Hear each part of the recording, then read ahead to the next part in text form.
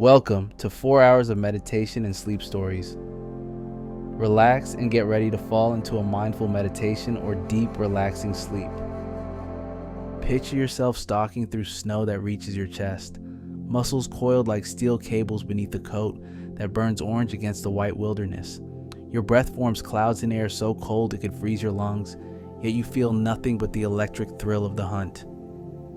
Every step is calculated, every movement a whisper against the forest floor. You are 7 feet of pure predator, weighing more than 3 grown men, and you are utterly, completely alone. This is what it means to live as a Siberian tiger. Not the romanticized version you see in documentaries, but the raw, brutal, magnificent reality of existence as the largest cat on Earth. Tonight, we're going to experience life through the eyes of a creature that has walked this planet for millions of years, yet teeters on the edge of extinction. We're going to feel the weight of solitude that comes with being an apex predator, understand the crushing pressure of ruling a territory larger than most cities, and discover why even the mightiest hunter can starve in a land of plenty. The Siberian tiger doesn't just survive in one of Earth's most hostile environments, it thrives there, but that dominance comes with a price that few animals pay.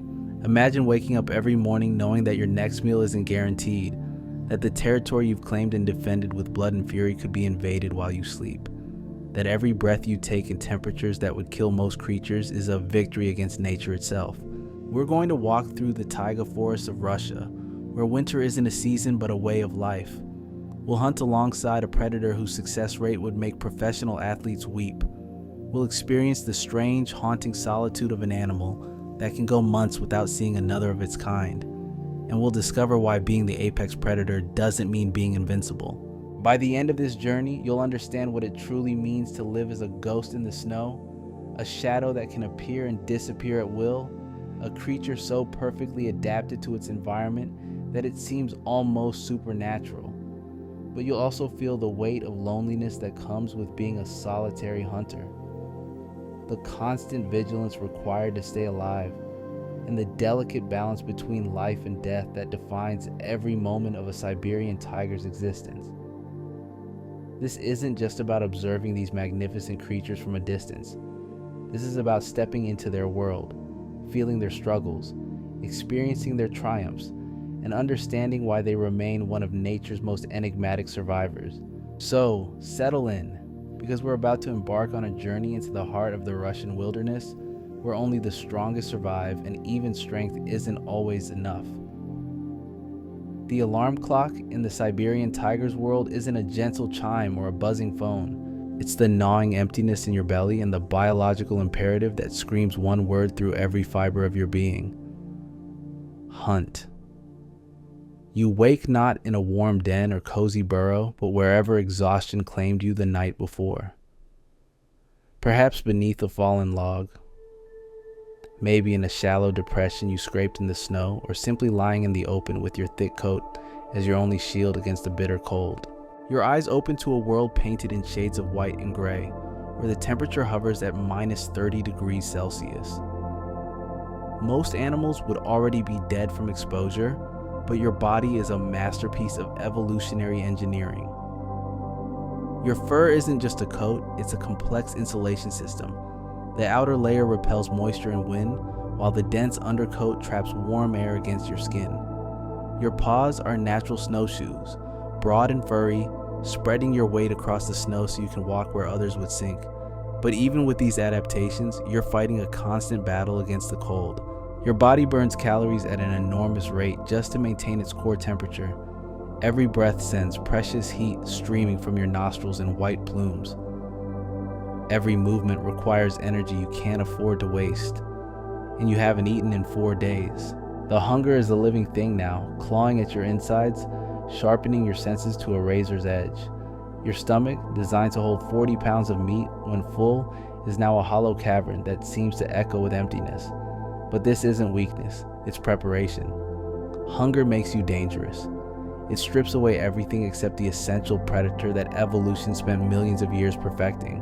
You rise, muscles rippling beneath your coat as you stretch your 7-foot frame. Every movement is fluid, economical, designed for maximum efficiency. You're not just big, you're perfectly proportioned for your environment. Your legs are long enough to carry you through deep snow, your chest broad enough to house lungs that can process the thin, cold air, your skull thick enough to deliver a bite that can crush bone. The forest around you is silent in the way that only winter wilderness can be. No birds sing, no insects buzz, no leaves rustle. The only sounds are the whisper of wind through pine branches and the soft crunch of snow beneath your paws as you begin to move. But silence doesn't mean emptiness. Your ears, capable of detecting sounds far beyond human range, pick up the subtle signatures of life hidden in the white landscape. Somewhere to your north, a snow hare shifts in its burrow, too small to bother with, but noted. To your east, a family of wild boar roots through the snow, searching for frozen berries. Possible prey, but dangerous. A full-grown boar can weigh 400 pounds and possesses tusks that could rip you open. The risk might not be worth the reward, but then you hear it. The sound that makes your pupils dilate and your muscles tense. Hoofbeats, heavy, plodding through the snow. The distinctive gait of a red deer, and by the sound of it, a large one. Your head turns toward the noise with mechanical precision, ears swiveling like satellite dishes homing in on a signal. This is what you live for. Not the kill itself, but the hunt. The chess match between predator and prey that has been playing out for millions of years. You are the perfect hunter, evolved to take down animals much larger than yourself, but perfection means nothing if you can't get close enough to use it. You begin to move, and suddenly the clumsy, lumbering creature that struggled through the snow becomes something else entirely. Your body drops into a crouch so low your belly almost touches the ground. Your massive paws find purchase on the snow with impossible silence. Every muscle works in perfect harmony, propelling you forward in a gliding motion that seems to defy physics. The deer is 300 yards away. In the open, you could cover that distance in seconds, but this isn't about speed. This is about invisibility. You are 7 feet of orange and black stripes moving through a world of white and gray, and somehow, impossibly, you become invisible. Your stripes, which seem so bold and obvious, break up your outline against the vertical lines of the forest. The orange that appears so bright fades to brown in the filtered light. You move from tree to tree, rock to rock, using every available piece of cover. When you must cross open ground, you do so with the fluid grace of flowing water, so smooth that even the most alert prey might mistake you for a shadow. The deer is closer now, 150 yards. You can see it clearly through the trees, a mature stag with antlers that span 4 feet. 700 pounds of muscle and bone, enough meat to sustain you for weeks. But between you and your prey lies the most dangerous part of any hunt, the final approach. Your heart rate slows, not from calm, but from the predator's trance. Every sense is heightened beyond normal limits. You can smell the deer's musk, hear its breathing, see the steam rising from its nostrils. You can detect the subtle changes in its posture that will tell you whether it's about to bolt or continue feeding. 50 yards. The deer raises its head, scanning the forest. You freeze, becoming a statue carved from shadow and snow. The stag's eyes pass over you without recognition. You are patient in a way that humans can barely comprehend.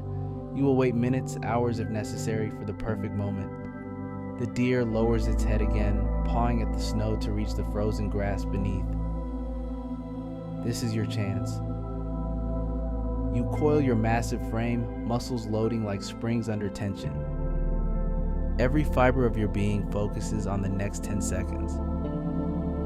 Success means survival. Failure means starvation. The mathematics of the hunt are simple and brutal. You have one chance. If you miss, the deer will be gone, and you lack the stamina for a long chase. If you succeed but don't kill cleanly, you'll face a wounded animal that could injure you severely. In the wild, injury equals death. There are no second chances, no hospitals, no safety nets. You measure the distance, calculate the angle, account for the wind. Your body knows exactly how much force to apply, precisely when to leap. This knowledge isn't learned, it's encoded in your DNA, refined by millions of years of evolution. You are a biological weapon, perfectly designed for this moment. The deer takes another step, positioning itself exactly where you need it to be. The forest holds its breath, even the wind seems to pause. This is the moment when the natural world reveals its true nature. Beautiful, terrible, and utterly without mercy. Your muscles release their stored energy all at once, launching your 400-pound frame through the air with explosive force. The snow erupts beneath your paws as you propel yourself forward, closing the distance in 3 powerful bounds. The deer's head snaps up, eyes wide with the sudden recognition of death approaching, but it's already too late. Time stretches like taffy in the final seconds.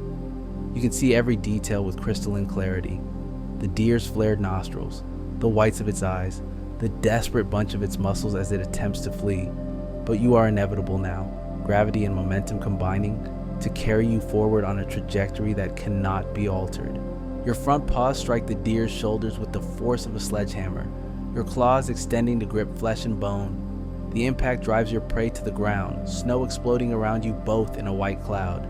Your jaws open, revealing canine teeth 4 inches long and close around the deer's throat with precision that would make a surgeon envious. The kill is swift, efficient, merciful. Your bite severs the carotid artery and crushes the windpipe simultaneously. The deer's struggles cease within seconds, its life ebbing away in the snow that slowly stains red around its body. You maintain your grip until all movement stops, then release your hold and step back, chest heaving from the exertion. For a moment, you simply stand over your kill, every sense still elevated, scanning for threats. Other predators might be attracted by the scent of blood, wolves, bears, even other tigers. Your meal isn't guaranteed until you've eaten it, and in this harsh landscape, nothing is safe from scavengers. But for now, you allow yourself a moment of satisfaction. The gnawing hunger in your belly will soon be satisfied. The energy you've expended will be replenished. You've succeeded where so many hunts fail. You are still alive, still strong, still the apex predator of the taiga. The feast that follows is both celebration and necessity. You begin with the internal organs, rich in nutrients and calories. Your powerful jaws crack ribs like twigs, your teeth designed to slice through meat and sinew with ease. This isn't the delicate dining of a house cat, but the efficient consumption of a creature that might not eat again for days. You consume nearly 40 pounds of meat, your stomach distending to accommodate the massive meal. What you cannot finish, you will cache, burying it in the snow and returning later when hunger strikes again. Nothing is wasted in the wilderness. Every calorie is precious, every morsel a victory against starvation. As you feed, the forest around you gradually returns to its normal rhythms. The drama of the hunt is over, but the story of survival continues. You are fed for now, but tomorrow will bring new challenges, new hunts, new tests of your ability to endure in one of Earth's most unforgiving environments. The snow begins to fall again, covering the scene of your triumph with a fresh blanket of white. Soon, all traces of the hunt will be erased, leaving only you and the endless expanse of the taiga. This is your world, harsh and beautiful, where only the strongest survive and even strength is never enough. As the snow settles over the remnants of your kill, a different kind of hunger begins to stir within you. Not the physical emptiness that drove you through the hunt, but something deeper, more primal. The need to claim and defend territory. You are not just a predator, you are a landlord of the wilderness, and your domain stretches across nearly 400 square miles of frozen forest. Most humans struggle to comprehend the sheer scale of a Siberian tiger's territory. 400 square miles. That's larger than New York City, bigger than most small countries, and every inch of it must be patrolled, marked, and defended. You don't own this land in any legal sense, but you possess it in a way that runs deeper than any human concept of property. This territory is written into your DNA, carved into your soul, defended with tooth and claw. The boundaries of your realm are invisible to most creatures, but to you they're as real as concrete walls. They're marked by scent posts, trees where you've rubbed your cheeks to leave pheromones, rocks where you've sprayed urine mixed with chemical messages that other tigers can read like a newspaper. These markers tell a story of dominance, of health, of reproductive status. They say, "This is mine. Enter at your own risk." But territory isn't just about pride or instinct, it's about survival. Within these boundaries lie the deer herds that sustain you, the water sources that keep you alive, the sheltered valleys where you can rest without exposure to the killing wind. Your territory is your life support system, and losing it means death as surely as a bullet to the heart. You begin the long patrol, moving through your domain with the methodical precision of a border guard. Every few hundred yards, you stop to investigate a scent post, reading the chemical messages left by other animals. A wolverine passed this way 3 days ago. A family of lynx crossed your boundary to the east. Most importantly, no other tiger has dared to enter your realm. The patrol isn't just about gathering information, it's about maintenance. You stop at a massive pine tree, its bark scarred by generations of tiger claws. Rising up on your hind legs, you stretch to your full height, nearly 10 feet tall, and rake your claws down the trunk. The gouges you leave are deep, deliberate, a warning to any rival who might consider challenging your claim. Next comes the scent marking. You turn and spray the base of the tree with urine, but this isn't the simple biological function you might imagine. Your urine carries a complex cocktail of chemicals that tell other tigers your age, your health, your reproductive status, even your recent diet. To another tiger, this scent post is a detailed biography, a warning, and a challenge all rolled into one. The process is repeated dozens of times throughout your patrol. Mark, investigate, move on. Mark, investigate, move on. It's tedious work, but absolutely essential. A territory unmarked is a territory unclaimed, and in the harsh world of the taiga, unclaimed territory doesn't remain empty for long. As you move through the forest, you're constantly alert for signs of intrusion. Other tigers leave subtle traces of their passage. A claw mark on a tree, a paw print in the snow, the faint scent of a rival carried on the wind. Most of these signs are old, evidence of tigers who tested your boundaries and moved on. But some are fresh, and those demand immediate attention. You find such a sign near the northern border of your territory. A large male has passed this way within the last day, his tracks clear in the fresh snow. The prints are massive, nearly as large as your own, suggesting a tiger of considerable size and strength. He's marked several trees along the border, not quite crossing into your domain, but making his presence known. Your reaction is immediate and visceral. Every hair on your body stands on end. Your lips curl back in a silent snarl, revealing teeth that gleam white against your black gums. This is more than anger. It's a response hardened by millions of years of evolution. Territory invasion is the ultimate threat to your survival, and your body prepares for war. You follow the intruder's trail, reading the story of his passage in the snow.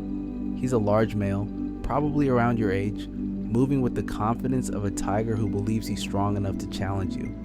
His scent posts are bold, placed prominently on trees that mark traditional territorial boundaries.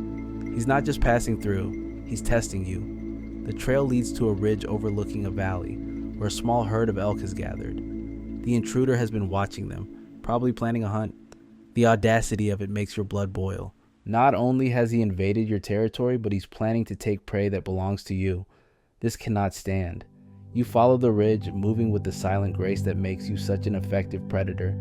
The intruder's scent grows stronger with each step, and you know you're closing in. Your muscles tense, your claws extend slightly, your breathing becomes shallow and controlled. Every instinct screams for confrontation, but you force yourself to remain calm. A hasty attack could be fatal. You find him resting in a grove of pine trees, a magnificent male tiger nearly as large as yourself. His coat is pristine, his muscles well-defined, his eyes alert and intelligent. Under different circumstances, you might admire his physical prowess, but here, in your territory, he represents nothing but threat. The confrontation begins not with violence, but with a battle of wills. You emerge from the tree slowly, deliberately, making yourself visible without appearing to attack. The intruder's head snaps up, his eyes meeting yours across 30 yards of snow-covered ground. For a moment, neither of you moves. You're taking each other's measure, calculating strength, assessing threat levels. The intruder rises to his feet, his movements fluid and controlled. He's not backing down, not showing submission. His stance is confident, almost arrogant. His message is clear. He's not afraid of you, and he's not leaving without a fight. You respond with your own display of dominance. Your body language shifts subtly, becoming more aggressive, more threatening. Your ears flatten against your skull, your tail lashes behind you, your shoulders bunch with barely contained power. You're not just a tiger now, you're a weapon waiting to be unleashed. The standoff continues for several minutes, neither of you willing to make the first move. This is psychological warfare, a test of nerves and determination. The first to attack has the advantage of surprise, but also the disadvantage of committing to violence. The first to retreat loses face and potentially territory. Finally, the intruder makes his choice. He takes a step forward, then another, his movements deliberate and challenging. He's calling your bluff, testing whether you're truly willing to fight for what's yours. His confidence is impressive, but it's also his downfall. He's underestimated your commitment to your territory. You explode into motion without warning. Your 400-pound frame launched forward with shocking speed. The intruder reacts quickly, rearing up on his hind legs to meet your charge, but you've already committed to the attack. Your bodies collide with a sound like thunder, claws raking, teeth snapping, two apex predators locked in mortal combat. The fight is brutal and brief. You have the advantage of defending your own territory, the psychological edge of righteous anger. Your claws find purchase on the intruder's shoulders. Your teeth snap at his throat. He fights back with equal ferocity, his own claws raking across your ribs, his jaws seeking your neck. But you're fighting for more than pride. You're fighting for your life, your territory, your very existence. The intruder is strong, but you're desperate, and desperation makes you dangerous. You manage to get your jaws around his throat, not fatally, but enough to establish dominance. He struggles for a moment, then goes limp, submitting to your superior claim. You hold your grip for several seconds, making sure he understands the message. Then you release him and step back, chest heaving, blood trickling from several wounds. The intruder staggers to his feet, his pride wounded more than his body. He looks at you with a mixture of respect and hatred, then turns and disappears into the forest. You've won, but victory comes with a price. Your ribs ache where his claws found their mark, and you'll carry the scars of this fight for the rest of your life. More importantly, you've expended precious energy that you can't afford to waste. In the brutal economy of the wilderness, every calorie spent fighting is a calorie not available for hunting. But the alternative was worse. Losing your territory would mean losing everything. Your hunting grounds, your water sources, your shelter. You'd be forced to wander as a nomad, constantly searching for unclaimed land, constantly vulnerable to attack. Better to fight and risk injury than to surrender and guarantee death. You return to your patrol, moving more slowly now, your body stiff from the confrontation. The scent posts need refreshing. The boundaries need reinforcing.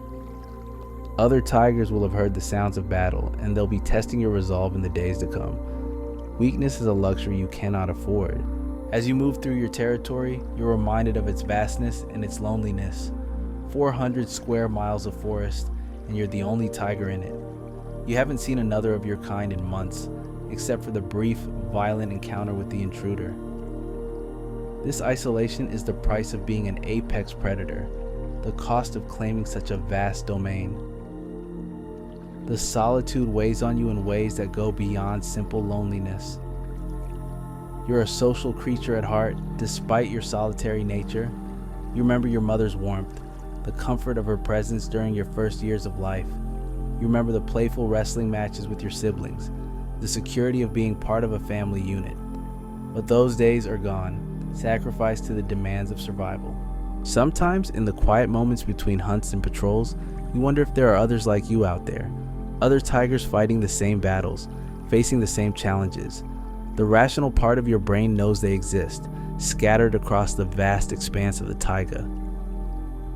But knowing and feeling are different things, and you feel utterly alone in a world that seems designed to kill you. The snow continues to fall as you complete your patrol, covering your tracks and erasing the evidence of your passage.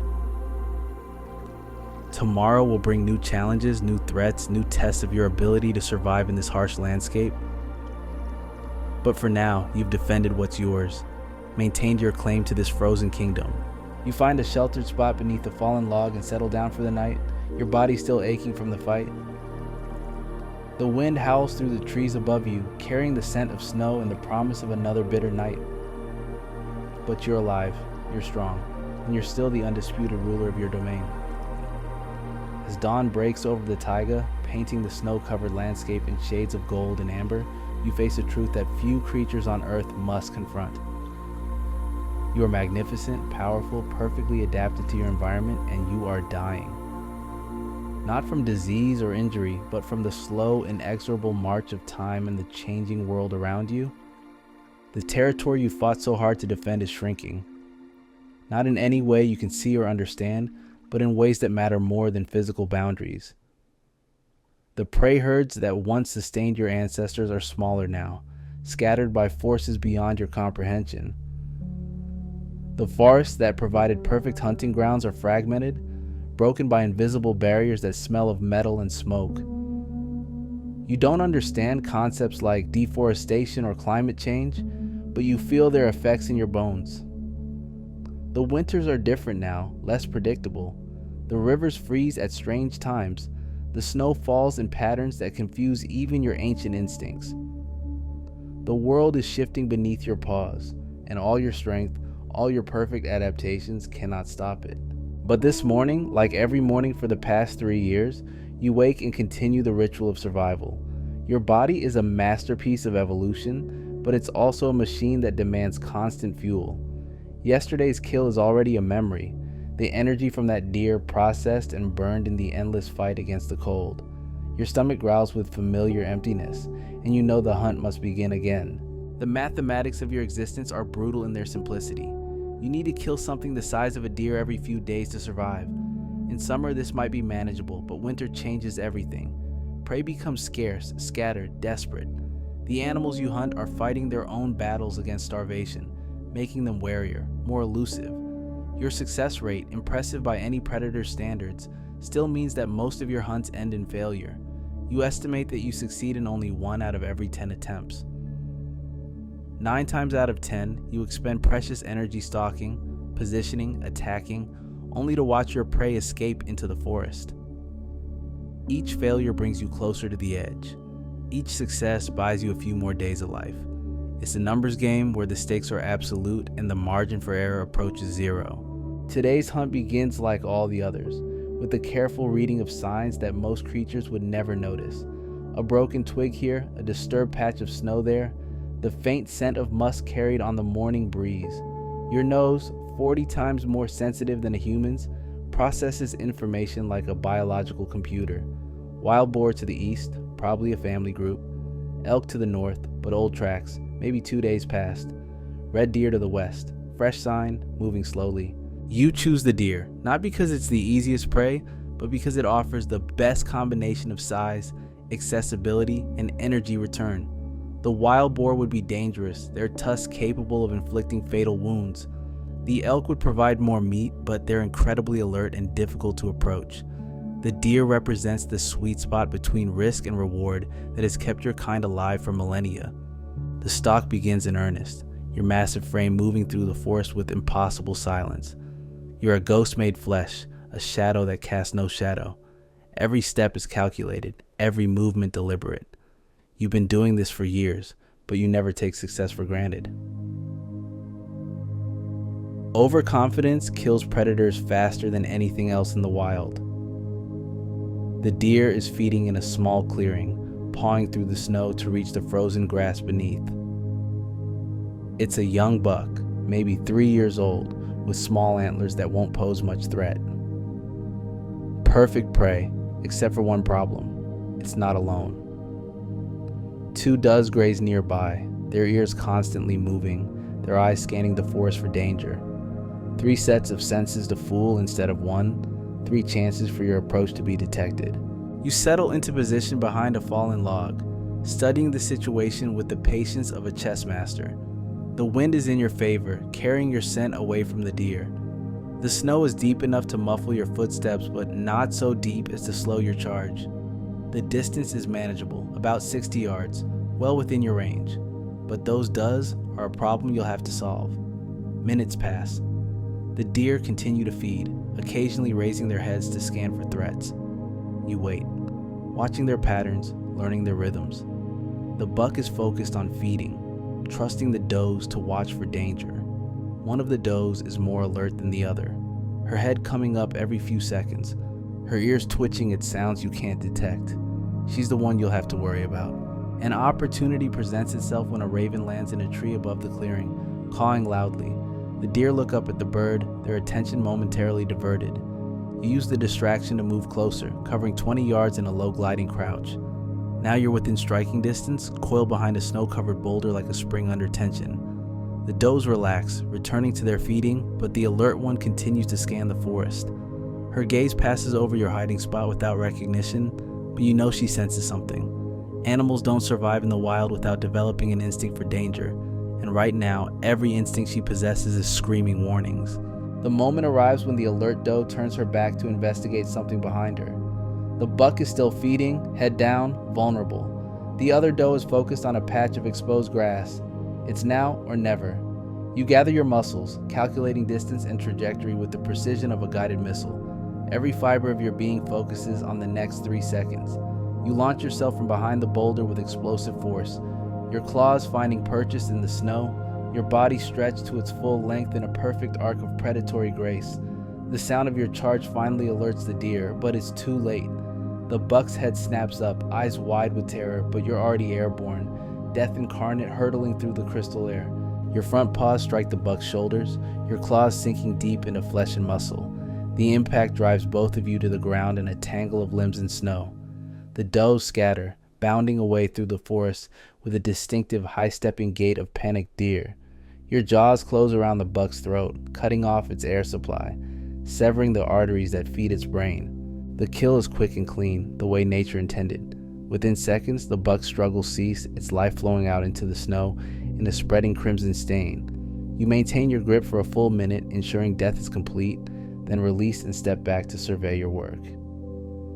Another successful hunt, another reprieve from starvation, another small victory in your endless war against extinction. But even as you begin to feed, tearing into the warm flesh with teeth designed for exactly this purpose, you're aware of the larger picture. This kill will sustain you for perhaps 4 days, maybe 5 if you're careful. Then you'll need to hunt again and again and again until age or injury or simple bad luck brings the cycle to an end. You are a magnificent predator, but you are also trapped in a system that offers no retirement, no rest, no guarantee of tomorrow. The feeding is efficient and thorough. You consume the organs first, rich in vitamins and minerals that your body craves. Then the muscle tissue, the fat, the marrow from the bones. Nothing is wasted because waste is a luxury you cannot afford. Your stomach distends to accommodate the massive meal, storing energy against the lean times that are always coming. As you feed, you're constantly alert for threats. The scent of fresh blood carries for miles in the cold air, attracting scavengers and competitors. Wolves, bears, wolverines, even other tigers might be drawn by the smell of your kill. In the wild, nothing is truly yours until you've consumed it, and even then, other predators might challenge you for the remains. The threat materializes in the form of a wolf pack, their howls echoing through the forest as they follow the scent trail to your kill. There are 5 of them, lean and hungry, their yellow eyes glowing with predatory intelligence. Under normal circumstances, wolves would avoid a tiger, but hunger makes animals desperate, and desperate animals are dangerous. You stand over your kill, blood staining your muzzle, your body language radiating menace. The wolves circle at a respectful distance, testing your resolve, looking for weakness. They're not trying to fight you, they're trying to intimidate you, to convince you that sharing is preferable to conflict. It's a strategy that works on smaller predators, but you are not small, and you are not easily intimidated. The standoff continues for several minutes, neither side willing to make the first move. The wolves are hungry, but they're not stupid. They know that a tiger can kill any one of them with a single swipe of its paw. You're outnumbered, but you're also vastly superior in size and strength. It's a classic predator dilemma. Is the potential reward worth the certain risk? The wolves make their decision by gradually backing away, their body language shifting from aggressive to submissive. They'll wait until you're finished, then claim whatever scraps remain. It's a sensible strategy, one that keeps them alive to hunt another day. You watch them retreat, then return to your meal, knowing they'll be back the moment you leave. This is the reality of life as an apex predator. You're at the top of the food chain, but you're also alone up there. Every meal is a battle, every day a struggle, every moment a test of your ability to survive in a world that offers no mercy to the weak. You are magnificent, powerful, perfectly adapted to your environment, and you are always one mistake away from death. The sun climbs higher as you continue to feed, its pale light filtering through the pine branches to create a lattice of shadows on the snow. This is your world, beautiful and terrible, where survival is the only law and strength is the only currency. You are the king of this frozen realm, but even kings must eat and even kings must die. As you finish your meal and begin the process of caching the remains, burying them in the snow for later consumption, you're already thinking about the next hunt. The cycle never ends, the pressure never stops, the margin for error never widens. You are a Siberian tiger, apex predator of the taiga, and this is what it means to live at the top of the food chain in one of Earth's most unforgiving environments. The wolves have returned, hovering at the edge of the clearing like ghosts made of hunger and patience. They'll get their share eventually, but not until you're satisfied that you've taken what you need. This is the natural order, harsh but fair, where strength determines survival and weakness means death. You are strong, for now, but you know that strength is temporary, borrowed against a future that makes no promises. You finish caching your kill and begin the journey back to your core territory, your belly full for the first time in days. The snow continues to fall, erasing your tracks, covering the evidence of your passage. In a few hours, it will be as if the hunt never happened, as if the deer never existed, as if you were never here at all. But you were here, you did hunt, you did kill, and you will continue to do so until the day comes when you can no longer outrun the relentless arithmetic of survival. This is what it means to live as a Siberian tiger. Not the romanticized version of nature documentaries, but the raw, brutal, magnificent reality of existence as the world's largest cat. You are powerful beyond measure, perfectly adapted to your environment, and utterly, completely alone in a world that grows smaller and more dangerous with each passing day. But you endure, because endurance is what you were born for, and endurance is what will keep your kind alive long enough to see another dawn in the endless winter of the taiga. The full belly brings a different kind of awareness, one that most creatures never experience. With hunger temporarily satisfied, your mind turns to thoughts that have nothing to do with survival, nothing to do with the endless cycle of hunt and kill. For the first time in days, you think about something that exists beyond the immediate demands of staying alive. You think about the future, about continuation, about the biological imperative that burns in your blood like a fever. Spring is still months away, but already your body is preparing for the season of mating. Hormones surge through your system, ancient chemicals that have driven your species for millions of years.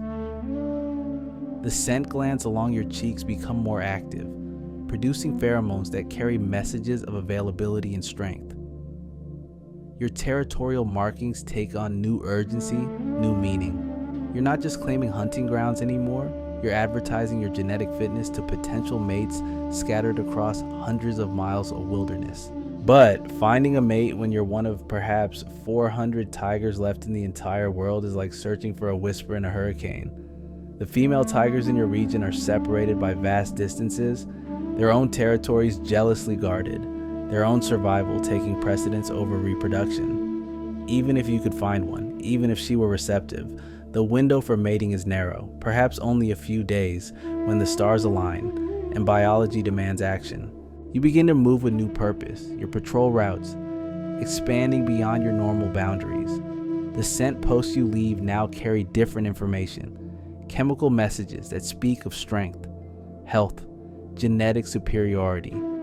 Your vocalizations change too, from the hunting calls and territorial warnings to something deeper, more primal. The mating call of a Siberian tiger is like nothing else in nature, a sound that can carry for miles through the frozen forest, a bass note that vibrates in your chest and echoes off the mountains. The call goes out into the wilderness and you wait for an answer that may never come. Days pass, then weeks. Your expanded patrols take you to the edges of your territory and beyond, into neutral zones where rival tigers might be hunting, where the scent of a female might linger on the wind. But the forest remains silent, empty of everything, except the usual sounds of prey and predator, wind and snow. The loneliness that you've learned to accept as part of your existence becomes something sharper now, more acute, It's not just the physical isolation anymore, but the recognition that you might be the last of your kind in this vast expanse of wilderness, that the magnificent creature you become, the perfect predator shaped by millions of years of evolution, might end with you. The thought is too large for your mind to fully process, but it settles in your bones like a weight you'll carry forever. Still, you continue the search, because the alternative is surrender. Your territory expands unofficially as you probe deeper into unclaimed areas, following old trails and older instincts. The energy you should be conserving for hunting is spent on these long journeys, these desperate searches for a connection that might not exist. But the drive to reproduce is almost as strong as the drive to survive, and you follow it even when logic suggests futility. The breakthrough comes in the form of a scent mark on a tree at the very edge of your expanded territory. Fresh, perhaps only hours old, carrying the unmistakable chemical signature of a female tiger. Your heart rate spikes, your pupils dilate, every nerve ending in your body suddenly alive with possibility. She's large, healthy, and by the complex chemistry of her scent, she's entering the fertile phase of her cycle. You follow her trail with the same intensity you bring to hunting, but this is different. This isn't about death and consumption, but about life and continuation. Her path leads through valleys you've never seen, over ridges that test your endurance, across frozen streams that crack ominously under your weight. She's moving with purpose, not the meandering pattern of a hunting tiger, but the direct route of an animal, with a destination in mind. The trail leads to a sheltered valley where the trees grow thick and the wind doesn't penetrate. It's perfect tiger habitat, the kind of place where a female might establish a den, where cubs might be raised if circumstances were different. But there are no cubs here, no signs of recent denning activity. Just the lingering scent of a female who passed through this place like a ghost, leaving only chemical traces of her existence. You call out, your voice carrying across the valley in deep resonant tones that speak of strength and desire. The sound echoes off the surrounding ridges, multiplying and distorting until it seems like the forest itself is calling. But when the echoes fade, only silence remains. No answering call, no sign of movement, no indication that your message has been received. You spend 3 days in that valley, calling, searching, leaving scent marks that advertise your presence and your intentions. Your hunting suffers. Your territorial patrols are neglected. Your careful management of energy resources abandoned in favor of this desperate search for connection. But the female remains elusive, a phantom that exists only in scent traces and the possibility of what might be. On the 4th day, you find her, not through tracking or calling, but through the simple accident of being in the right place at the right time. She emerges from a grove of pine trees like a vision, her coat pristine, her movements fluid and confident. She's smaller than you, as all females are, but perfectly proportioned, a living example of evolutionary perfection. For a moment, you simply stare at each other across 50 yards of snow-covered ground, two apex predators meeting in the wilderness. Her reaction is immediate and complex. She doesn't flee, but neither does she approach.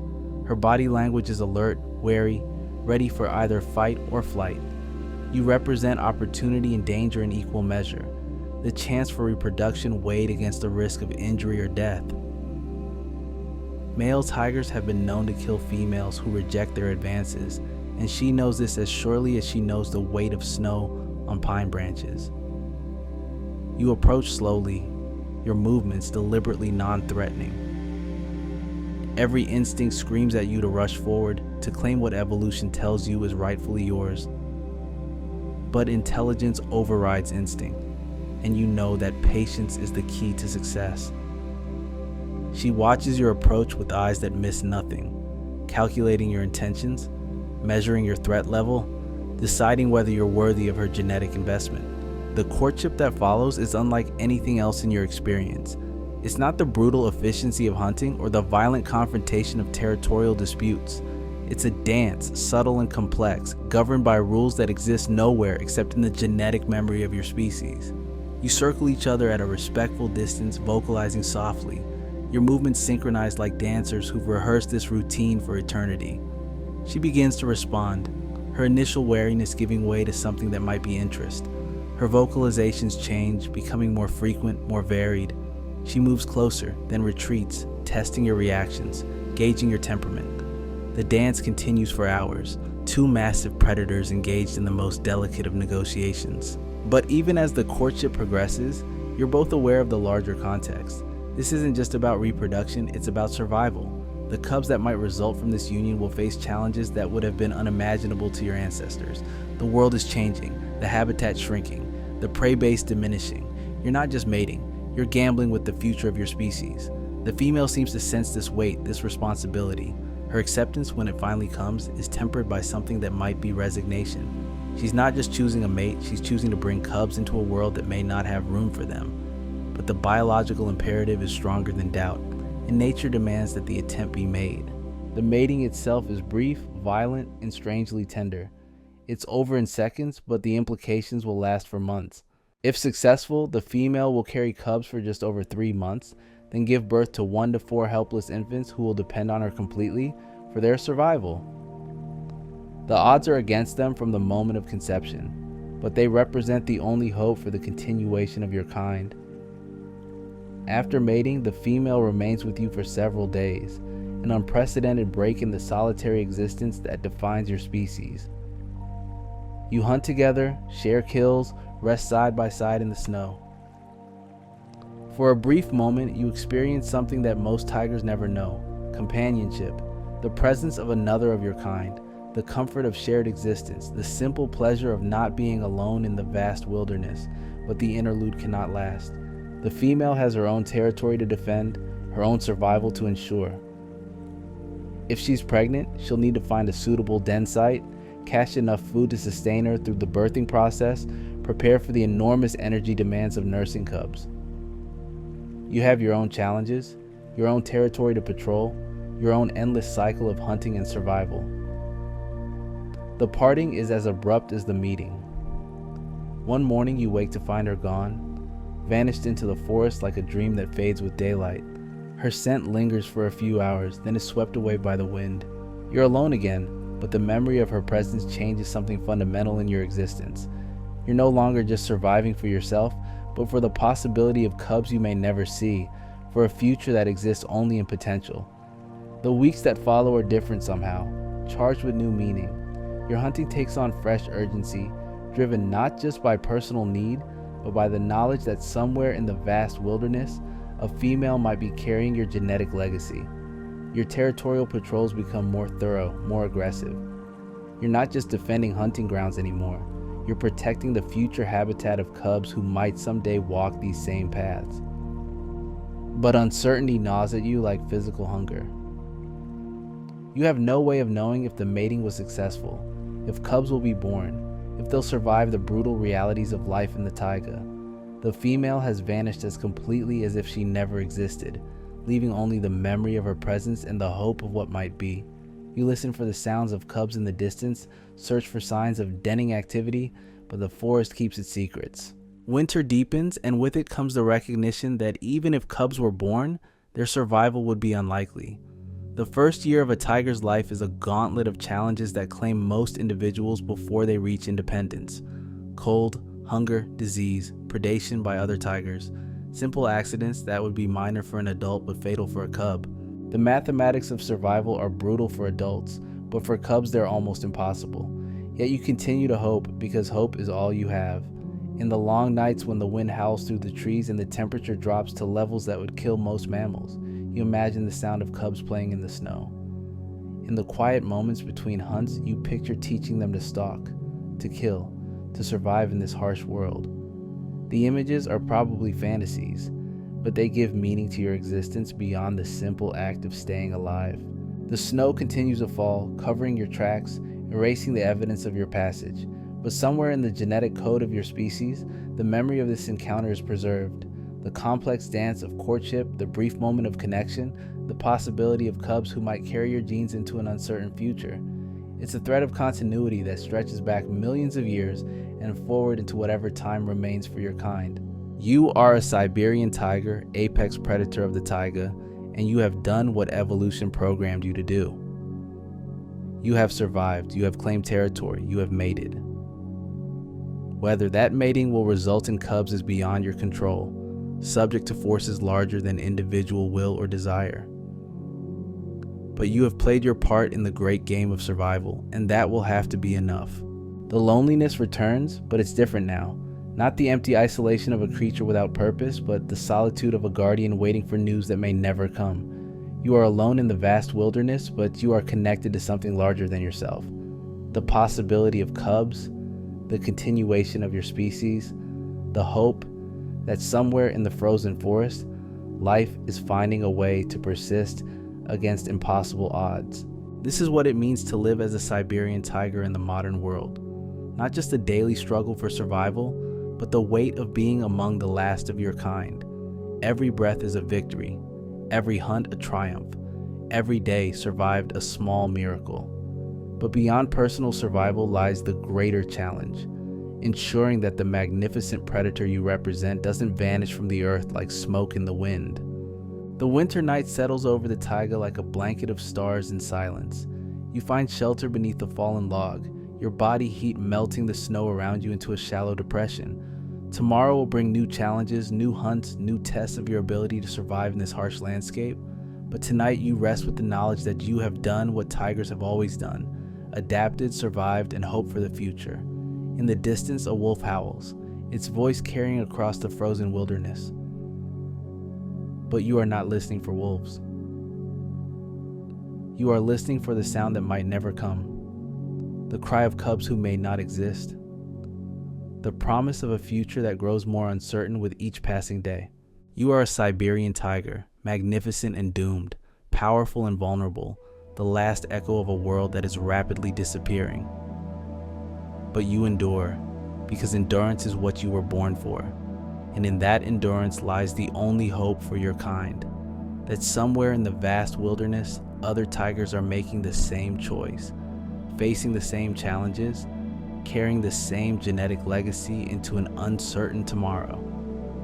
The snow falls, the wind howls, and you sleep the sleep of apex predators, dreaming of hunts and territory and the possibility of cubs who might someday walk in your footsteps through the endless winter of the taiga.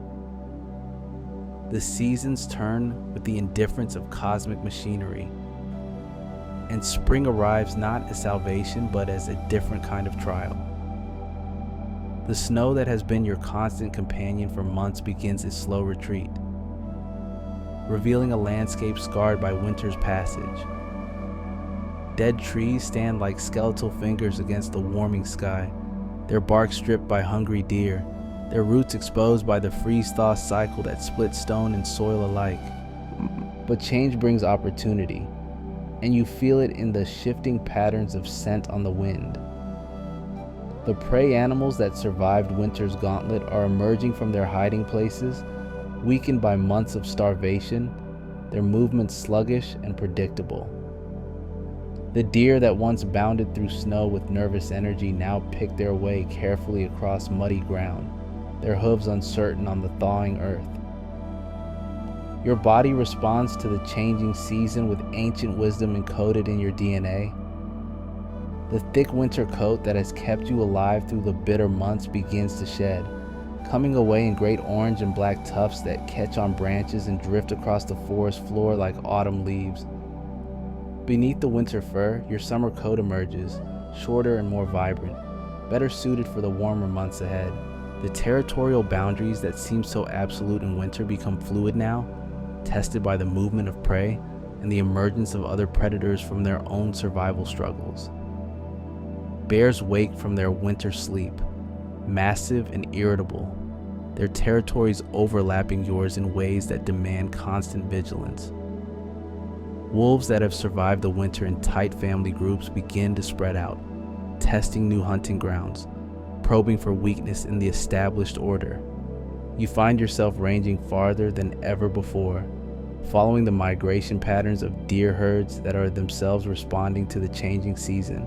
The elk that wintered in the protected valleys begin their movement to higher ground, following the retreating snow line to reach the fresh grass that will restore their strength. Your hunting grounds shift with them, a complex three-dimensional chess game played across hundreds of square miles of wilderness. The hunting itself becomes different in the warming weather. The deep snow that once muffled your footsteps is replaced by unpredictable terrain. Patches of ice mixed with mud, fallen logs slippery with moss and moisture. The sounds of the forest change too, no longer the muffled silence of winter, but the cacophony of a world coming back to life. Birds return from their southern migrations, their songs filling the air with noise that can mask your approach or betray your presence. Your stalking techniques must adapt to these new conditions. The white snow that once provided perfect camouflage for your winter coat now makes your orange and black stripes stand out like flames against the brown earth. You learn to use the dappled light filtering through the canopy, the play of shadow and sunshine that can make even a 400-pound tiger disappear into the background. The prey animals are adapting too, their survival instincts sharpened by the trials of winter. The deer that once fed with heads down, trusting to the silence of snow to warn them of approaching danger, now lift their heads constantly, scanning the forest with eyes that have learned to see death in every shadow.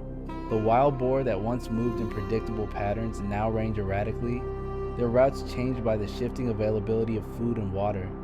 You encounter the female again in late spring, not through any deliberate search, but through the random chance that governs so much of life in the wilderness.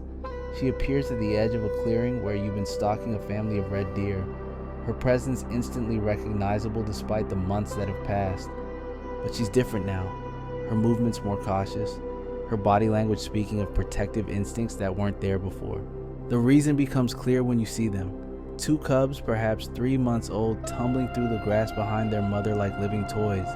They're perfect miniatures of their parents, their coats already showing the distinctive stripes that will mark them as tigers for life.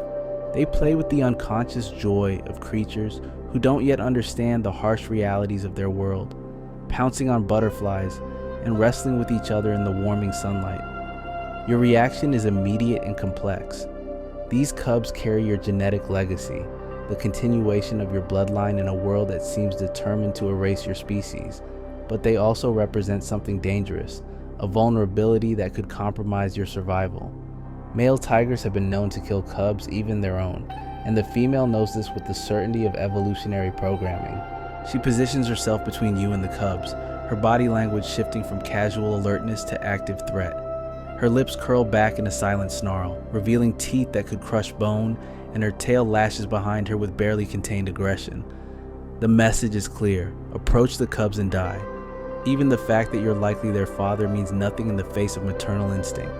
The cubs, oblivious to the tension crackling between their parents, continue their play. One of them, slightly larger than the other, notices you and begins to approach with the fearless curiosity of youth. Its mother's warning call stops it mid-step, a sound that speaks of absolute authority and immediate danger.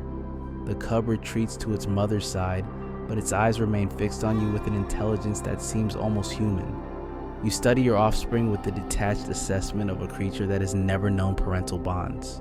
They're strong, healthy, their movements coordinated, and their reflexes sharp. The larger cub shows signs of the size and strength that will serve it well if it survives to adulthood. The smaller one displays a wariness that suggests the survival instincts necessary for life in this harsh environment, but survival is far from guaranteed. The statistics are brutal. Only 1 in 2 tiger cubs survives its first year, and those odds may be optimistic in the current environment. Disease, starvation, accidents, predation by other tigers, the simple challenges of learning to hunt in a world where failure means death. The cubs that play so innocently in the grass are already engaged in a life or death struggle, whether they know it or not. The female's protective stance never wavers during the brief encounter. She knows, as you know, that the presence of cubs makes her vulnerable in ways that go beyond simple physical threat. Cubs require constant attention, frequent feeding, protection from elements and predators. They slow her down, limit her hunting options, tie her to specific territories with suitable denning sites. In a world where mobility often means survival, cubs are both blessing and curse. After several minutes of tense observation, you make the decision that evolution is programmed into your species. You turn away, leaving the female and cubs to their fate. It's not abandonment in any human sense, but rather the recognition that your role in their survival is finished. You've provided the genetic material, the female will provide everything else. Your continued presence would only increase the danger to all involved. The encounter haunts you in ways that surprise your predatory mind. As you resume your solitary existence, you find yourself thinking about the cubs, wondering about their progress, listening for sounds that might indicate their survival or demise. It's an unusual preoccupation for a creature that has never known family bonds, but something about those small, perfect tigers has awakened instincts you didn't know existed. The summer progresses with the relentless heat that makes hunting during daylight hours almost impossible. You adapt your schedule to the rhythms of the season, becoming more active in the early morning and late evening when temperatures drop and prey animals emerge from their own heat-induced lethargy. The thick fur that served you so well in winter becomes a burden now, trapping heat against your body, making every movement an effort. Water becomes a critical resource, not just for drinking but for cooling your massive frame. You seek out streams and ponds, wading into the cool water with the relief of a creature pushed beyond its comfort zone. The sight of a 400-pound tiger standing chest deep in a forest pool would be magnificent to any observer, but to you, it's simply another adaptation to the demands of survival. The prey animals are experiencing their own challenges with the heat. Deer seek shade during the hottest parts of the day, gathering in groups under the largest trees, their normal wariness temporarily overcome by the need for relief. Wild boar wallow in muddy pools, their bodies caked with cooling earth. Even the normally elusive elk emerge from deep forests to drink at exposed water sources, their usual caution compromised by desperate thirst. These behavioral changes create new hunting opportunities, but they also present new challenges. The animals may be more predictable in their movements, but they're also more alert to danger. A deer drinking at a stream is focused on its immediate needs, but it's also aware that water sources are natural ambush points for predators. Your approach must be more careful, more patient, more perfect than ever before. The hunting success rate that drops so drastically in winter begins to improve with the changing season. The weakened prey animals, the predictable movement patterns, the longer daylight hours for stalking all combine to create conditions more favorable to predation. But improvement is relative, and you still face the harsh mathematics of survival. More hunts must succeed than fail, or death becomes inevitable. You've adapted your hunting style to the new conditions, learning to use the heat itself as a weapon. The midday sun that forces prey into shade creates predictable gathering points where ambush becomes possible. The water sources that draw desperate animals also provide the cover of sound and scent that can mask your approach. Even the insects that swarm in the warming air serve to distract prey animals from the more serious threats stalking through the forest. The territorial boundaries that seem so important in winter become more fluid in the heat of summer. The scent marks that once defined your domain fade more quickly in the warm air, requiring more frequent renewal. The energy cost of maintaining territory increases as the distances between water sources and shade force you to range more widely. Other tigers face the same challenges, leading to more frequent boundary disputes and territorial conflicts. You encounter evidence of these conflicts in the form of fresh claw marks on trees, bloodstains on rocks, the lingering scent of other males who have tested your boundaries. The confrontations are brief but intense, driven by the desperation of creatures pushed to their limits by environmental pressure. Victory means continued access to critical resources. Defeat means death by degrees, a slow starvation in a marginal territory. The female and cubs cross your path again in midsummer, but the reunion is brief and tense. The cubs have grown significantly, their movements more coordinated, their survival instincts more developed, but they're still vulnerable, still dependent on their mother for food and protection. The female's condition shows the strain of supporting two growing predators in addition to herself. She's thinner, her coat less lustrous, her movements suggesting the bone-deep weariness of a creature pushed beyond its limits. One of the cubs, the smaller one, shows signs of the weakness that often claims young tigers. Its movements are less energetic, its coat less vibrant, its eyes holding the dull look of an animal fighting illness or injury. The harsh arithmetic of survival is already at work, selecting which genetic combinations will continue and which will end in the anonymous death that claims most wild creatures. The encounter is brief. the female leading her cubs away from your presence with the urgency of a mother who knows that every moment of exposure increases the risk to her offspring. You watch them disappear into the forest, wondering if you'll ever see them again, wondering if the genetic legacy you helped create will survive the trials that lie ahead. The question becomes more pressing as autumn approaches and the first hints of winter appear in the changing light.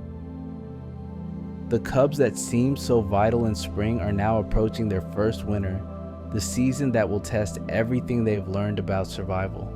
Those that live through the cold months will have passed the first major milestone in their development. Those that don't will join the anonymous multitude of tigers that never reached adulthood.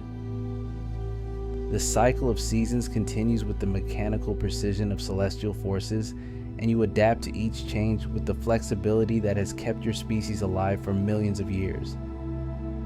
But adaptation has its limits, and you feel the weight of those limits pressing down on you like the approaching winter. The world is changing faster than evolution can respond, and even the most perfect predator struggles against forces beyond its control.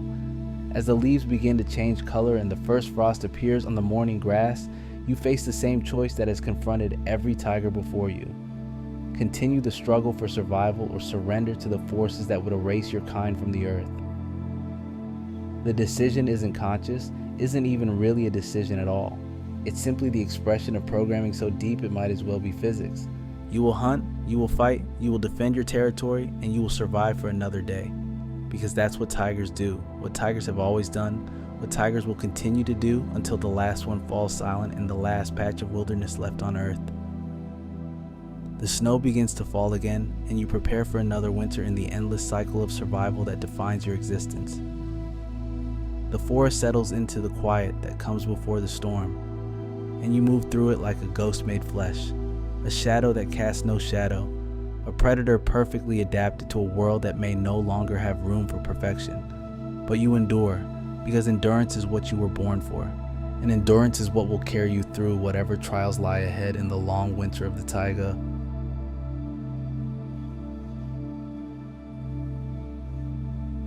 Picture this. You're floating in complete darkness, 3,000 feet beneath the ocean's surface. The pressure around you could crush a submarine like a tin can, but you don't even feel it. Your heart beats once at every 10 seconds. Your lungs hold enough air to power a small town for an hour. And the song you're singing right now will travel across entire ocean basins, reaching family members you haven't seen in years. This is what it's like to live as a whale.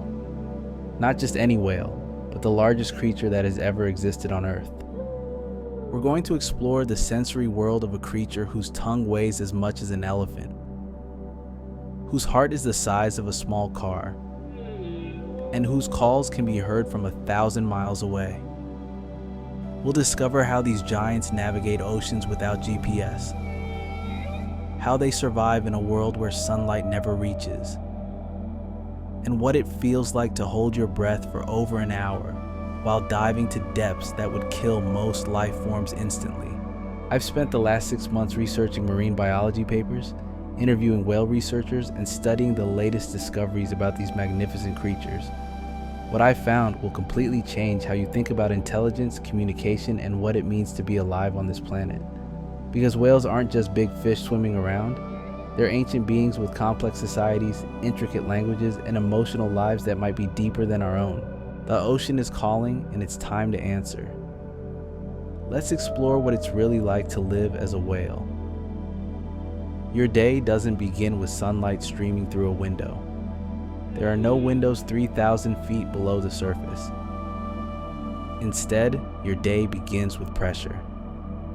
Crushing, relentless pressure that would flatten a human body in milliseconds. But for you, this pressure is home. It's comfort. It's the gentle embrace of the deep ocean that has cradled your kind for millions of years. You wake not from sleep the way humans understand it, but from a state of rest where half your brain remained alert, watching for predators, monitoring your pod, keeping you alive. This is called unihemispheric slow wave sleep, and it's your superpower. While one half of your brain dreams, the other half pilots your 100-foot-long body through the darkness, ensuring you surface to breathe, ensuring you don't drift into danger. The first sensation that floods your consciousness isn't sight, it's sound. The ocean around you pulses with a symphony of noise that would overwhelm any human ear. But your ears, your magnificent ears, can detect frequencies so low they're felt more than heard. The groaning of tectonic plates shifting on the ocean floor. The distant songs of your pod members calling across hundreds of miles. The high-pitched clicks of dolphins hunting in the waters above you. Your world is painted in sound. While humans see in colors, you see in acoustics. That mountain range to your left, you didn't see it, you heard it. The sound waves you produce bounce off its rocky faces and return to you, creating a three-dimensional map in your mind more detailed than any human technology could produce.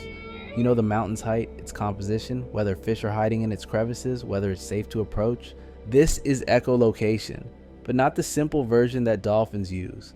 Your echolocation is ancient, refined, impossibly complex. You can detect a school of krill the size of a city block from 50 miles away. You can hear the heartbeat of another whale from across an ocean basin. You can sense the difference between a friend and a stranger by the unique acoustic signature of their breathing. But sound isn't just your sight. It's your voice, your identity, your connection to everything you love. The song building in your chest right now, the one that will soon echo across the Pacific, carries more information than a human encyclopedia. It tells other whales where you are, where you've been, what you've eaten, how you're feeling, whether you're ready to mate, whether you're in danger, whether you found something incredible they need to know about. The song starts deep in your chest, in vocal cords larger than a grand piano, but calling them vocal cords is like calling the ocean a puddle. These are instruments of impossible complexity, capable of producing sounds that travel further than any human voice could ever dream. The low-frequency moans you're about to release will travel at the speed of sound through water, roughly 4 times faster than sound travels through air. As the song builds, you feel it in every cell of your body. Your ribcage vibrates like a cathedral organ. Your skull resonates like a massive bell. The sound doesn't just come from you, it becomes you. You are the song, and the song is you. And somewhere, hundreds of miles away, another whale will hear this song and know exactly who you are, where you are, and what you need. This is your morning ritual, your daily greeting to the ocean. But as the song fades into the distance, a new sensation demands your attention. Hunger. Not the gentle rumbling of a human stomach, but the deep, driving need of a creature that must consume 4 tons of food every single day just to survive. Your mouth opens and the ocean rushes in. Not a sip, not a gulp, but a torrent of seawater that would fill an Olympic swimming pool. Your throat expands like a massive accordion. Your tongue, weighing as much as a full-grown elephant, moves with surprising grace to help filter the water. And caught in this flood are millions of tiny shrimp-like creatures called krill. Each krill is smaller than your fingernail, weighing less than a paperclip. But you need to eat roughly 40 million of them every day.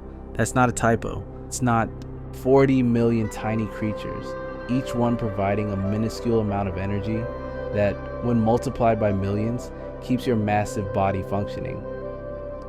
The filtering process is a marvel of biological engineering. Your mouth contains hundreds of baleen plates, fibrous structures that hang like curtains from your upper jaw. As the water rushes out through these plates, the krill are trapped, concentrated, and then swallowed in a mass that weighs several tons. It's like being a living fishing net, but one that operates on a scale that defies human comprehension. But here's what makes this truly extraordinary. You don't hunt these krill individually.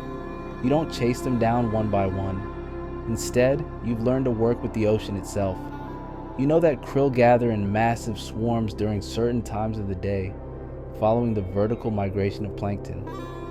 You know that underwater currents concentrate these swarms in predictable locations.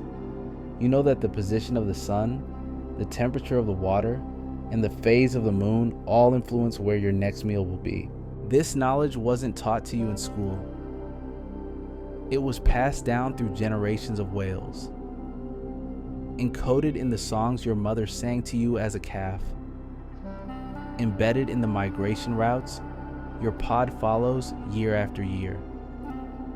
You are carrying the accumulated wisdom of thousands of whale generations, a library of survival knowledge that stretches back millions of years. As you feed, other sensations flood your awareness. The temperature of the water tells you about currents, weather patterns, the changing seasons.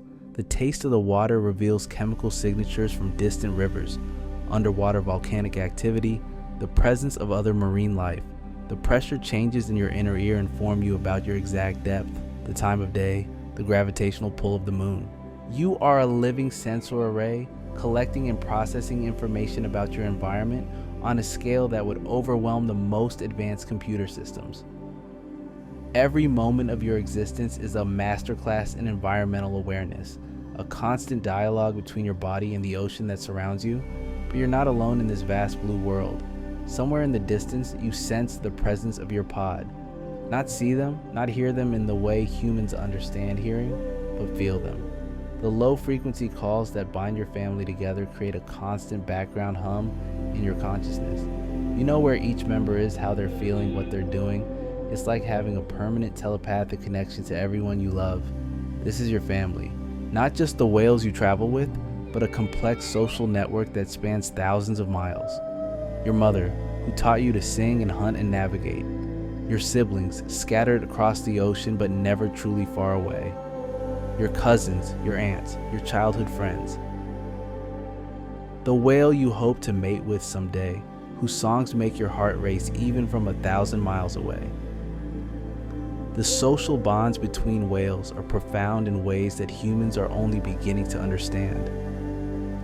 You mourn your dead, sometimes carrying the body of a deceased calf for days. You celebrate births with complex songs that announce new life to the entire ocean. You have best friends, whales you prefer to travel with, whose company brings you joy. You have rivals, whales whose presence makes you uneasy. You have elders, ancient whales whose songs carry the deepest wisdom, whose guidance shapes the decisions of the entire pod. And right now, as you glide through the darkness, you're receiving a message that will change everything. A song, distant but unmistakable, carrying news that will alter the course of your day, your week, perhaps your entire life. The message is complex, layered with meaning that would take human scientists years to decode. But to you, it's as clear as if someone had whispered directly into your ear. The song tells you that something extraordinary has been discovered.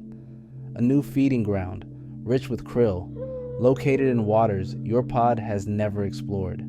The whale who sent this message, an old female whose songs you've known since you were a calf, is calling the pod together.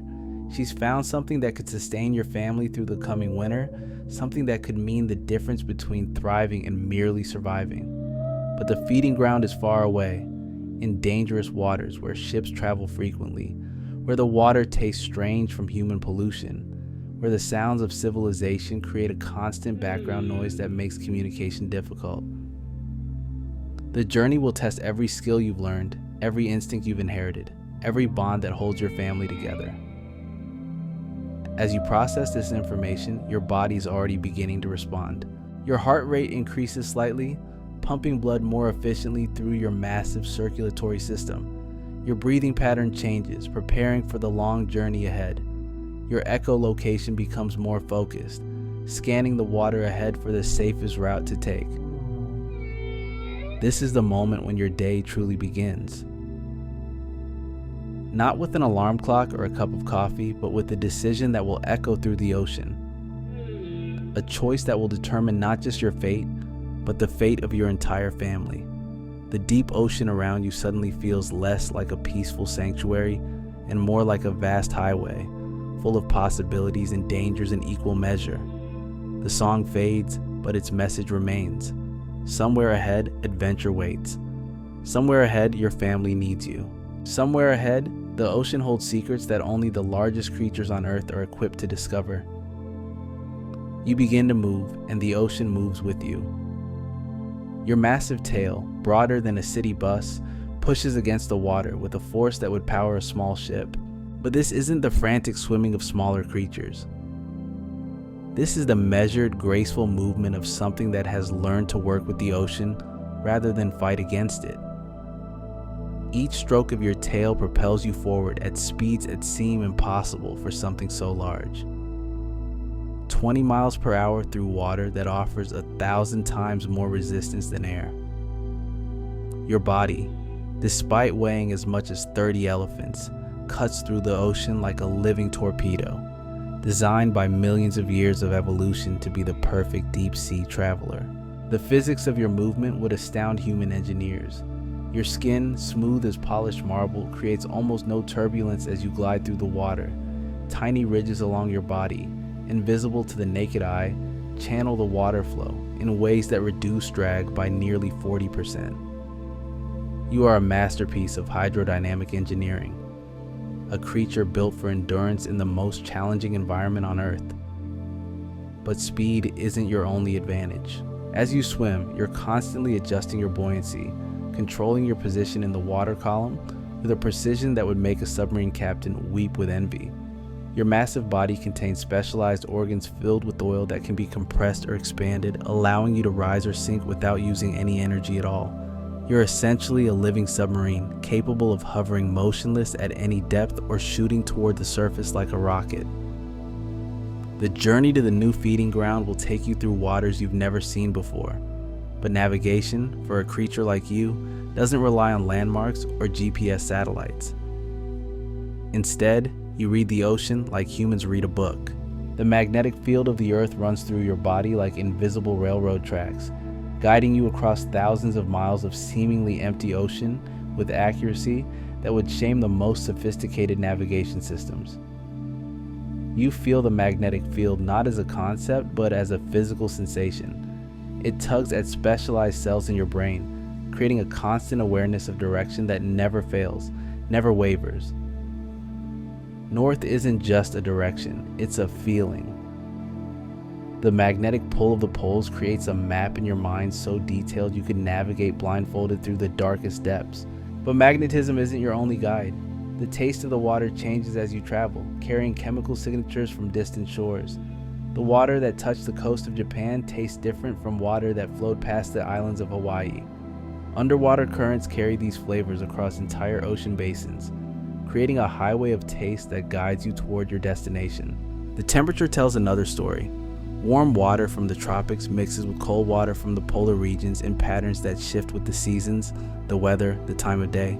You can feel these temperature gradients like a human might feel the warmth of sunlight on their skin. They tell you about storms brewing 1,000 miles away, about the changing seasons, about the best routes to take through the vast ocean wilderness. As you swim deeper into unfamiliar waters, new sounds begin to reach your ears. The first is subtle, a low-frequency hum that seems to come from everywhere and nowhere at once. It's the sound of human civilization bleeding into the ocean. Ship engines, oil drilling platforms, underwater construction projects. The ocean, once filled only with the voices of whales and the natural sounds of the sea, now carries the constant background noise of a species that has forgotten how to listen. This noise pollution affects you in ways that humans are only beginning to understand. It's not just annoying, it's disorienting. The low-frequency sounds that carry your songs across ocean basins are being drowned out by the rumble of cargo ships. The acoustic map you use to navigate is being scrambled by the constant noise of human activity. It's like trying to have a conversation in a room full of people shouting, but you adapt because adaptation is what your species has been doing for 50 million years. You change the frequency of your songs, making them higher pitched to cut through the noise.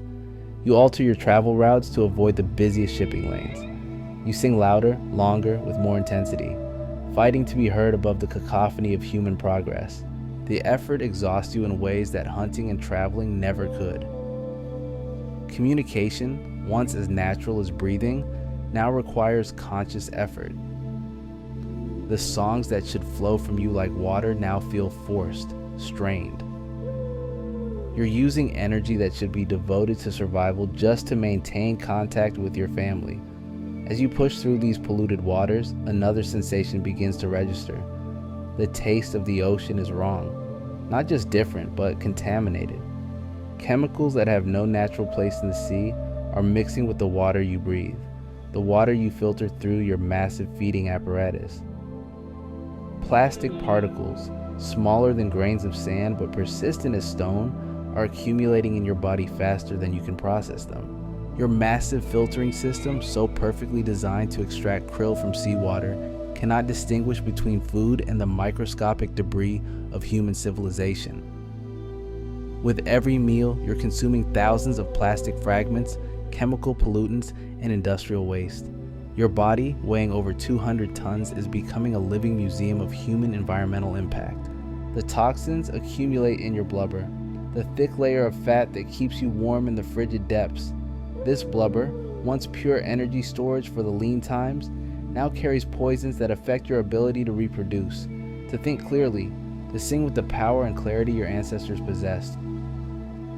Your living proof that the ocean isn't separate from human civilization is downstream from it. Yet even as these challenges mount, you continue forward. Because ahead of you, carried on the water currents and acoustic highways of the deep, comes news that makes everything worthwhile. The feeding ground your family member discovered isn't just rich with krill, it's teeming with life in ways that haven't been seen in decades. The message reaches you in fragments, pieces of a larger song that paint a picture of abundance beyond your wildest dreams. Krill swarm so dense they darken the water. Fish populations that have somehow escaped the nets and hooks of human fishing fleets. Water so clean they taste like the ocean of your childhood, before the noise and pollution became constant companions. This isn't just about food, though your massive body desperately needs the calories. This is about hope. Hope that somewhere in the vast ocean, pockets of the old world still exist. Hope that your species can still find sanctuary in the depths. Hope that the songs you sing will reach the next generation in waters that remember what silence sounds like. Your pace increases, driven by anticipation that builds with every mile. The water around you begins to change, becoming clearer, cleaner, more alive. The background noise of human activity fades, replaced by the natural symphony of the sea. Fish dart past you in schools so thick they create their own currents. Seabirds dive from the surface above, their splashes creating percussion in the ocean's endless song. And then you hear it, the sound that makes your heart race, that fills your massive lungs with joy. The voices of your family calling across the water with excitement, celebration, pure happiness. They found something extraordinary, something that will sustain them through the challenges ahead. But as you approach the coordinates embedded in their songs, you realize this gathering is about more than just food. The acoustic signatures reaching your ears tell a story of whales coming together from across the entire ocean basin. Not just your immediate family, but distant relatives, strangers who share your species, elders whose songs carry the wisdom of generations. This is a convergence, a meeting of minds and voices that happens perhaps once in a lifetime. The feeding ground your family discovered has become a beacon, drawing whales from thousands of miles away. And as you swim toward this underwater promised land, you begin to understand that you're not just traveling toward a meal. You're swimming toward a reunion with your own kind on a scale that will reshape everything you thought you knew about being a whale. The ocean ahead pulses with voices, with songs, with the heartbeats of creatures so large they can only fully exist in the deepest waters of the world. The darkness around you suddenly feels less like isolation and more like anticipation. Something incredible is waiting ahead, something that will test every skill you've learned, every bond you've formed, every instinct that has kept your species alive for millions of years. Your approach to this gathering place requires a different kind of navigation than you've ever experienced. The water ahead thrums with the collective heartbeats of dozens of whales, each one creating ripples in the ocean that interfere with your echolocation. It's like trying to see through a kaleidoscope, where every reflection creates new patterns, new information, new complexity. The first whale you encounter isn't a member of your immediate family. She's ancient, her skin scarred by decades of survival in the deep ocean. Barnacles cling to her massive head like living jewelry, and her songs carry the weight of experiences you can barely imagine. She's traveled here from the Arctic waters, following currents that exist only in the coldest months of the year. Her greeting is formal, ritualistic, a series of low-frequency calls that establish her identity, her lineage, her right to be here. You respond in kind, your own songs, weaving through the water like invisible threads connecting your histories. This isn't just conversation, it's negotiation. The feeding ground ahead is rich, but it's not infinite. The whales gathering here must establish a hierarchy, a system of cooperation that will allow everyone to feed without conflict. As you exchange these acoustic introductions, you become aware of the sheer scale of what's happening around you. The water column stretches for miles in every direction, and at every depth, whales are converging. Some rise from the abyssal plains where no sunlight has ever touched their skin. Others descend from the upper waters where they've been following the seasonal migrations of their prey. Each whale brings their own acoustic signature, their own story written in sound. The young males sing with voices that crack and soar, advertising their strength and their desire to mate. The mothers call to calves who swim so close they seem like extensions of their own bodies. The elders hum with voices that carry the deepest bass notes, sounds so low they're felt more than heard. But it's not just the whales that make this gathering extraordinary. The entire ecosystem has responded to their presence. Schools of fish swirl around you like living tornadoes, their movements coordinated by instincts older than consciousness. Squid rise from the depths, their bodies glowing with bioluminescent displays that turn the water into a living aurora. Dolphins race between the massive whale bodies, their high-pitched calls adding counterpoint to the deeper whale songs. You're witnessing something that human science has only recently begun to understand. The ocean doesn't just contain life, it is life. Every creature, from the smallest plankton to the largest whale, is connected by invisible threads of interdependence. The krill that feeds you depends on the plankton that feeds on nutrients stirred up by your movements.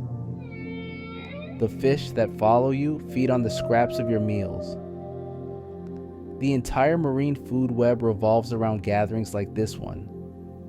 As you swim deeper into the crowd, you begin to understand why this particular feeding ground has drawn so many whales. The sea floor here is different. Instead of the flat, muddy bottom you're used to, the ocean floor rises in a series of underwater mountains and valleys. These geological features create upwelling currents that bring nutrients from the deep ocean to the surface waters above. The result is an explosion of life that defies description. Krill swarm so dense they create their own weather patterns in the water, clouds of tiny organisms that pulse and flow like living storms. You can taste the richness in the water, feel the abundance in every breath. This isn't just a feeding ground, it's a supermarket, a restaurant, a feast that could sustain your entire species. But even as your body responds to the promise of food, your mind is processing something more complex. The songs around you aren't just greetings and territorial displays. They're carrying information, stories, news from across the entire ocean. A whale from the South Pacific is singing about changes in the currents near Antarctica. Another from the North Atlantic is reporting on the movement of fish populations that haven't been seen in decades. You're participating in something that human scientists are only beginning to recognize. This gathering isn't just about food, it's about communication on a scale that spans the entire planet. The whales here are sharing knowledge that has been accumulated over thousands of miles of travel. Decades of observation, generations of experience. It's like a living library, a conference of the world's most experienced ocean travelers. The song that reaches you next makes your entire body shiver with recognition. It's your mother's voice calling from somewhere in the crowd ahead, but this isn't the gentle lullaby she sang to you as a calf. This is a song of triumph, of celebration, of pure joy. She's found something in these waters that she wants to share with you, something that will change how you understand your place in the ocean. Following her voice through the crowd requires skills you've never needed before. The acoustic environment is so complex that individual songs blend into a symphony of sound that threatens to overwhelm your senses. You have to filter through dozens of conversations, hundreds of heartbeats, thousands of movements to isolate the one voice that matters most. When you finally reach her, she's not alone. Surrounding her are whales you recognize from your childhood, members of your extended family who have been scattered across the ocean for years, your aunt whose songs taught you to navigate by the stars, your older brother whose playful challenges made you a stronger swimmer, your grandmother, so ancient that her songs carry stories from before human ships began crossing the oceans. But it's not just a family reunion. These whales have gathered around your mother because she's made a discovery that could affect the entire species. In the deepest part of the feeding ground, she's found something that shouldn't exist. A place where the water is cleaner than it has been in decades, where the krill populations are thriving without human interference, where the acoustic environment is so pure that songs can travel for thousands of miles without distortion. The location she's discovered is what marine biologists would call a marine protected area, though no human government created it. It's a pocket of ocean that has somehow escaped the worst effects of human activity. The water here tastes like the ocean of your ancestors before plastic and chemicals became part of the marine ecosystem. The soundscape is what your species evolved to expect, a natural symphony unmarred by engine noise and industrial activity. As your mother guides you toward this sanctuary, you begin to understand why whales have been traveling from such vast distances to reach this place. It's not just about the abundance of food, though that's certainly part of it. It's about memory. This place represents what the entire ocean used to be like, what it could be again if given the chance to heal. The descent to the protected area takes you deeper than you've ever gone before. The pressure increases with every stroke of your tail, but your body adapts automatically. Your lungs compress, your heart rate slows, your blood flow redirects to protect your vital organs. You're entering a realm that exists in permanent darkness, where the only light comes from the bioluminescent creatures that call these depths home. But darkness doesn't mean emptiness. Your echolocation reveals a landscape of impossible beauty. Underwater mountain ranges that dwarf anything on land. Valleys so deep they seem to fall away into the center of the earth. Volcanic vents that spew superheated water and minerals, creating oases of life in the deepest desert on the planet. The krill here are different from anything you've encountered before. Larger, more nutritious, more abundant. They've evolved in isolation, protected from the overfishing and pollution that has affected krill populations in other parts of the ocean. Each mouthful provides more energy than you've ever experienced. Fuel that will sustain you through the long migrations ahead. But as you feed, you become aware of something that makes your blood run cold. The songs around you are changing, becoming more urgent, more frightened. The whales at the edges of the gathering are reporting new sounds in the water, mechanical noises that don't belong in this sanctuary. The acoustic signatures are unmistakable. Ships, large ones, moving toward the feeding ground with purpose and speed. The news spreads through the whale community like wildfire. Humans have discovered this place. The same species that has filled the oceans with noise and poison is now approaching the one area that had remained pure. The ships aren't just passing through, they're coming to stay. To fish, to drill, to extract whatever resources they can find in these pristine waters. Your mother's song becomes a warning, a call to action that resonates through every whale in the gathering. This isn't just about feeding anymore. It's about survival. About protecting the last sanctuary your species has found. About making a choice that will determine whether future generations of whales will have a place to call home. The response from the whale community is immediate and overwhelming. Songs of anger, of determination, of unity in the face of an existential threat. These are creatures that have survived ice ages, volcanic eruptions, and millions of years of evolutionary pressure.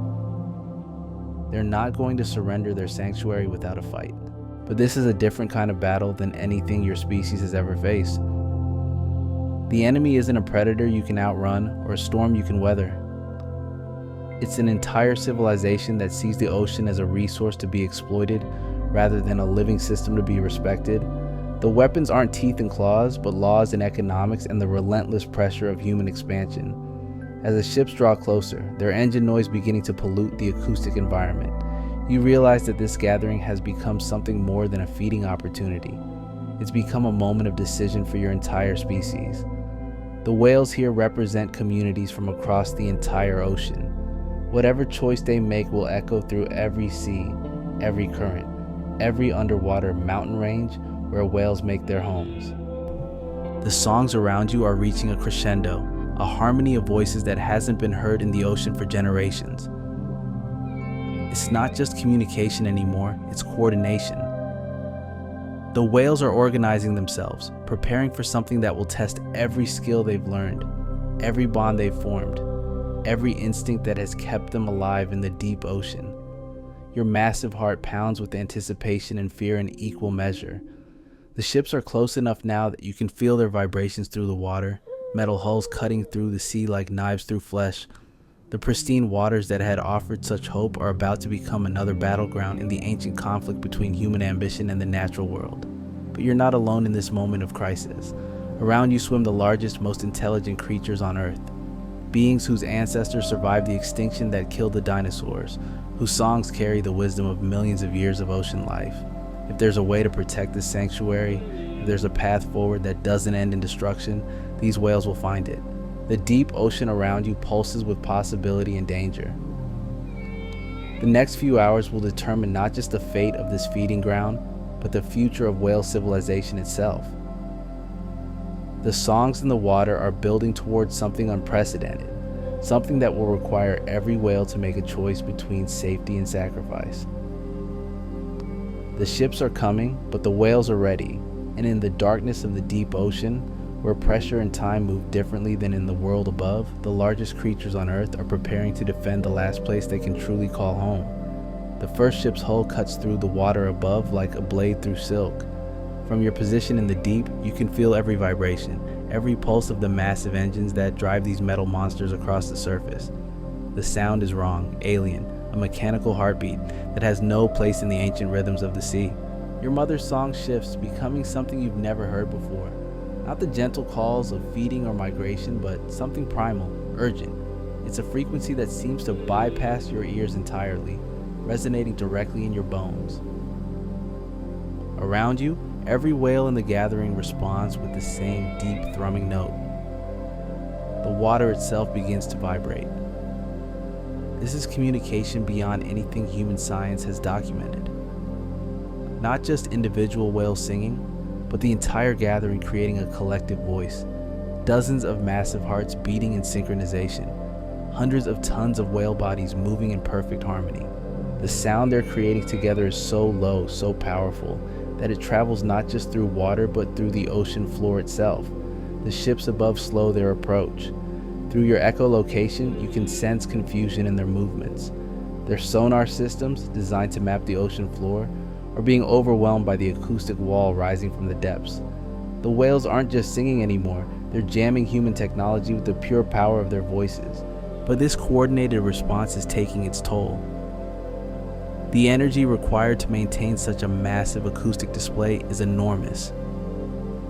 You can feel the exhaustion spreading through the gathering as whales push their vocal abilities to the absolute limit. Hearts that normally beat once every 10 seconds are now pounding with effort.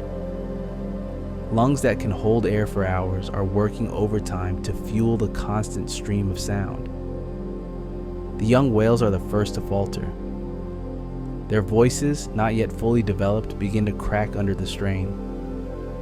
One by one, they're forced to surface, gasping for air that their depleted systems desperately need. The protective wall of sound develops gaps, weak points that the ships above immediately exploit. Through these acoustic windows, new sounds penetrate the gathering.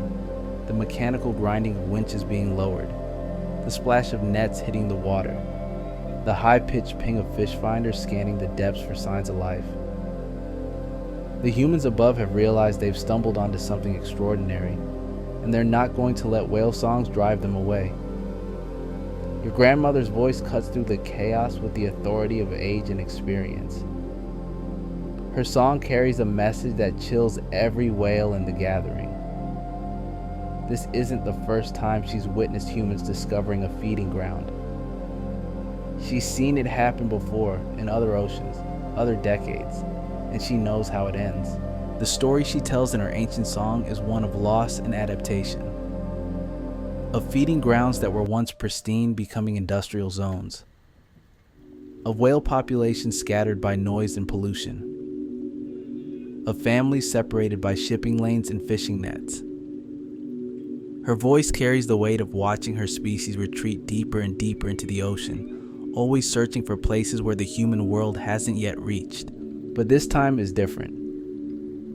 This gathering represents something that hasn't happened in generations. Whales from every ocean, every population, every family group that still exists. If they lose this sanctuary, there may not be another place where such a meeting is possible. The ocean is shrinking, not in size, but in the spaces where whales can truly be whales. The decision that ripples through the gathering is unanimous and terrifying. They're not going to retreat. Not this time. Not from the last place on earth where their songs can travel unimpeded, where their food hasn't been contaminated, where their young can learn what the ocean was like before humans conquered the surface. The acoustic wall intensifies, but now it's not just defensive. The whales are doing something that human science has never documented, something that challenges every assumption about whale behavior and intelligence. They're coordinating their songs not just with each other, but with the ocean itself. The seafloor beneath you begins to respond to the collective whale song. Sediments that have rested undisturbed for centuries start to shift and rise. The underwater mountains channel and amplify the whale voices, creating acoustic feedback loops that make the entire ocean basin resonate like a massive musical instrument. Fish populations that normally scatter at the first sign of disturbance are instead drawn toward the whale gathering. Schools of tuna and mackerel begin swimming in patterns that mirror the whale songs, their movements creating additional acoustic interference for the ships above. Dolphins arrive from hundreds of miles away, their high-pitched calls adding complexity to the wall of sound. Even the microscopic life in the water responds. Plankton populations shift and swirl in response to the acoustic pressure, creating biological clouds that interfere with sonar and underwater cameras. The entire ecosystem is rallying to protect this sanctuary, guided by the collective intelligence of creatures whose brains are larger than human bodies. Above, the ships are struggling to maintain their position. The acoustic interference is so intense that their navigation systems are failing. Compasses spin wildly. GPS signals are scattered by the electromagnetic effects of the massive biological gathering below. Radio communications are overwhelmed by the low-frequency whale songs that penetrate even shielded electronics. But humans are nothing if not adaptable. The ships begin deploying new equipment, devices specifically designed to cut through marine mammal interference. Powerful sonar arrays that can punch through the acoustic wall. Underwater drones that can operate independently of surface communication. Nets designed to capture not just fish, but anything that moves in the water below. The response from the whale gathering is immediate and coordinated. The acoustic wall collapses, but only for a moment. In that brief silence, something else begins. Individual whales start breaking away from the main group, swimming directly toward the surface, not to escape, but to engage. Your mother is among the first to rise. Her massive body, over 80 feet long and weighing more than a loaded cargo plane, begins its ascent through the water column. She's not alone. Dozens of adult whales are following her lead, their movements creating currents that affect everything around them. The physics of their ascent is breathtaking. Each whale displaces thousands of tons of water, creating pressure waves that travel faster than the whales themselves. The ships above register these pressure changes as underwater earthquakes, seismic events that shouldn't be possible in the open ocean. As the whales rise, they're not just moving through the water, they're reshaping it. Their massive bodies create upwelling currents that bring nutrients from the deep ocean to the surface. Plankton blooms explode in their wake, turning the clear blue water into a rich green soup of life. The ocean around the ships begins to change color, temperature, and density. The first whale breaches the surface just as the sun breaks through the clouds above. Your mother's body erupts from the water like a living mountain, her barnacle-encrusted skin glistening in the sunlight. For a moment, she hangs suspended in the air, defying gravity through sheer momentum and will. The splash when she hits the water again is visible from space, a tower of spray that rises hundreds of feet into the air, carrying with it the scent of the deep ocean, the taste of ancient currents, the sound of a creature that has decided to make herself known to the world above. But she's not alone. One by one, other whales begin breaching around the ships. Not random breaches, but coordinated displays of power and intelligence. Each whale times their emergence to create maximum impact, both physical and psychological. The ocean around the ships becomes a chaos of spray and sound, whale bodies launching themselves into the air with grace that defies their massive size. The humans aboard the ships have never seen anything like this. These aren't the scattered, frightened whales they're used to encountering. These are organized, purposeful, magnificent creatures, demonstrating capabilities that human science has never documented. The breaching whales are creating waves that rock the ships, acoustic displays that overload recording equipment, and visual spectacles that leave hardened sailors speechless. But the whales aren't just putting on a show. Each breach serves a purpose and a larger strategy. The massive splashes create acoustic signatures that interfere with underwater equipment. The pressure waves generated by their impacts disrupt sonar arrays and underwater cameras. The sheer scale of their coordinated movement creates currents that push the ships away from the feeding ground. From your position in the deep, you can feel the battle raging above. The water column vibrates with the impacts of whale bodies hitting the surface, the thrumming of ship engines fighting against the currents, the acoustic chaos of two different worlds colliding in the same space. Your own body responds to the call. The same instincts that guide your feeding, your migration, your communication are now focused on protection. The sanctuary below must be preserved, not just for the whales gathered here, but for all the whales that will come after, for your future offspring, for the continuation of songs that have echoed through the ocean for millions of years. The ascent begins slowly, your massive body adjusting to the decreasing pressure as you rise through the water column. Around you, other whales are making the same journey, their movements creating a living elevator of flesh and bone rising towards the surface. The water displaced by your collective movement creates its own weather system, clouds of bubbles and currents that transform the ocean into something alien and beautiful. As you rise, the light changes. The absolute darkness of the deep gives way to the faintest hint of blue, then green, then the golden shimmer of sunlight filtering through water. Colors that exist only in the upper ocean begin to paint the water around you. The surface, that strange boundary between water and air, grows closer with each powerful stroke of your tail. The pressure in your ears tells you that you're approaching a depth you've rarely experienced. The surface waters where smaller creatures live, where the temperature changes with the weather, where the chaos of the human world penetrates deepest into the ocean. Your body prepares for the transition, adjusting blood flow and heart rate for the different environment above. But as you rise, you're not thinking about the physical challenges of surface swimming. Your mind is focused on the acoustic landscape changing around you. The deep, pure sounds of the ocean depths are being replaced by the mechanical noise of the surface world. Engine vibrations, sonar pings, radio transmissions, the constant background hum of human civilization. The first breath you take at the surface tastes different from the processed air of the deep. It's warmer, thinner, contaminated with chemicals that have no place in your respiratory system. But it's also charged with possibility, with the energy of whales and humans occupying the same space for the first time in this coordinated way. Your emergence from the water is not a breach, but a revelation. Your massive head breaks the surface slowly, deliberately, allowing the humans aboard the ships to see exactly what they're dealing with. Your eyes, each one larger than a dinner plate, focus on the nearest vessel with intelligence that cannot be mistaken for mere animal instinct. The moment of contact between your gaze and the humans aboard that ship creates a silence that spreads across the water like ripples from a stone. Engines idle, conversations stop. Even the constant chatter of radio communications fades to nothing.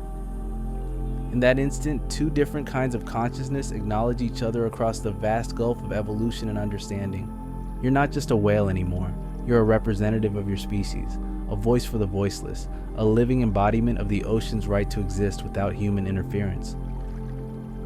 The water around you pulses with the heartbeats of your family, your pod, your entire species. Their songs give you strength, their presence gives you courage, their trust gives you purpose.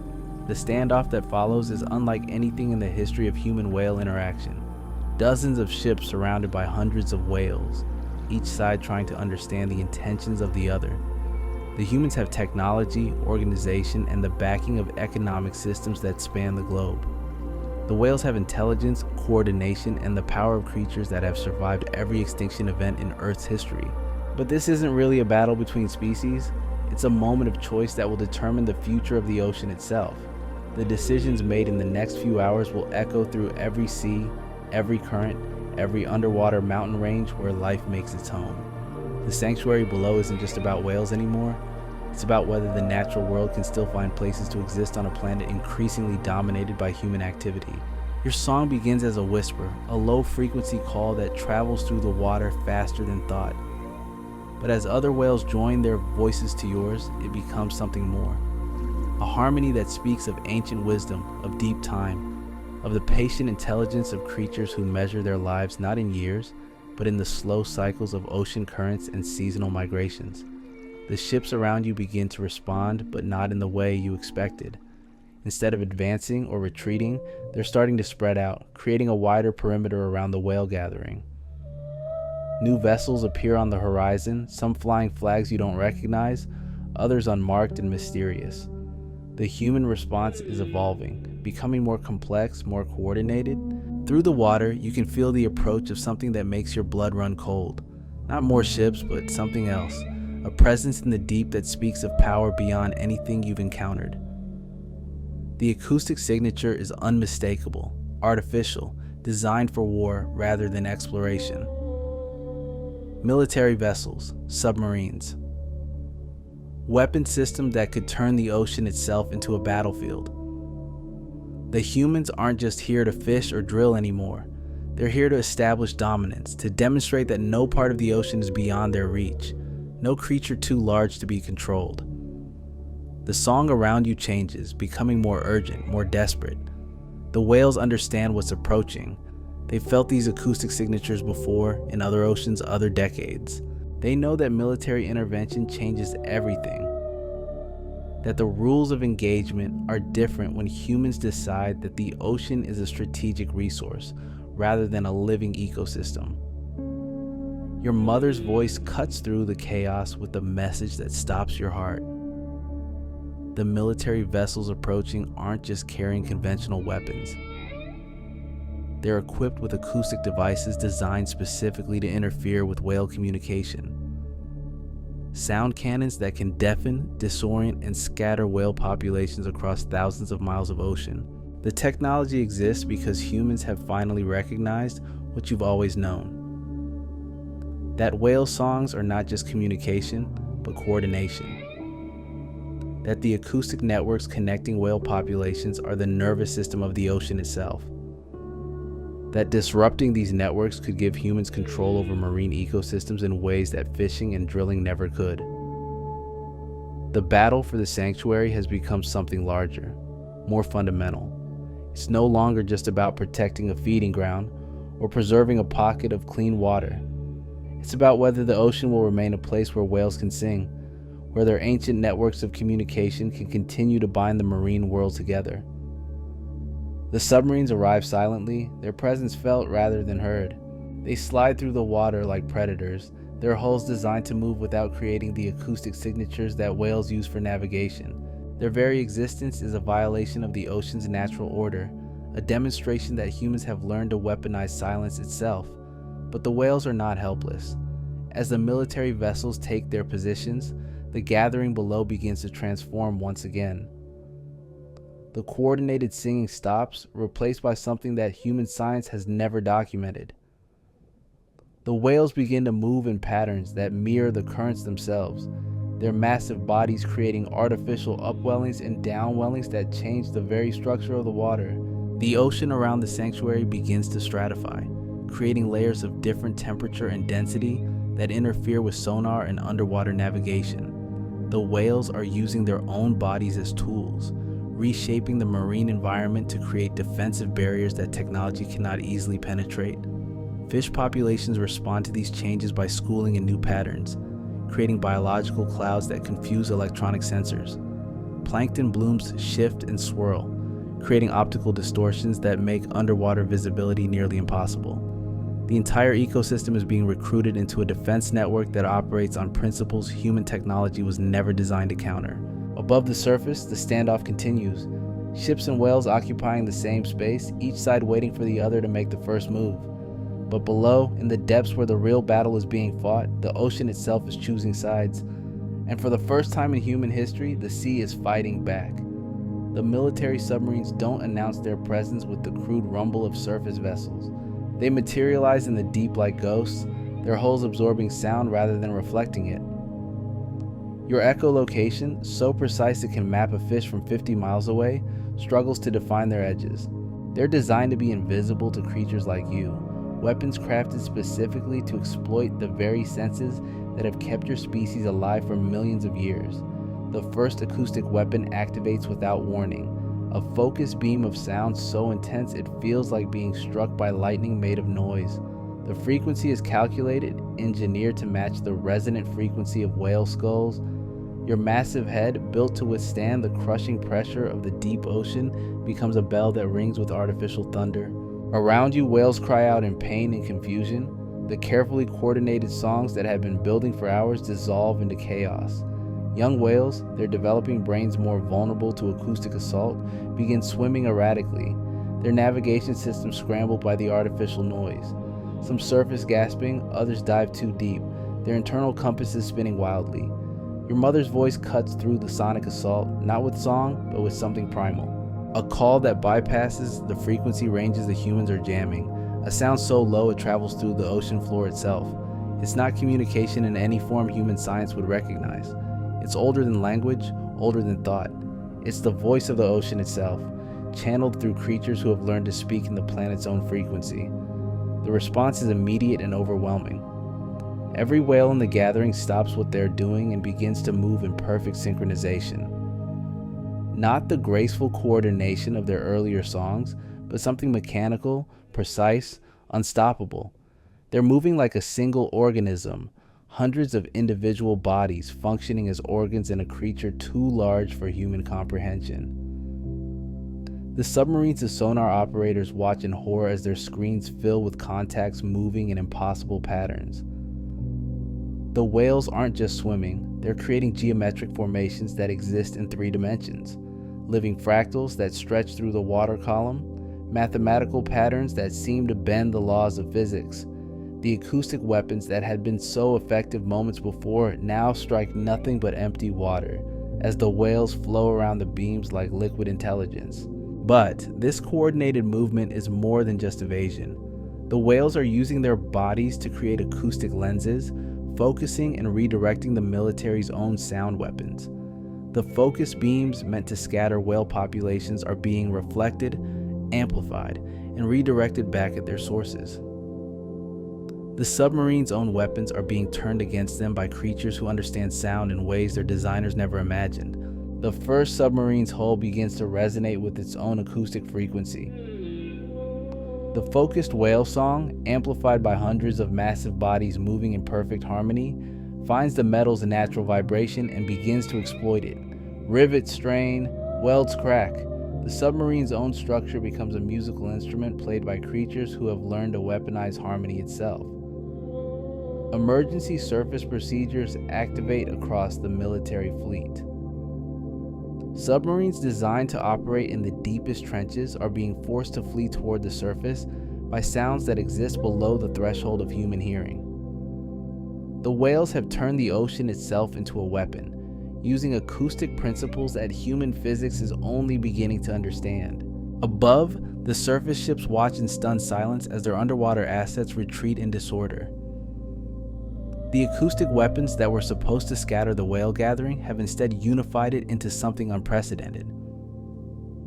The whales aren't just defending their sanctuary anymore, they're demonstrating capabilities that challenge every assumption about intelligence, coordination, and the nature of consciousness itself.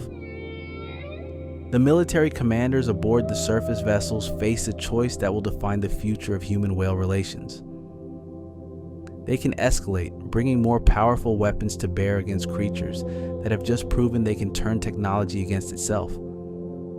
Or they can acknowledge that they're facing something that transcends their understanding, an intelligence that operates on principles their science has never encountered. The decision comes from an unexpected source. A young sonar operator aboard the lead destroyer, headphones pressed to his ears, begins to weep. The sounds coming through his equipment aren't just whale songs anymore, they're music. Complex, layered, heartbreakingly beautiful music that speaks of loss and hope, and the deep patience of creatures who measure time in geological epochs. His captain, a career military officer who has never hesitated to follow orders, finds himself unable to give the command to escalate. The sounds filling the bridge aren't the noises of animals. They're the voices of beings whose intelligence is so alien, so profound, that attacking them would be like declaring war on the ocean itself. One by one, the military vessels begin to power down their acoustic weapons. Not in surrender, but in recognition. The whales have demonstrated something that no human technology can match. They've shown that the ocean has its own intelligence, its own ways of defending itself, its own definition of what it means to be alive. The silence that follows is not empty. It's pregnant with possibility, charged with the electric tension of two different forms of consciousness acknowledging each other across the vast gulf of evolution. The whales continue their coordinated movements, but the geometric patterns are changing, becoming less defensive, more exploratory. They're not just protecting their sanctuary anymore, they're trying to communicate something that human language has no words for. Your own position in this underwater diplomacy is unique. As one of the younger adults in the gathering, you represent something that the older whales cannot. You're part of the first generation of whales to grow up in an ocean completely dominated by human activity. Your songs carry the acoustic signatures of a world where silence is rare, where the natural frequencies of the sea are constantly interrupted by artificial noise. But you're also part of something new. A generation of whales that has learned to adapt, to find ways to communicate despite the interference, to maintain the ancient networks of song that bind your species together. Your voice, when it joins the collective harmony, carries both the wisdom of your ancestors and the innovations of creatures learning to survive in a changed world. The song that builds around you now is different from anything that has ever existed in the ocean. It's not just whale song, but something that incorporates the rhythms of human technology, the frequencies of electronic communication, the pulse of a world where biology and machinery exist in the same space. It's a hybrid music, a fusion of ancient wisdom and contemporary necessity. The humans aboard the ships are beginning to understand that they're witnessing something unprecedented. Not just whale behavior, but the birth of a new kind of intelligence. A collective consciousness that spans ocean basins, that operates on timescales humans can barely comprehend, that processes information in ways that challenge the fundamental assumptions of human science. But understanding and accepting are different things. The economic interests that brought the ships to this sanctuary haven't disappeared. The pressure to extract resources from the ocean continues. The military vessels may have withdrawn their acoustic weapons, but the fundamental conflict between human expansion and marine conservation remains unresolved. The whales understand this better than the humans do. The song that emerges from the gathering now carries a different message. Not just defiance or territorial defense, but something that sounds almost like negotiation. The whales are proposing something that human diplomacy has never encountered. A treaty between species, an agreement that recognizes the ocean as a shared space rather than a human resource. The terms of this proposal are embedded in frequencies that human ears cannot hear directly, but that human instruments can detect and analyze. The whales are offering to share their knowledge of ocean currents, weather patterns, and marine ecosystems in exchange for recognition of their right to exist in spaces free from human interference. They're proposing a partnership that could benefit both species, a collaboration that acknowledges the intelligence and sovereignty of non-human life. The response from the human ships is confused, uncertain. The radio chatter between vessels reveals crews struggling to understand what they're experiencing. Military personnel trained for conventional warfare finding themselves in a first contact scenario they never imagined. Scientists aboard research vessels realizing that their instruments are detecting forms of intelligence that their theories never predicted. But some humans are beginning to grasp the magnitude of what's happening. A marine biologist aboard one of the research vessels begins transmitting data that will revolutionize human understanding of whale intelligence. An acoustic engineer realizes that the whale songs contain mathematical principles that could transform human technology. A military strategist recognizes that the ocean has just demonstrated defensive capabilities that make conventional naval warfare obsolete. The sanctuary below remains the focal point of this unprecedented encounter. The feeding ground that had attracted whales from across the globe has become the stage for something that transcends species boundaries. The krill that swim in these waters, the fish that school in these currents, the microscopic life that forms the foundation of the marine ecosystem all exist within a space that has become a symbol of the ocean's right to exist independently of human control. Your own role in this moment of history is still unfolding. As you float in the water between the surface and the depths, between the human world and the whale world, you embody the possibility of coexistence. Your songs carry messages between species. Your movements create currents that affect both whale and human technology. Your presence serves as a bridge between forms of consciousness that have never before acknowledged each other as equals. The acoustic environment around you continues to evolve. The harsh mechanical sounds of human technology are being integrated into the natural symphony of the sea. Whale songs are adapting to incorporate electronic frequencies. The boundary between artificial and natural sound is dissolving, creating something new. Something that belongs neither to humans nor whales, but to the ocean itself. This transformation is not without cost. The energy required to maintain such complex acoustic coordination is enormous. Whales that have been singing for hours are beginning to show signs of exhaustion.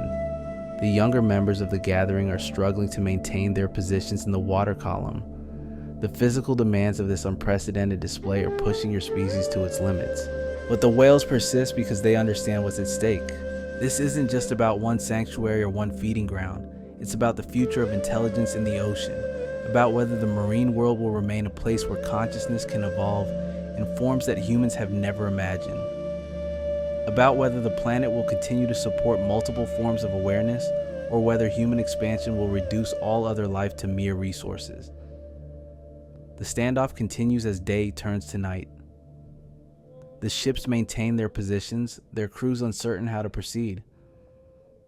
The whales maintain their formation, their songs creating a protective barrier around the sanctuary that no human technology can penetrate. Above and below the surface, two different forms of civilization face each other across the vast gulf of evolutionary history. But change is coming. In the depths below, new voices are joining the whale gathering. Not just whales, but other marine creatures whose intelligence has been underestimated by human science. Dolphins whose echolocation systems are more sophisticated than any human sonar. Octopi whose problem-solving abilities rival human engineers. Deep-sea creatures whose bioluminescent communication networks span entire ocean basins. The ocean is revealing itself as something far more complex than humans have ever imagined.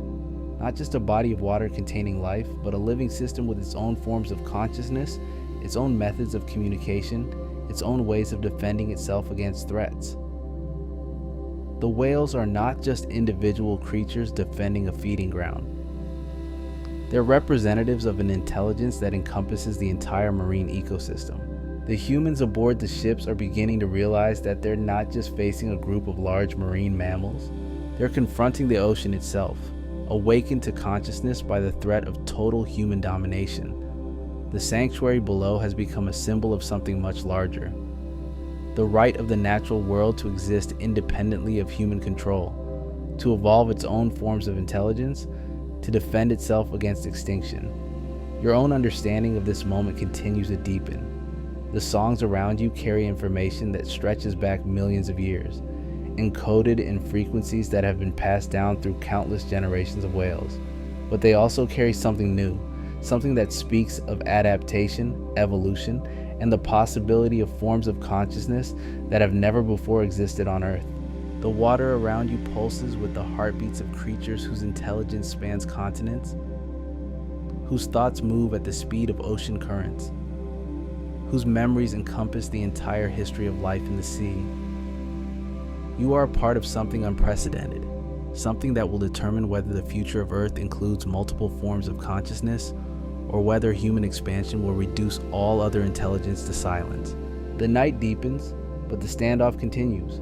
Ships and whales, technology and biology, human ambition and natural intelligence, all existing in the same space, all waiting for something that will determine the future of consciousness on Earth. The sanctuary below glows with bioluminescent life, a beacon of hope in waters that have become a battleground for the soul of the planet.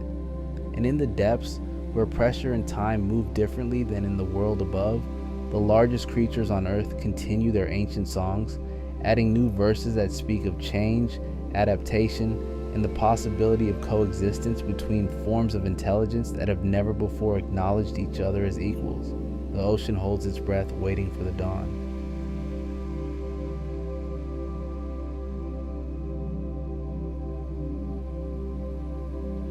The forest is silent except for the sound of your massive paws crushing through fallen leaves.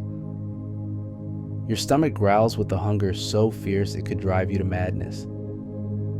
The scent of salmon drifts through the air, 3 miles away, but you can smell it like it's right in front of you. Your muscles ripple beneath a coat of fur so thick it could stop a bullet, and your claws, each one longer than a man's finger, scrape against the bark of a tree you could snap in half without effort. This is what it's like to wake up as a grizzly bear. We're diving deep into the daily existence of a creature that weighs 800 pounds, can run faster than a racehorse, and lives in a world where every decision could mean the difference between survival and starvation. So dim the lights, settle in, and let's discover together what it really means to live as a grizzly bear. The first thing you need to understand is that your world has shrunk to the most essential elements: hunger, territory, and threat. These 3 forces govern every breath you take, every step you make, every moment of your existence.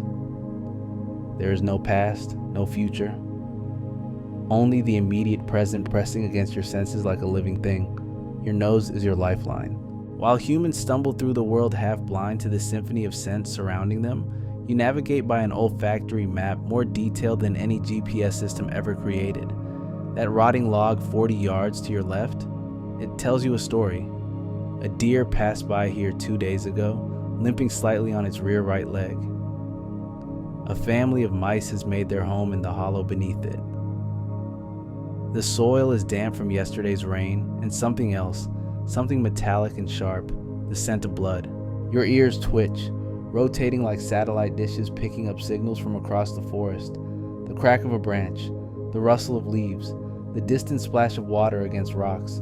Each sound is cataloged, analyzed, filed away as either opportunity or danger. In this world, there is no neutral. Everything is either prey, predator, or potential threat to your territory. You rise to your full height, 8 feet of raw power stretching toward the canopy above. From this vantage point, you can see farther, smell deeper, hear more clearly. The forest spreads out before you like a living buffet, but finding food isn't just about hunger, it's about survival in its purest form. Your stomach contracts again, a reminder that you haven't eaten in 18 hours. For a creature of your size, this isn't just uncomfortable, it's dangerous.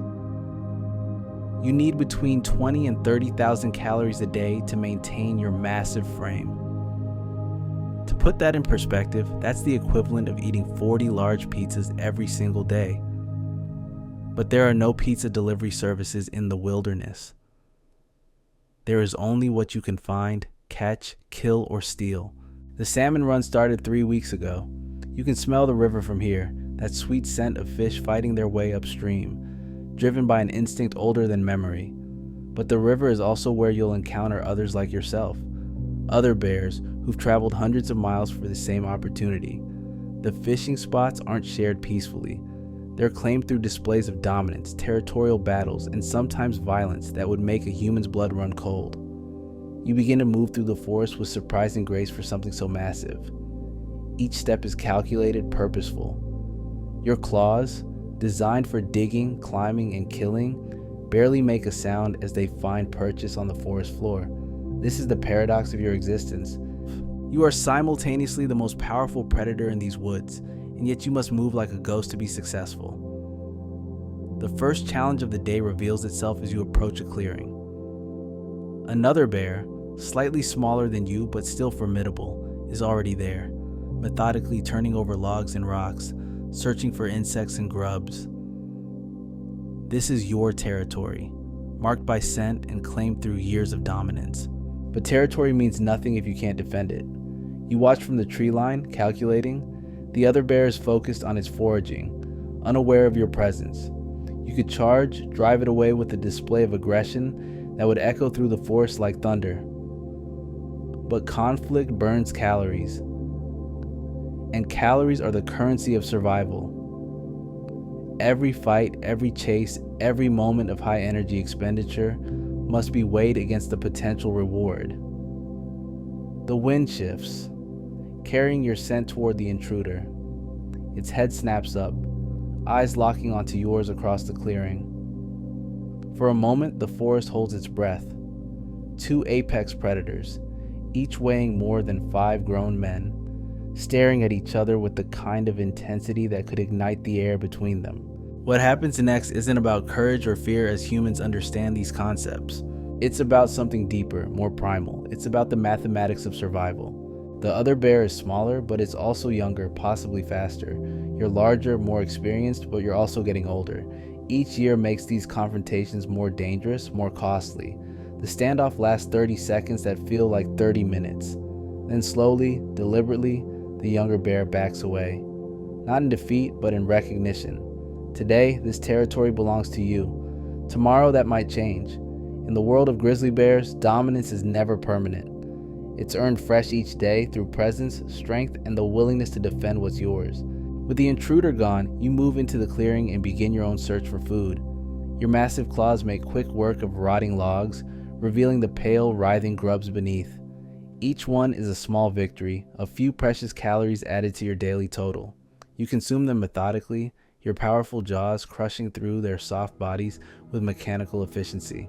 But grubs and insects, while nutritious, aren't enough. You need something more substantial. The scent of the salmon grows stronger as the day progresses, calling to you with an urgency that becomes harder to ignore. The river is a half-day's journey through dense forest, over rocky terrain, that will test even your incredible strength and endurance. The decision to leave your current territory isn't made lightly. The forest around you is familiar, mapped in your memory through years of experience.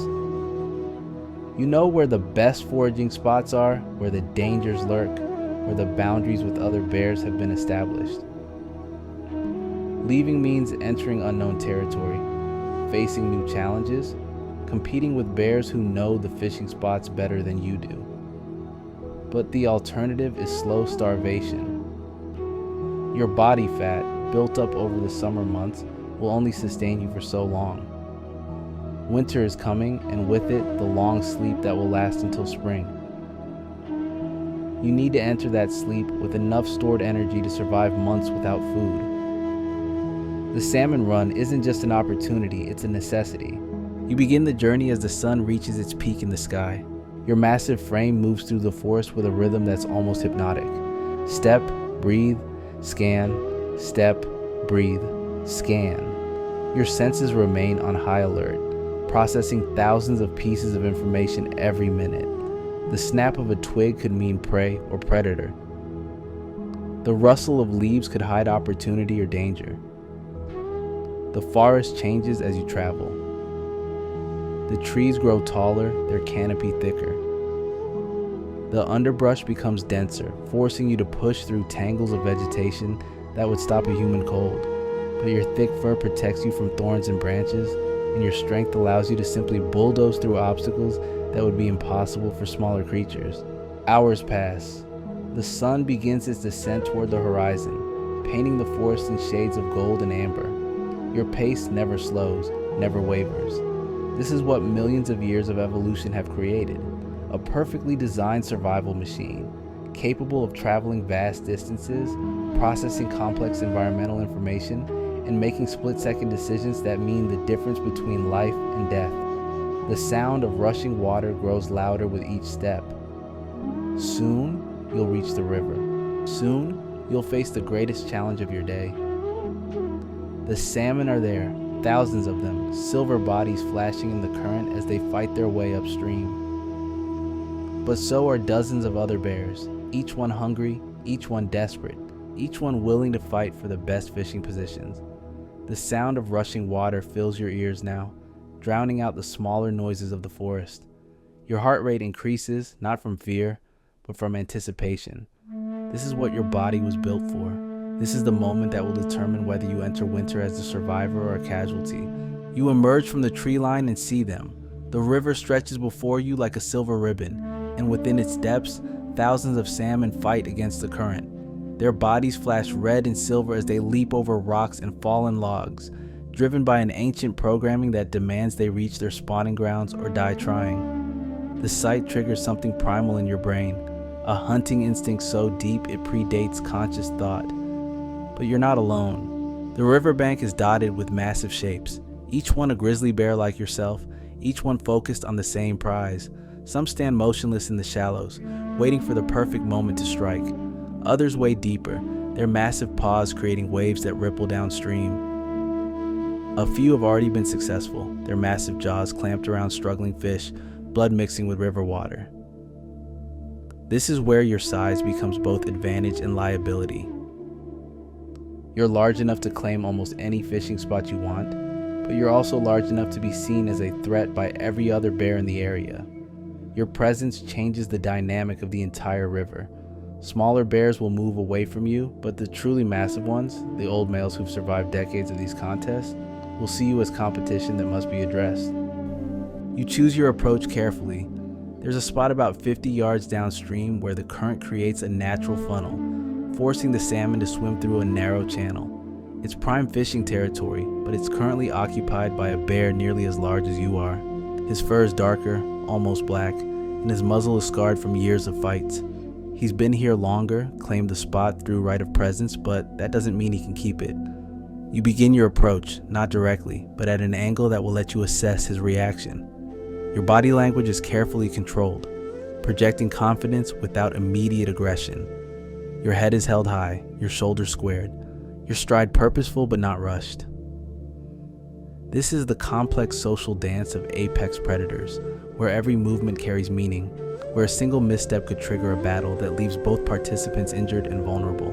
The older bear notices you immediately. His head turns, eyes locking onto yours with an intensity that could cut glass. For a moment, neither of you moves. The river continues its endless song, the salmon continue their desperate journey, but between you and him, time seems suspended.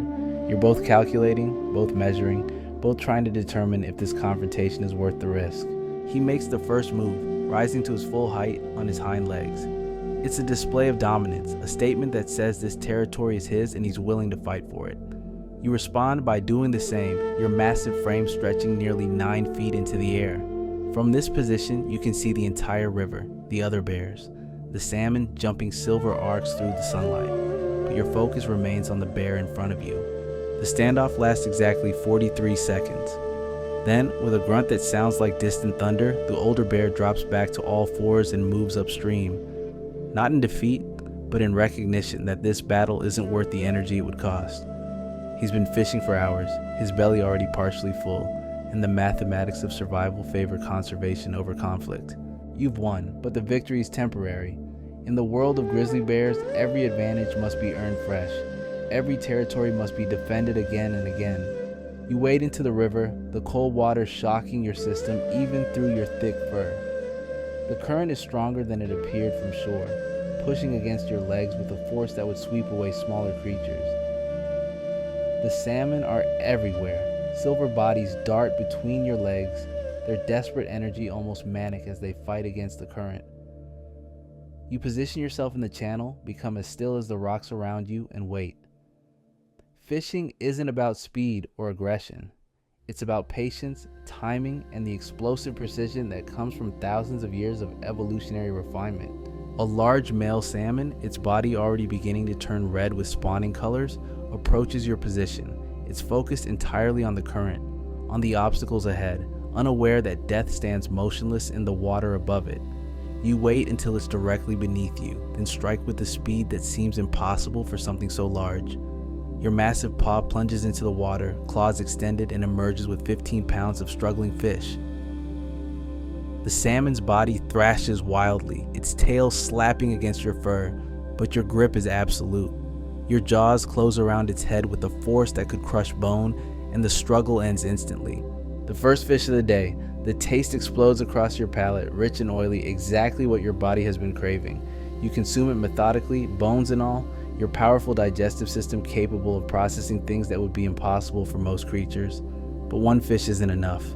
You need dozens more to meet your daily caloric requirements. You return to your position in the channel, but the other bears have noticed your success.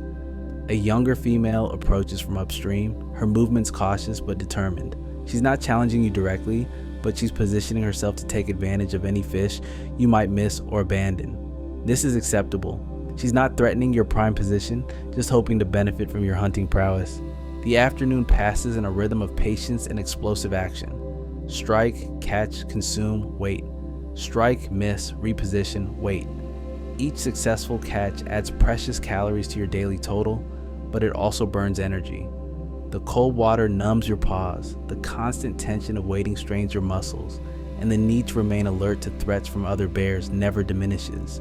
By evening, you've caught 11 salmon. Your belly is fuller than it's been in days, but it's still not enough.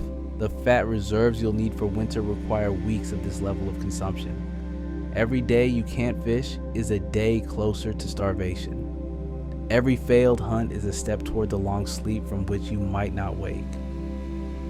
As the sun begins to set, painting the river in shades of gold and crimson, you make a decision that will define your night. You could return to the forest, find a secure place to rest, and come back tomorrow to continue fishing. Or you could remain here, claim a sleeping spot near the river, and be ready to resume hunting at first light. The choice isn't simple. Staying means potential conflict with other bears throughout the night. It means sleeping in territory that isn't truly yours, surrounded by competitors who might see your presence as an opportunity for aggression. But leaving means losing your prime fishing position, means starting tomorrow from scratch, competing again for space you've already claimed once. You choose to stay. The riverbank offers several potential sleeping spots, areas where fallen logs and large rocks create natural shelters. You select one that provides protection from three sides while still allowing you to monitor the approaches. Your massive body settles into the space with surprising grace, your thick fur providing insulation against the cold ground. But sleep, when it comes, is light and fitful. Your ears remain alert to every sound, every movement in the darkness around you. The river continues its endless song, but beneath it you hear the movements of other bears, the soft splash of a late-night fishing attempt, the distant grunt of a territorial dispute being settled in the darkness. This is the reality of your existence. Even rest is a form of vigilance. Even sleep is a calculated risk.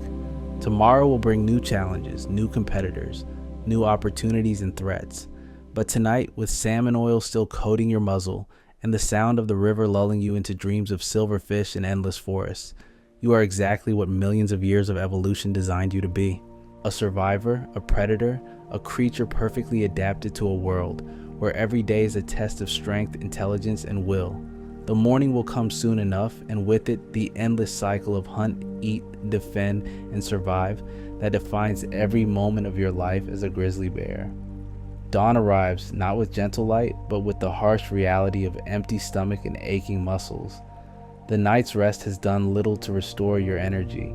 If anything, the cold has seeped deeper into your bones, making every movement a conscious effort. Your massive frame unfolds from the makeshift shelter, joints protesting after hours pressed against unforgiving stone and earth. The river greets you with a different song this morning. The water runs higher, swollen by overnight rain in the mountains upstream. The salmon are still there, but their movements have changed. They're more scattered, more desperate, fighting against a current that's grown stronger and more unpredictable overnight. You're not alone in recognizing this challenge. The other bears along the riverbank are already stirring, their dark shapes emerging from hiding spots among the rocks and fallen trees. Some stretch and yawn, displaying teeth that could crush bone. Others move immediately toward the water, understanding that the changed conditions have reset yesterday's territorial agreements. Your stomach clenches with a hunger that's become your constant companion. The 11 salmon from yesterday feel like a distant memory, their calories already burned through the night's metabolic processes.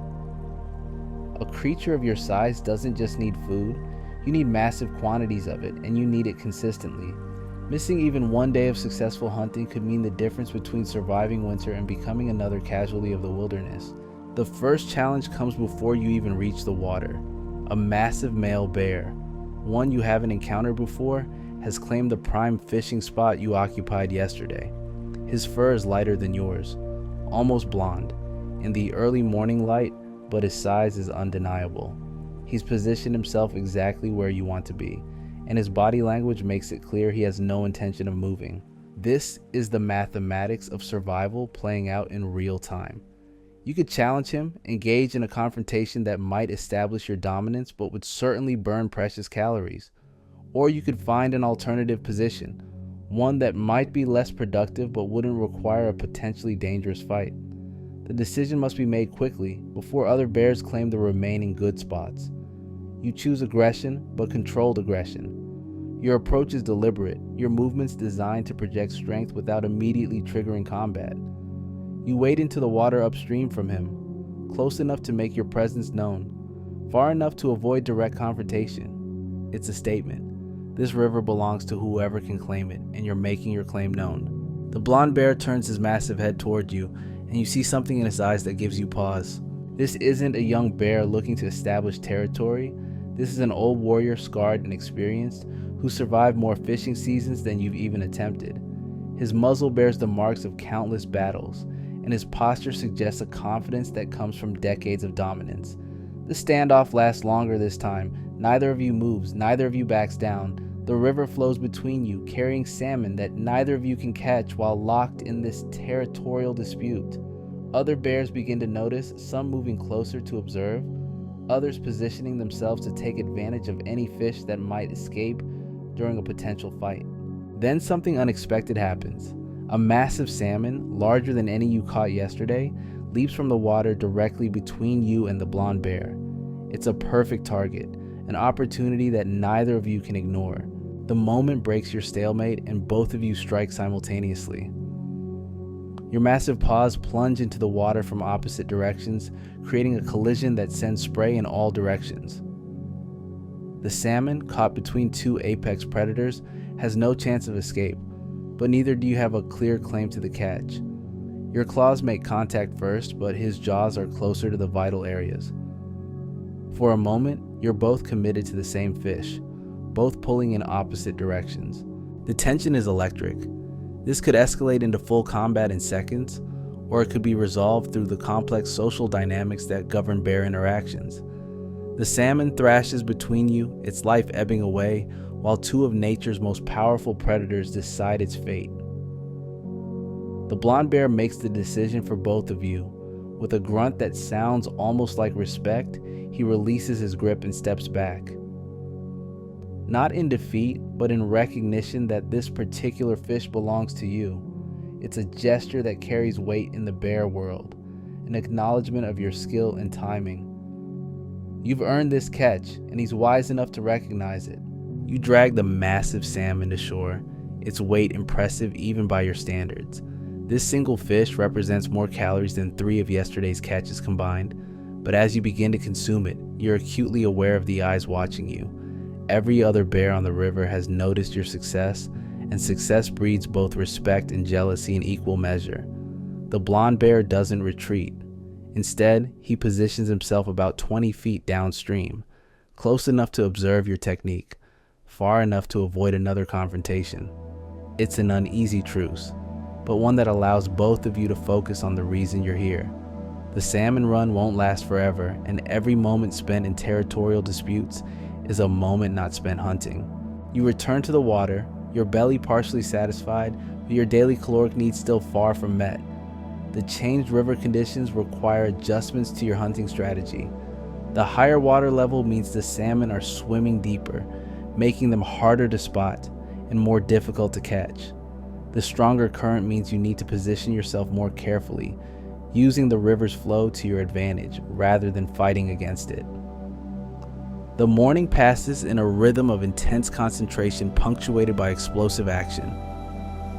Some strikes are successful, others miss entirely, sending you splashing through the water in futile pursuit of fish that are already gone. Each failure burns calories you can't afford to waste, but each success brings you closer to the fat reserves you'll need for winter survival. By midday, you've caught 6 more salmon, but the effort has been exhausting. Your massive frame, perfectly designed for short bursts of incredible power, wasn't built for hours of continuous hunting. Your muscles ache, your paws are numb from the cold water, and your breathing has become labored. But stopping isn't an option. Not when winter is approaching, not when every day matters. The blonde bear has been equally successful, maybe more so. His experience shows in the efficiency of his movements, the precision of his strikes. He wastes less energy on failed attempts, positions himself better for each hunt. Watching him is like observing a master craftsman at work, someone who's refined his technique through decades of practice. Other bears come and go throughout the day. Some are successful, others leave empty-handed.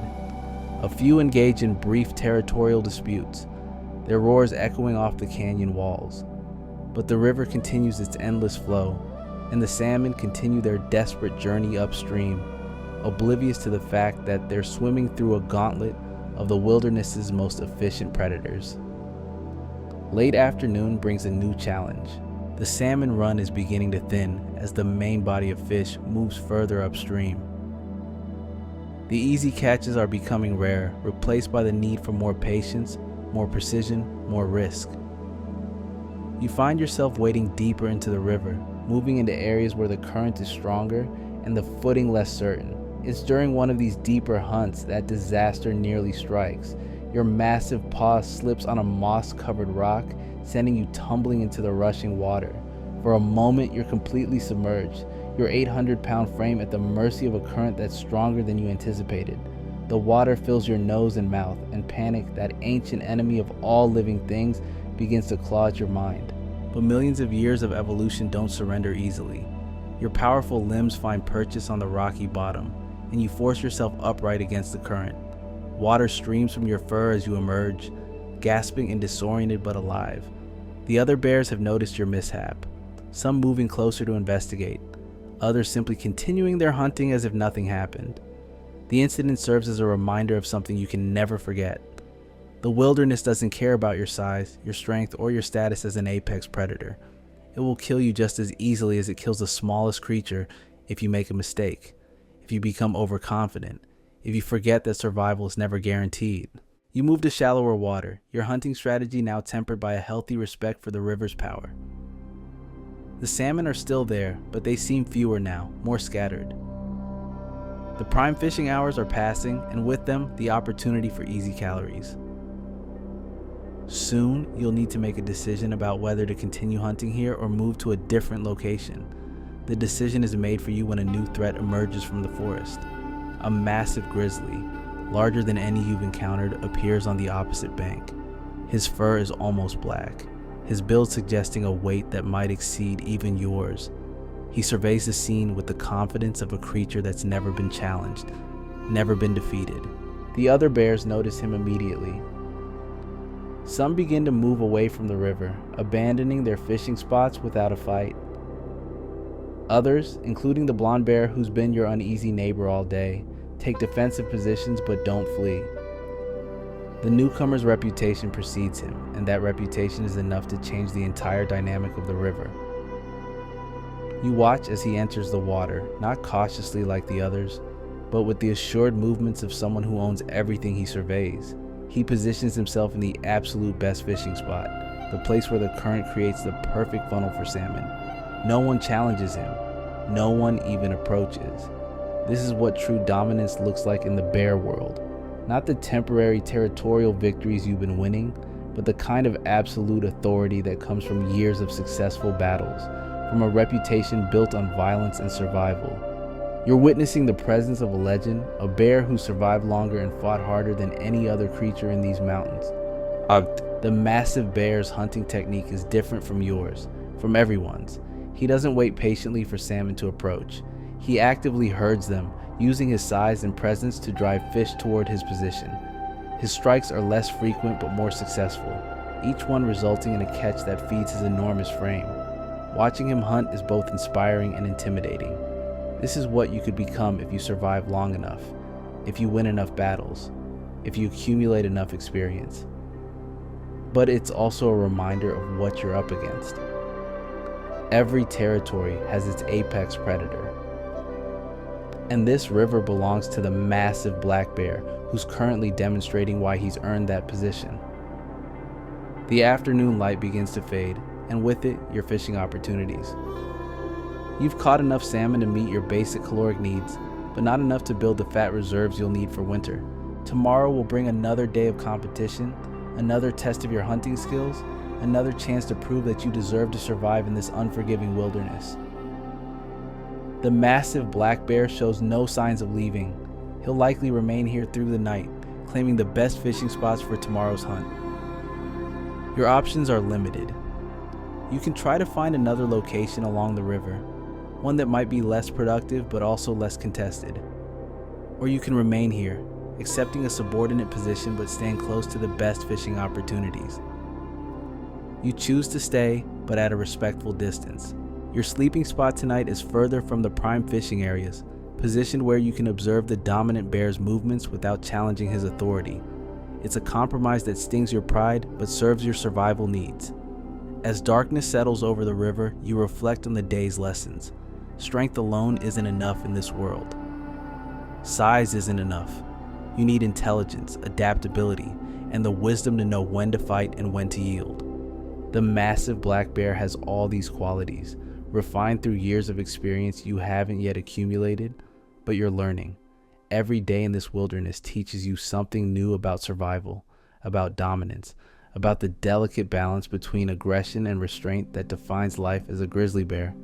Tomorrow will bring new challenges, new opportunities, new tests of your ability to adapt and survive.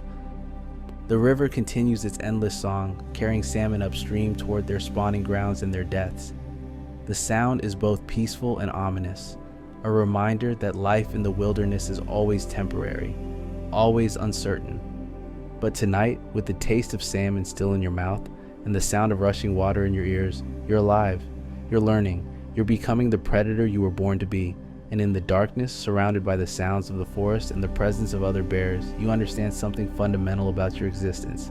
This isn't just about survival. It's about earning your place in a world that gives nothing freely, demands everything constantly, and rewards only those strong enough, smart enough, and determined enough to claim what they need.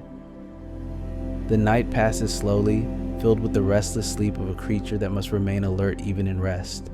Tomorrow will test you again, but tonight you are exactly what you were meant to be. A survivor in a world that doesn't tolerate weakness, a predator in an ecosystem that rewards only the strongest, a grizzly bear learning to live by the ancient rules that have governed the wilderness since time began. Sleep comes in fragments, broken by the sounds of the night hunt. A splash downstream tells you another bear has found success in the darkness. The grunt of satisfaction that follows confirms what your nose already knew.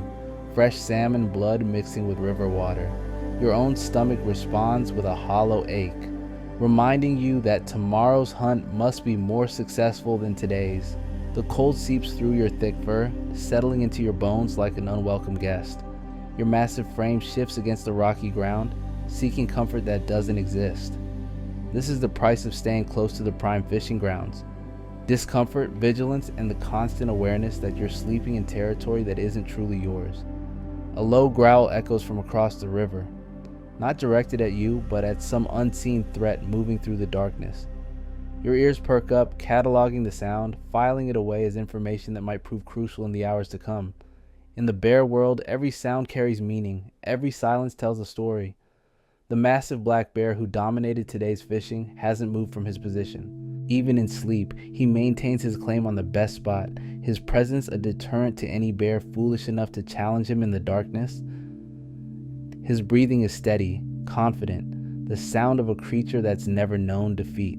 You dream of salmon when sleep finally claims you, silver bodies flashing through crystal water, their movements hypnotic and endless. In your dreams, every strike is successful, every catch feeds your growing bulk. But dreams are cruel to creatures that live by reality's harsh rules. You wake before dawn with the taste of phantom fish in your mouth, and the knowledge that today's hunt will be just as challenging as yesterday's. The pre-dawn darkness reveals a changed river. The overnight rain has swelled the current even more, turning yesterday's challenging conditions into something approaching dangerous. The salmon are still there, but they're scattered, confused by the changed water levels, their ancient navigation system struggling to adapt to the new reality. Other bears are stirring along the riverbank, their massive shapes emerging from hiding spots like shadows given form. Some stretch and yawn, displaying teeth that gleam white in the dim light. Others move immediately toward the water, understanding that the early hunter often claims the best catches of the day. The massive black bear is already in position, his technique adapted to the new conditions with the ease of long experience. He's moved slightly downstream, positioning himself where the changed current creates a new funnel for the struggling salmon. His first strike of the day is successful, a 15-pound fish disappearing into his massive jaws with mechanical efficiency. You approach the water more cautiously today, yesterday's near drowning still fresh in your memory. The current is stronger, more unpredictable, capable of sweeping away even a creature of your size if you're not careful. The rocks beneath the surface are slick with moss and algae, treacherous footing that could send you tumbling into the torrent. Your hunting strategy must evolve with the conditions. The patient waiting that worked yesterday is less effective now. The salmon are moving faster, driven by the stronger current, their paths less predictable. You need to become more aggressive, more willing to take risks for the chance at a successful catch. The first fish of the day eludes you completely. Your massive paw slices through empty water as the salmon darts between your legs, its silver body disappearing into the foam downstream. The miss burns energy you can't afford to waste, but it also teaches you about the changed conditions, about the adjustments needed for success. The second attempt is more successful. A large female salmon, her body already showing the red coloration of spawning, approaches your position with the single-minded determination of her species. Your strike is perfectly timed, your claws finding purchase on her slick body before she can react. The fight is brief but intense, her powerful tail slapping against your fur as you drag her to shore. The taste explodes across your palate, rich and nourishing, exactly what your body craves. But one fish isn't enough, will never be enough. You need dozens more to meet your daily requirements, and the changed river conditions have made each catch more difficult, more energy intensive. The morning passes in a blur of concentration and explosive action. Some strikes connect, others miss entirely, sending you splashing through the treacherous water in pursuit of fish that are already gone. Each failure teaches you something about the new conditions, about the adjustments needed for success in this changed environment. By midday, you've caught only 4 salmon, half of yesterday's total. Though effort has been exhausting, your massive frame pushed to its limits by the constant struggle against the stronger current. Your breathing is labored, your muscles ache, and your paws are numb from the cold water. But stopping isn't an option when every calorie matters. The blonde bear from yesterday has been equally challenged by the new conditions. His experience shows in his adaptability, his willingness to try new positions and techniques as the river changes around him. But even he's struggling, his usual efficiency hampered by the unpredictable current and scattered salmon. A commotion downstream draws your attention. 2 smaller bears are engaged in a territorial dispute, their roars echoing off the canyon walls as they fight over a fishing spot that probably isn't worth the energy they're expending. Their battle is brief but violent, ending with the smaller bear retreating into the forest, blood streaming from claw marks on his muzzle. The victor claims his prize, a mediocre fishing position that will likely yield little in these conditions. But territorial disputes aren't always about rational calculation. Sometimes they're about pride, about the need to maintain status in a world where weakness is punished swiftly and without mercy. You watch the conflict with the detached interest of a creature that's learned to pick its battles carefully. Every fight has consequences. Every victory has a price. The bear who won will be tired, his energy his effectiveness diminished for the rest of the day. The one who lost will be demoralized, possibly injured, his confidence shaken. The afternoon brings a new challenge as the salmon run begins to thin even more. The main body of fish has moved further upstream, leaving behind only the stragglers and the weak. These fish are easier to catch but less nutritious, their bodies already beginning to deteriorate from the stress of their journey. You find yourself moving deeper into the river again, despite yesterday's close call. The deeper water is where the stronger fish still swim, the ones that haven't yet succumbed to the exhaustion that claims so many of their kind.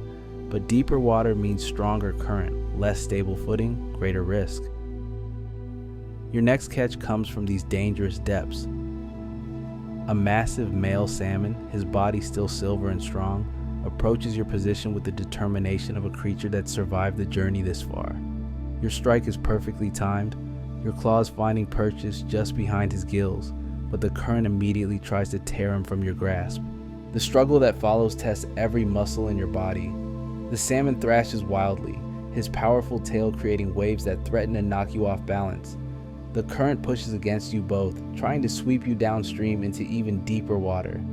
Your footing slips on the moss-covered rocks, and for a moment, you're fighting not just for the fish, but for your own survival. But millions of years of evolution don't surrender easily. Your powerful jaws clamp down on the salmon's head, ending his struggle instantly. Your massive frame stabilizes against the current, your claws finding purchase on the rocky bottom. The catch is yours, earned through skill and determination in conditions that would have defeated a lesser predator. The victory is sweet, but it's also exhausting. Your breathing is labored, your muscles trembling from the effort. The cold water has leached warmth from your body, and your paws are so numb you can barely feel them. Yet you must continue. Winter is coming, and every day of successful hunting brings you closer to the fat reserves you'll need to survive. The massive black bear continues his dominance, his technique seemingly unaffected by the challenging conditions. He's caught more fish than any other bear on the river, his efficiency a testament to years of experience and natural ability. Watching him work is both inspiring and intimidating, a reminder of what you could become if you survive long enough to accumulate such expertise. Late afternoon brings a moment of unexpected drama. A young bear, probably in his second year, approaches the massive black bear's territory with the reckless confidence of youth. His movements are bold, his posture aggressive, his intention clear. He wants to challenge the dominant bear for the prime fishing spot. The confrontation that follows is swift and decisive. The massive black bear doesn't even fully engage, simply rising to his full height and releasing a roar that seems to shake the very foundations of the canyon. The sound is primal, terrifying, carrying with it the weight of decades of successful battles and unchallenged dominance. The young bear's confidence evaporates instantly. He backs away from the water, his tail tucked, his posture submissive. The lesson is clear and brutal. Dominance in the bear world isn't earned through bravado or wishful thinking. It's built through years of successful hunts, won battles, and survived winters. The young bear will need to prove himself elsewhere, against lesser opponents, before he can even dream of challenging true power. You watch the exchange with the careful attention of a creature that's still learning the complex social dynamics of your species. Every interaction teaches you something about survival, about the delicate balance between aggression and restraint that defines life in the wilderness. The young bear's failure wasn't just about size or strength, it was about reading the situation correctly, understanding when to fight and when to yield. The day's final hours bring a sense of urgency that affects every bear on the river. The salmon run is clearly winding down, the opportunities for easy calories becoming increasingly rare. Some bears have already begun to leave, heading back to their territories with whatever they've managed to catch. Others, like you, remain committed to extracting every possible advantage from the situation. Your last catch of the day comes just as the sun begins to set. A medium-sized salmon, her body already showing signs of the spawning transformation, approaches your position with the weary determination of a creature nearing the end of her journey. Your strike is clean and efficient, your technique refined by 2 days of intensive practice. The fish provides the calories you need, but more importantly, it provides the confidence that comes from successful adaptation. You've learned to hunt in challenging conditions, adjusted your technique to match the changed environment, and emerged successful despite the obstacles. These are the skills that separate survivors from casualties in the harsh world of the wilderness. As darkness begins to settle over the river, you face the same decision as yesterday. Stay near the prime fishing grounds and risk another uncomfortable night, or retreat to safer territory and lose your position for tomorrow's hunt. The choice is complicated by the knowledge that the salmon run is winding down, making each remaining day more precious. You choose to stay again, but with a different strategy. Instead of sleeping near the dominant bear's territory, you position yourself upstream, closer to where the salmon first entered this section of the river. It's a gamble that the fish will continue arriving through the night, but it's also a chance to claim prime fishing territory before the more dominant bears establish their positions.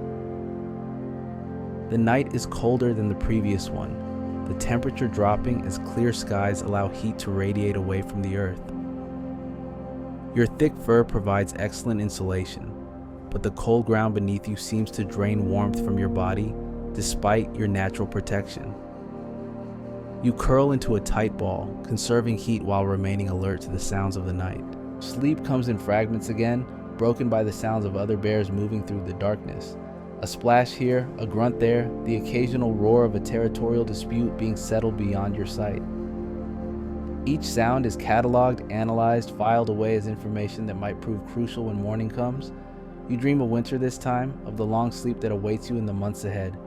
In your dreams, you're fat and satisfied, your body layered with the reserves needed to survive months without food. But dreams are cruel reminders of what you haven't yet achieved. You wake before dawn with the knowledge that today's hunt might be your last chance at the river, your final opportunity to add crucial calories to your winter reserves. The pre-dawn darkness reveals a river that's changed again overnight.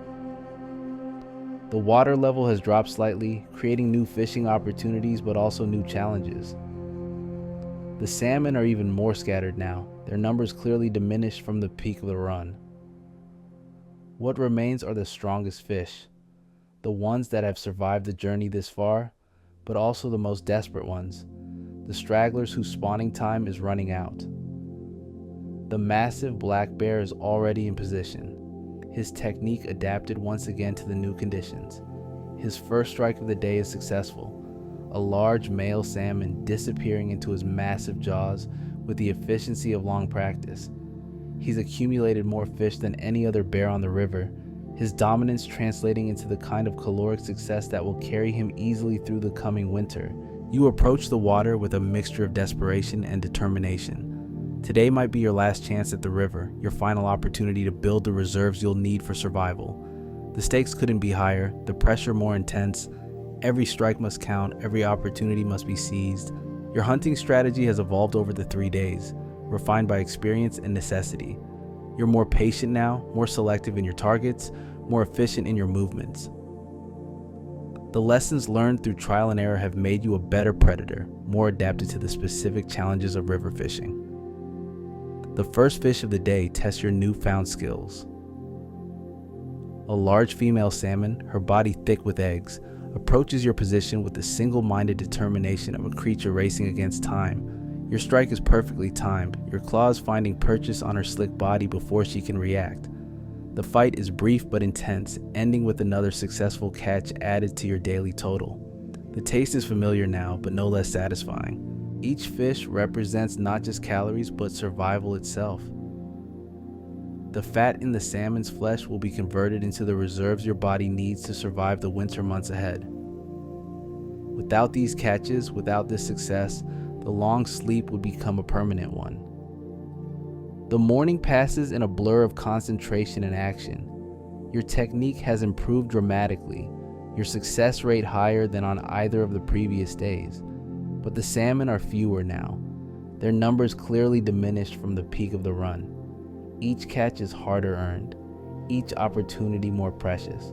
By midday, you've caught 7 salmon, more than yesterday but fewer than you need for optimal winter preparation. The effort has been exhausting, but also educational. You've learned to read the river, to anticipate the salmon's movements, to position yourself for maximum efficiency. These are skills that will serve you well in future fishing seasons, assuming you survive the coming winter. The afternoon brings a sense of finality that affects every bear on the river. The salmon run is clearly ending, the opportunities for easy calories becoming increasingly rare. Some bears have already begun their journeys back to their territories, satisfied with their catches or resigned to whatever fate awaits them. Others, like you, remain committed to extracting every possible advantage from the situation. Your final catch of the day comes just as the sun begins its descent toward the horizon. A massive male salmon, his body still strong despite the long journey, approaches your position with the determination of a creature that survived everything the river could throw at him. Your strike is clean and efficient, your technique refined by 3 days of intensive practice. The fish provides the calories you need, but more importantly, it provides the sense of accomplishment that comes from successful adaptation. You've learned to hunt in challenging conditions, adjusted your technique to match a changing environment, and emerged successful despite the obstacles. These are the skills that separate survivors from casualties in the harsh world of the wilderness. As evening approaches, you face a different decision than on previous days.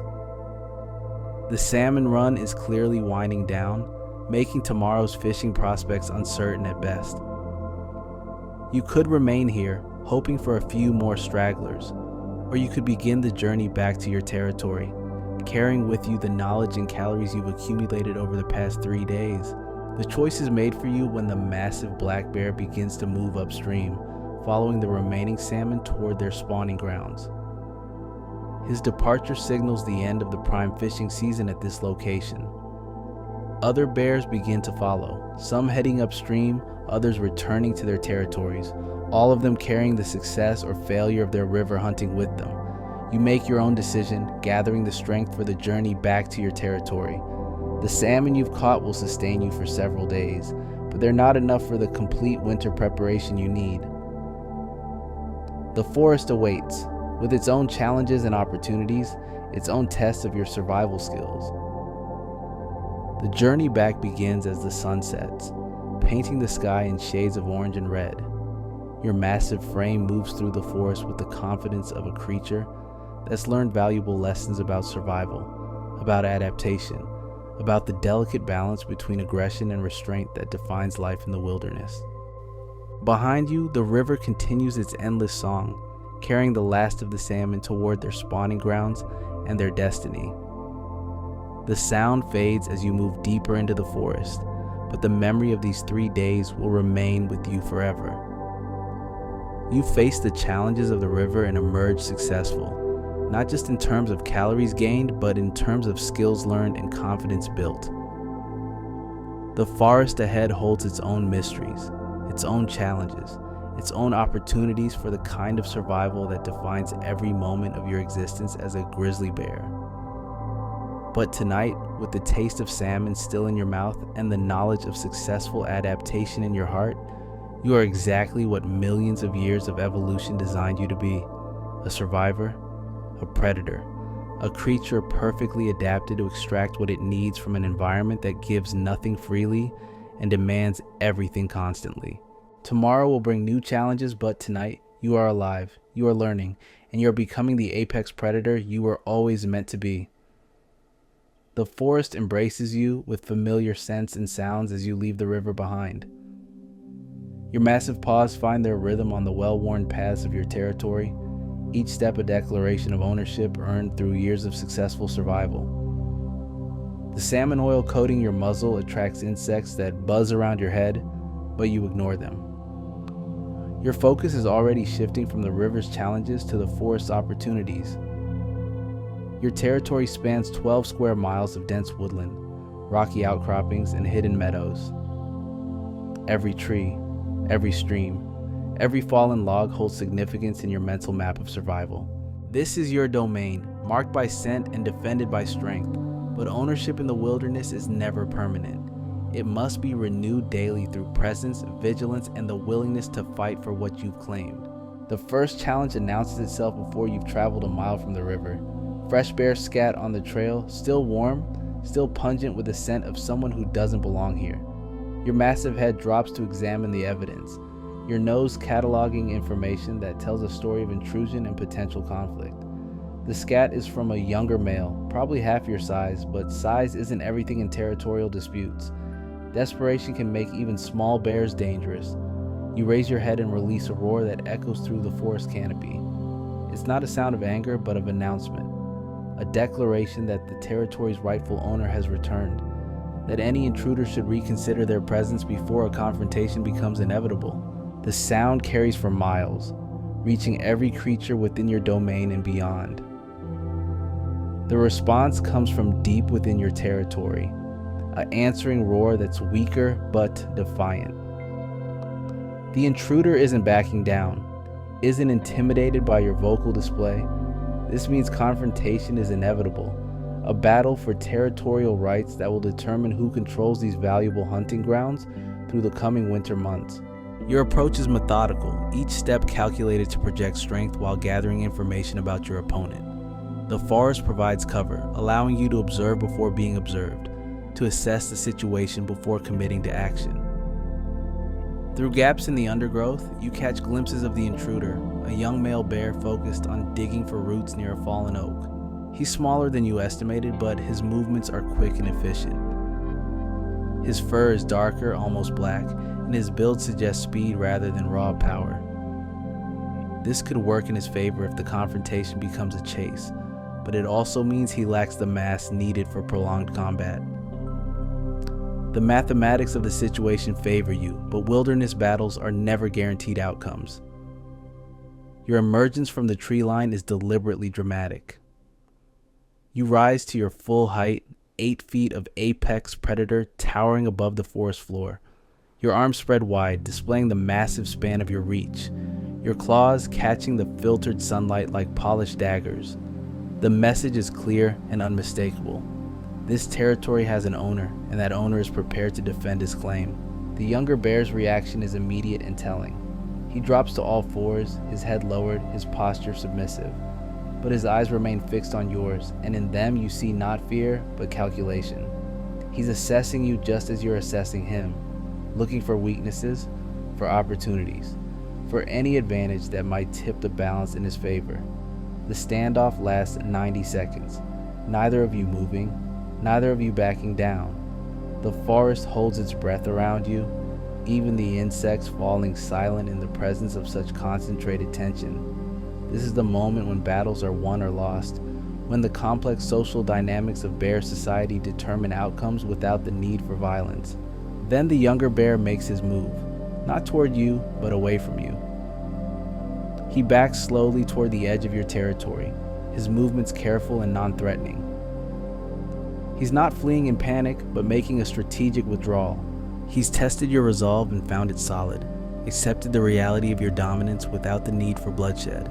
You watch him go, your posture remaining threatening until he disappears into the forest beyond your boundaries. The confrontation is over, but the lesson is clear. Your territory is valuable enough that others will challenge for it, and your ability to defend it determines whether you'll have access to its resources through the critical winter months ahead. The incident serves as a reminder that territorial ownership is an active responsibility. Simply claiming land isn't enough. You must patrol it, mark it, defend it against all challengers. Every day you're absent is a day when others might move in, establish their own claims, force you into battles that could have been avoided through consistent presence. Your patrol of the territory takes the rest of the afternoon. You visit the key locations, the berry patches that will provide crucial calories in the coming weeks, the streams where salmon occasionally venture, the dens where you might shelter during the worst winter storms. Each location is remarked with your scent, your presence renewed in the complex chemical language that governs bear society. The berry patches are particularly important now. The salmon from the river provided essential protein and fat, but your body also needs the vitamins and carbohydrates that only plant matter can provide. The late season berries are at their peak, swollen with sugars that will help build the fat reserves necessary for winter survival. You spend hours methodically stripping bushes of their fruit. your massive jaws working with surprising delicacy to avoid the thorns and leaves. Each berry represents a small victory, a few more calories added to your daily total. The work is tedious but necessary, the kind of patient foraging that separates successful bears from those who enter winter unprepared. The forest around you is alive with the sounds of other creatures preparing for winter. Squirrels chatter angrily as they defend their nut caches, birds call warnings about your presence, and smaller predators move through the underbrush with the focused intensity of animals racing against time. Everyone feels the approaching change of seasons, the urgency that comes with shortened days and cooling temperatures. Your own sense of urgency is different, more complex. You're not just gathering food for storage like the smaller animals. You're building your body into a living storage system, accumulating the fat reserves that will sustain you through months of dormancy. Every calorie you consume now will be converted into the energy you'll need to survive until spring brings new opportunities for hunting and foraging. The afternoon's foraging yields several pounds of berries, but it also reveals signs of competition. Other bears have been visiting these patches, their scat and scent markers indicating regular presence. Your territory overlaps with others at the boundaries, creating zones of shared resources and potential conflict. Managing these relationships requires constant attention, a delicate balance between cooperation and competition. As evening approaches, you face a decision that will define your night. The comfortable den you've used for years is located deep within your territory, a cave beneath a rocky outcropping that provides shelter from weather and protection from other predators. But returning to it means abandoning the patrol of your boundaries, potentially allowing other bears to encroach on your land during the night. You choose to sleep in the open, positioning yourself near the center of your territory, where you can respond quickly to any intrusions. The ground is hard and cold, but discomfort is preferable to the risk of losing territorial control. In the bear world, possession is maintained through presence, and absence is an invitation for others to test your resolve. The night brings sounds that keep you in a state of light sleep. The rustle of leaves that might be wind or might be another bear testing your boundaries. The crack of branches that could be natural settling or could be the approach of a challenger. Your ears remain alert to every sound, cataloging and analyzing each noise for potential threats. Dreams come in fragments when sleep finally claims you. You dream of the massive black bear from the river, his technique and dominance serving as both inspiration and warning. You dream of winter, of the long sleep that awaits you in the months ahead. You dream of spring, of emerging from dormancy into a world renewed and full of opportunity. But wilderness dreams are fragile things, easily shattered by the harsh realities of survival. You wake before dawn to the sound of something large moving through your territory. Something that doesn't belong. Something that represents a challenge to your authority that can't be ignored. The pre-dawn darkness reveals nothing, but your nose tells a different story. Another bear, different from yesterday's intruder, has entered your domain. This one is older, more experienced, his scent carrying the confidence of a creature that survived many territorial disputes. He's not here by accident or desperation. He's here by choice, testing your defenses with the calculated aggression of a seasoned competitor. Your response is immediate and decisive. You rise to your full height and release a roar that seems to shake the very foundations of the forest. It's a sound that carries for miles, announcing your presence and your willingness to defend what's yours. The challenge has been issued, and now you must back it up with action. The confrontation that follows will test everything you've learned about survival, about dominance, about the delicate balance between aggression and restraint that defines life in the wilderness. Your opponent is experienced, confident, and probably desperate enough to fight for territory that could mean the difference between surviving winter and becoming another casualty of the harsh season ahead. You move through the forest with purpose, following the scent trail that will lead you to the intruder. Your massive frame navigates the undergrowth with surprising grace, avoiding branches and obstacles that could slow your approach or announce your presence. This is hunting at its most fundamental level. Predator tracking, predator in a contest where only one can emerge victorious. The trail leads to a clearing where the morning light filters through the canopy in golden shafts. There, methodically destroying a rotting log in search of insects, is your challenger. He's larger than yesterday's intruder, his build suggesting a weight that might approach your own. His fur is grizzled with age, his movements deliberate and confident. This is not a desperate young bear seeking territory. This is an established predator looking to expand his domain. Your emergence from the tree line is met with immediate recognition. The older bear rises to his full height, matching your display of dominance with his own. For a moment, you're both frozen in the classic posture of bear confrontation, two apex predators measuring each other's strength and resolve. The clearing seems to shrink around you, the forest falling silent in anticipation of what must come next. The battle that follows is brief but intense. Neither of you wants prolonged combat, understanding that serious injury could mean death in the wilderness. Instead, you engage in a series of charges and retreats, each testing the other's commitment to the fight. Your claws clash against his, your massive bodies colliding with impacts that echo through the forest like thunder. The decisive moment comes when you manage to get beneath his guard, your powerful jaws clamping down on his shoulder. The bite isn't meant to kill, but to demonstrate your ability to do so if necessary. He responds by breaking free and backing away, blood streaming from the puncture wounds, his posture shifting from aggression to submission. The victory is yours, but it comes at a cost. Your own shoulder bears claw marks from his counterattack, and the energy expended in the fight has depleted reserves you can't afford to lose. But the territorial boundaries have been reinforced, the message sent to any other potential challengers that this land is defended by a bear willing to fight for it. The wounded intruder retreats beyond your boundaries, his departure marking the end of the immediate threat. But the incident serves as a reminder of the constant vigilance required to maintain territorial control. Every day brings new challenges, new competitors, new tests of your ability to defend what you've claimed. The morning's victory provides a boost to your confidence, but it also highlights the precarious nature of your existence. You're successful now, dominant in your territory, but age and injury are constant threats.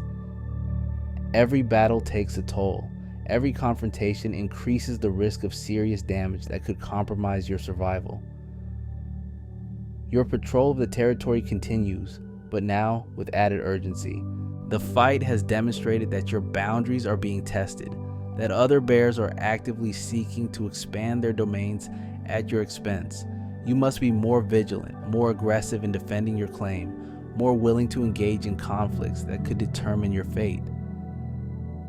The berry patches receive extra attention now, their importance magnified by the knowledge that others covet them.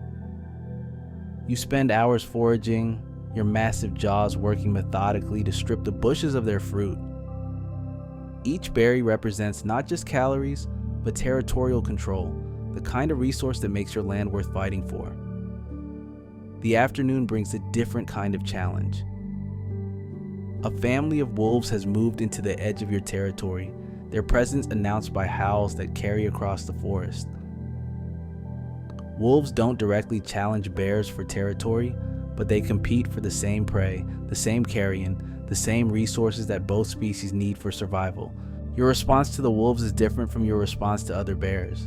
You don't seek direct confrontation, but you do make your presence known.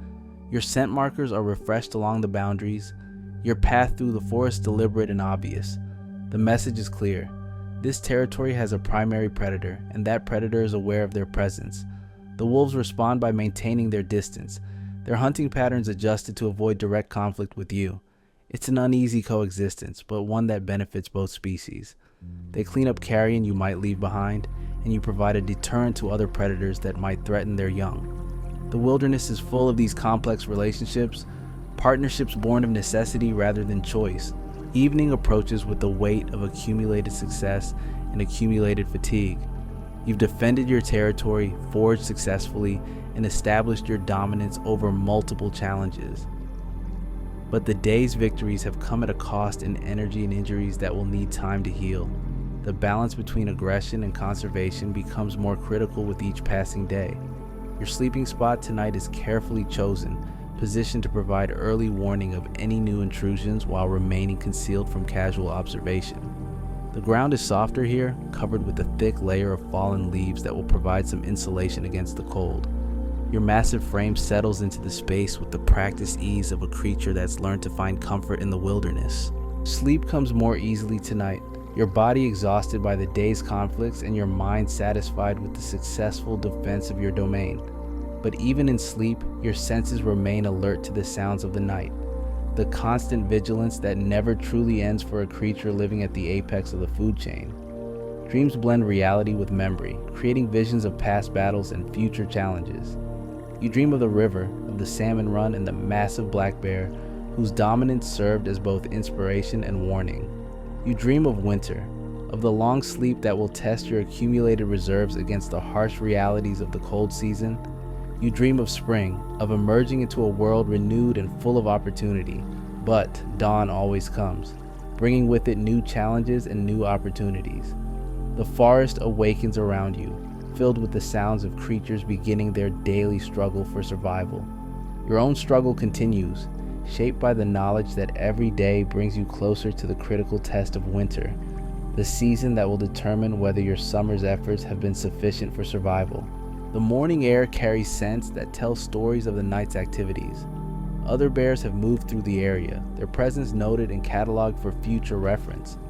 The wolves have hunted successfully, their howls of triumph echoing across the forest in the pre-dawn darkness. The complex web of wilderness relationships continues to evolve, shaped by the constant pressure of survival and the changing seasons.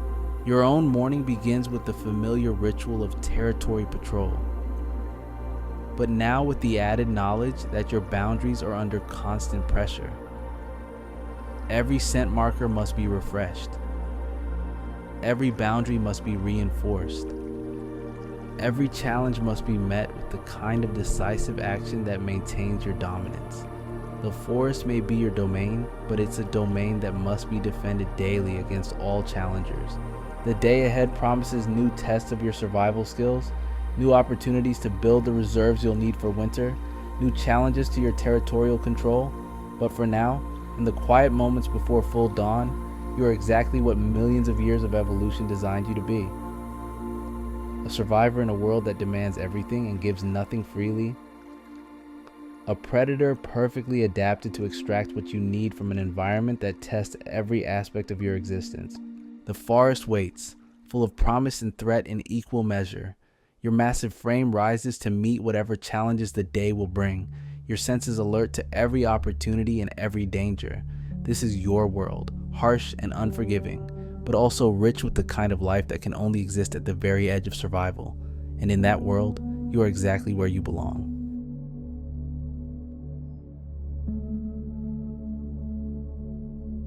Have you ever watched a squirrel dart across your yard and wondered what it's actually thinking? What drives that frantic energy, that constant need to move, to search, to survive? Tonight we're going to step into a world most of us never consider. The hidden reality of life as a squirrel. Sometimes the smallest creatures live the most intense lives.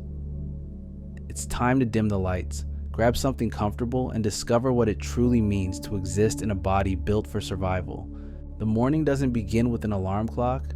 It starts with the first hint of gray light filtering through the canopy, a signal that sends electricity through a nervous system designed for perpetual alertness. Your eyes open, not gradually like a human emerging from sleep, but instantly, completely aware. This is survival. There's no snooze button in nature. Your world is measured in heartbeats, and right now yours is racing at 300 beats per minute. For comparison, a resting human heart beats around 70 times per minute. You live in fast forward, every second stretched thin with urgency. Your body weighs less than a pound, but it contains more concentrated energy than most creatures 10 times your size. The first sensation isn't sight or sound, it's smell. Your nose twitches, processing a symphony of scents that would overwhelm any human. The musty dampness of decaying leaves beneath the oak tree, the sharp metallic scent of dew on grass, the faint but unmistakable marker of a rival squirrel who passed through your territory 3 hours ago. And something else, something that makes your tail flick with nervous tension. A cat, not close but not far enough away either. You're perched 15 feet above the ground in what humans might call a nest, but you know better. This is your dray, a carefully constructed ball of twigs, leaves, and soft moss that you've woven together with the precision of an architect. It's not just shelter, it's fortress, nursery, and sanctuary, all rolled into one. Every stick was chosen, every leaf positioned with purpose. This isn't random animal behavior. This is engineering. Your paws, no bigger than a human thumb, are marvels of evolution. 4 toes on the front feet, 5 on the back, each equipped with curved claws sharp enough to grip bark, delicate enough to handle the smallest seed. Right now, those claws are your lifeline, literally. They're what keep you anchored to this branch as you survey your domain. The territory you call home spans roughly 2 acres, but you know every inch of it with the intensity of a general studying a battlefield. That oak tree with the hollow trunk where you've buried 14 acorns, the maple with the loose bark that hides your backup stash of sunflower seeds. The pine tree where the blue jays built their nest last spring and where you learned to avoid their dive-bombing attacks. This isn't just geography, it's your survival map. But territory in the squirrel world isn't permanent. It's earned daily, defended constantly, and lost the moment you show weakness. That scent marker you detected earlier, it's a challenge. Another squirrel, probably a young male, testing the boundaries of what you've claimed as yours. In human terms, it's like finding graffiti on your front door. It demands a response. Your tail, that magnificent plume that makes up nearly half your body length, isn't just for show. It's communication device, balance beam, and thermal regulator all in one. Right now, it's telling you something's wrong. The way it's twitching, the hair standing slightly on end, these are signals your body is sending before your conscious mind has processed the threat. You descend the tree headfirst, a feat that would send most mammals tumbling to their death, but your ankles can rotate 180 degrees, allowing your hind feet to grip the bark even as your head points toward the ground. It's like being able to walk downstairs while doing a handstand. Effortless for you, impossible for almost everything else. The forest floor is a different world entirely.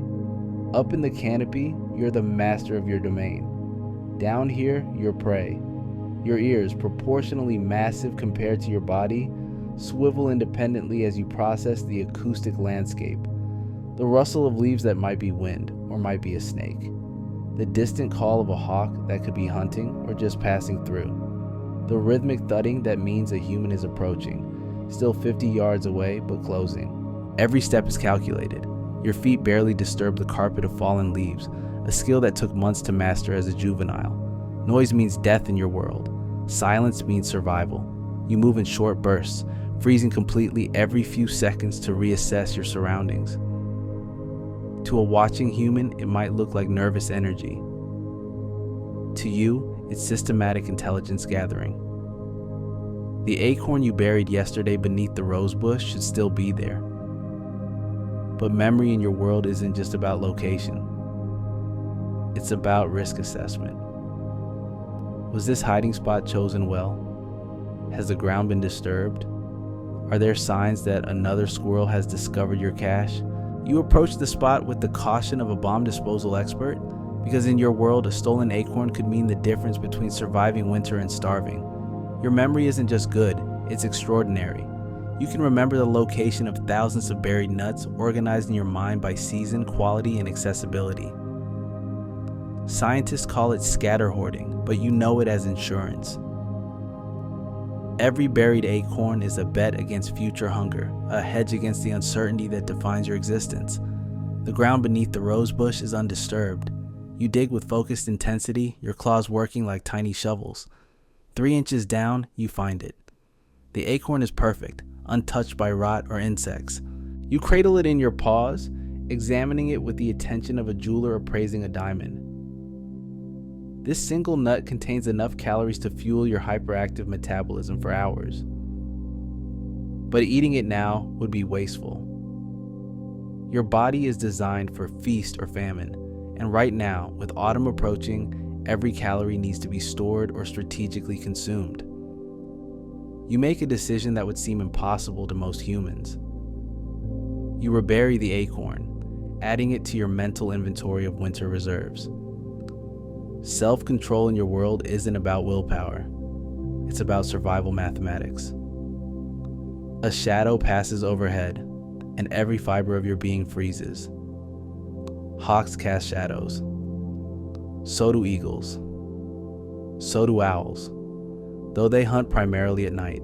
Your eyes, positioned on the sides of your head, give you nearly 360-degree vision. You can see the sky, the ground, and everything in between without moving your head. Right now, that evolutionary advantage is the only thing standing between you and becoming someone else's lunch. The shadow passes, just a cloud, but your heart rate, already elevated, spikes even higher.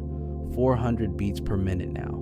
Your body is flooded with adrenaline, a chemical cocktail that sharpens your senses and primes your muscles for explosive action. You could leap 20 feet horizontally from a standing start if necessary.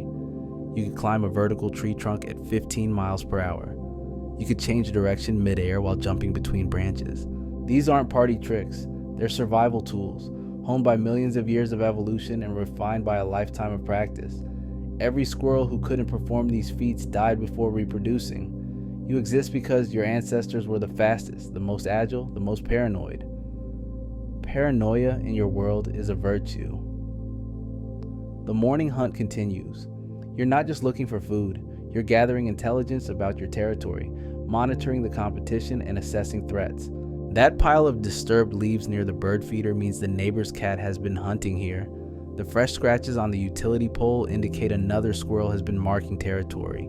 The scattered sunflower seed shells beneath the oak tree suggest the blue jays have been feeding, which means they're still nesting nearby, which means their aggressive protective behavior will continue for weeks.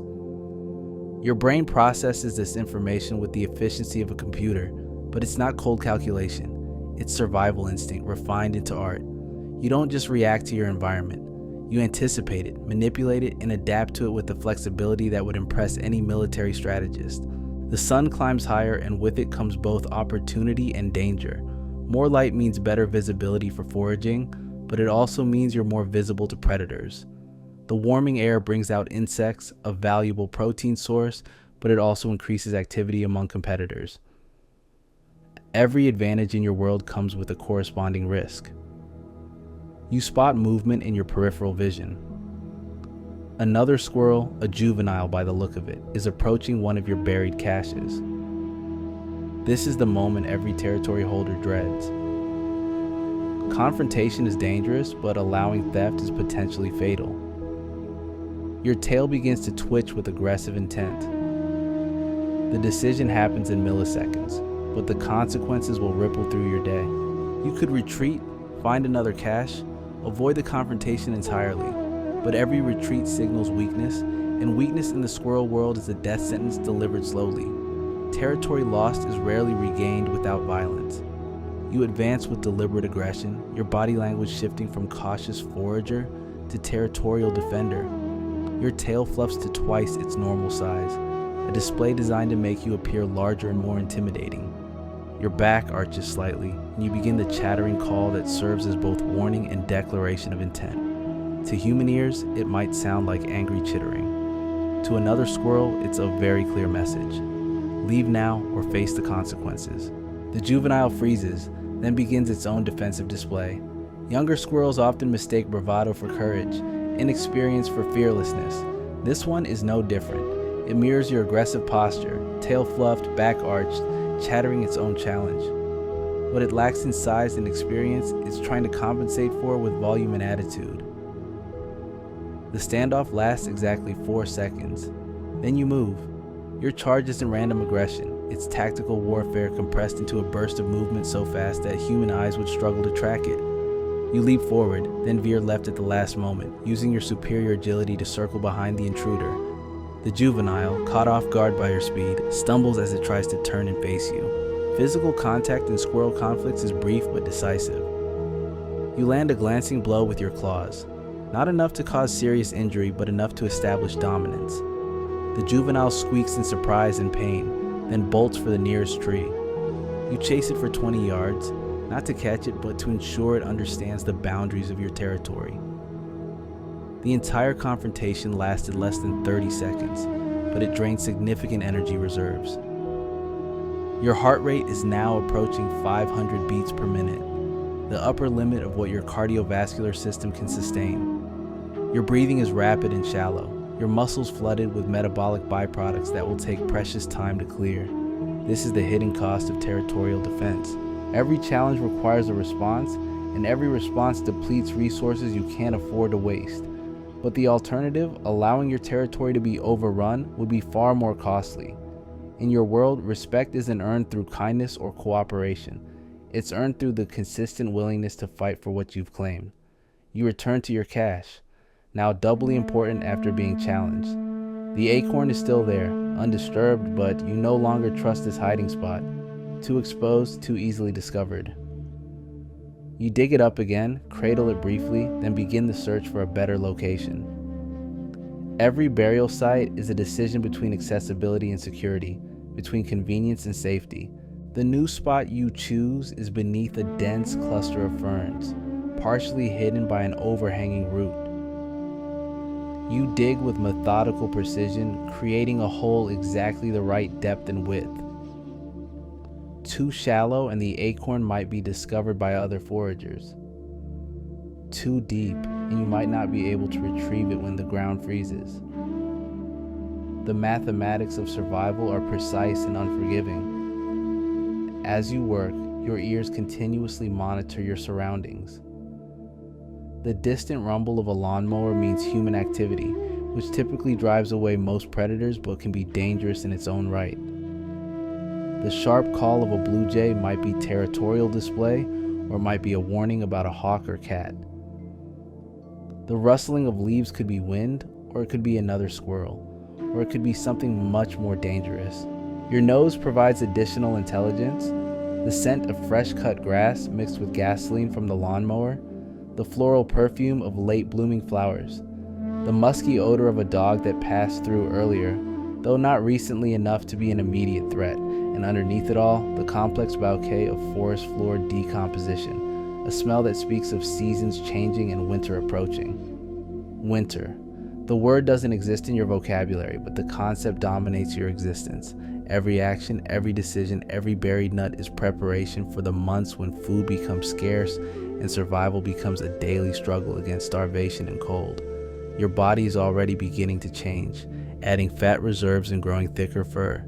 These adaptations happen automatically, triggered by shortening daylight and dropping temperatures. The acorn safely buried, you begin the next phase of your morning routine. Grooming isn't vanity in your world, it's maintenance. Your fur needs to be clean and properly aligned to provide maximum insulation. Your claws need to be sharp and debris-free for climbing. Your teeth, which grow continuously throughout your life, need to be kept at the proper length and sharpness through constant use. You begin with your face, using your front paws to clean around your eyes and nose. Your tongue, surprisingly long and dexterous, helps clean areas your paws can't reach. Then you work your way down your body, using your teeth to remove tangles and debris from your fur. The process takes nearly 10 minutes, time that could be spent foraging, but that's essential for maintaining your survival equipment. A sudden noise freezes you mid-grooming. Footsteps, human footsteps, but moving with unusual stealth. Your experience with humans tells you this is abnormal. Most humans walk with heavy, predictable steps, making no effort to mask their approach. This human is trying to be quiet, which means they're either hunting or stalking. Your position on the ground suddenly feels exposed and vulnerable. You need height, need the security of branches and escape routes. The nearest tree is an old maple, its trunk scarred by years of squirrel claws and dotted with holes where woodpeckers have searched for insects. You reach it in 3 bounds, your powerful hind legs launching you across gaps that would challenge most mammals. The climb is effortless, your claws finding purchase on bark that would be too smooth for human hands. You spiral up the trunk, using your tail for balance and your flexible spine to navigate around obstacles. 15 feet up, you pause on a branch thick enough to support your weight, but thin enough to discourage larger predators. From this vantage point, you can see the source of the footsteps, a human with a camera, moving slowly through the underbrush, clearly trying to photograph wildlife. Not a direct threat, but humans with cameras often attract other humans, and crowds of humans can disrupt feeding patterns and territorial boundaries for days. Your assessment is interrupted by a new sound. the distinctive chittering call of a female squirrel, but with an unusual urgency. This isn't territorial display or casual communication. This is distress. Your body responds before your mind has fully processed the implications. Muscles tense, heart rate increases, attention focuses with laser intensity. The sound is coming from the direction of the old oak tree, the one with the hollow trunk where you've cached some of your most important food reserves. If there's a threat near that location, it's not just another squirrel in distress. It's a direct challenge to your survival resources. You descend the maple with controlled haste, your claws finding purchase with automatic precision. The ground feels different beneath your feet now, charged with tension and possibility. Your movement changes from the careful, energy-conserving gait of routine foraging to the focused, explosive readiness of emergency response. The scent hits you before you see the source. Snake. Not just any snake, but a rat snake. Large enough to be a serious threat to adult squirrels, and deadly to juveniles. Your fur stands on end, not from fear, but from the primitive recognition of a predator that has shaped your species for millions of years. The female squirrel's distress calls are coming from directly above the snake's location. She's trapped, probably with young nearby, unable to flee without abandoning her offspring. In the complex social structure of squirrel society, you have no obligation to help. Her territory isn't your responsibility. Her survival isn't your concern. But something deeper than territorial calculation is driving your response. Perhaps it's the recognition that a snake successful in hunting squirrels will remain in the area, eventually threatening your own survival. Perhaps it's the evolutionary programming that encourages cooperation in the face of common threats. Or perhaps it's something more complex, something that human observers might mistake for altruism, but that you know simply as the right action in this moment. You begin to climb the oak tree, moving with deliberate speed toward the source of the distress calls. Your approach isn't reckless, every movement is calculated, every handhold tested, but there's an urgency to your actions that wasn't there during routine foraging. This is crisis response, and crisis response requires different rules. The female squirrel sees you coming and her calls shift in tone. Still distressed, but now with a note of hope. She's young, probably in her first year of independence, and her inexperience shows in her positioning. She's trapped herself on a branch directly above the snake, with no escape route that doesn't involve passing within striking distance. The snake is impressive, nearly 4 feet long and thick as a human wrist. Its scales gleam in the dappled sunlight, and its head weaves slowly as it tracks the movement above. Rat snakes are skilled climbers, but they're not built for the delicate branch work that defines squirrel territory. This gives you an advantage, but it's an advantage that requires precise execution to exploit. Your plan forms in the seconds it takes to reach the same level as the trapped female. Distraction and misdirection, the same tactics that work against hawks and cats. You position yourself on a parallel branch, just within the snake's peripheral vision, and begin the aggressive display that signals territorial challenge. The snake's head turns toward you, its attention dividing between two potential targets. This is the moment of maximum danger. A snake's strike is faster than human reflexes can track, faster than most animals can avoid. Your survival depends on reading the subtle signs that precede an attack and being somewhere else when it happens. You see the coiling, the slight shift in muscle tension that precedes a strike. Your response is instantaneous, a sideways leap that carries you to an adjacent branch, just as the snake's head snaps toward where you were a fraction of a second earlier. The miss costs the snake its carefully maintained position, and it has to readjust its grip on the branch. This brief moment of snake vulnerability is all the opening the female needs. She bolts from her trapped position, taking a route that would have been impossible, while the snake's attention was focused on her. She disappears into the canopy with the speed of panic, her distress calls fading as distance increases. The snake, now frustrated and more dangerous than before, turns its full attention to you. You're no longer helping another squirrel. You're fighting for your own survival against a predator that has just been reminded of its hunger. The snake's eyes lock onto yours with the cold calculation of a predator that has just been denied an easy meal. Your heart hammers against your ribs at nearly 600 beats per minute, the absolute threshold of what your cardiovascular system can endure without failure. Every muscle fiber in your body is flooded with adrenaline, transforming you into a living weapon of speed and reflex. This is no longer about territory or food caches. This is about the fundamental equation that governs every moment of your existence: survive or become food. The snake represents 4 feet of muscle and fang, evolved specifically to kill creatures like you, but you represent millions of years of evolutionary refinement, a nervous system calibrated for exactly this kind of encounter. The branch beneath your feet is barely thicker than your body, swaying gently in the breeze. For the snake, this instability is a disadvantage.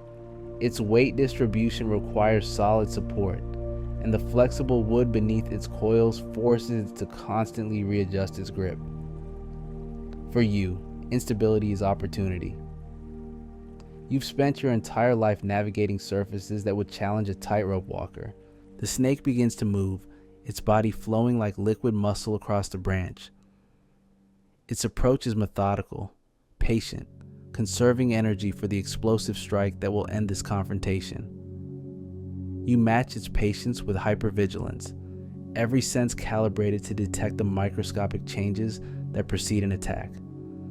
The slight compression of coils, the infinitesimal shift in head position, the barely perceptible pause that signals imminent violence. Your tail, that magnificent plume of fur and nerve endings, twitches with information your conscious mind hasn't yet processed. Air pressure changes, subtle vibrations in the branch, the almost imperceptible sound of scales against bark.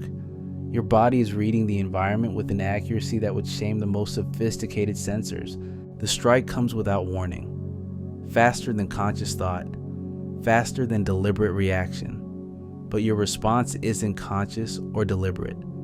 It's pure reflex, encoded in neural pathways shaped by countless generations of ancestors who faced this exact scenario. You twist sideways, your flexible spine allowing movement that would break the back of most mammals. The snake's head passes through empty air where your body was a millisecond earlier. The mist throws the snake off balance, and for a crucial moment, it's vulnerable. You could flee now, use this opportunity to escape to a different tree, a different part of your territory. But flight has its own risks.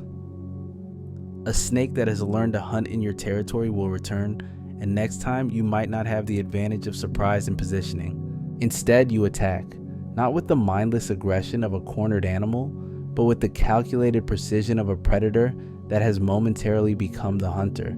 Your claws rake across the snake's head, not deep enough to cause serious injury, but enough to communicate a message. You are not helpless prey. The snake recoils, more surprised than hurt. In its predatory calculations, squirrels are supposed to flee or freeze, not fight back. This aggressive response doesn't fit its behavioral programming, and the confusion cost it precious seconds of reaction time. You press your advantage, chattering loudly as you circle to the snake's blind side. The sound serves multiple purposes. It's a threat display designed to make you seem larger and more dangerous than your actual size. It's a distress call, potentially attracting other squirrels who might assist in driving off the threat. And it's psychological warfare, the kind of auditory assault that can break the concentration of a predator accustomed to hunting in silence. The snake's head swivels, trying to track your movement, but you're using the three-dimensional nature of the canopy to your advantage. While it's restricted to the linear path of the branch, you can move above, below, and around it with equal facility.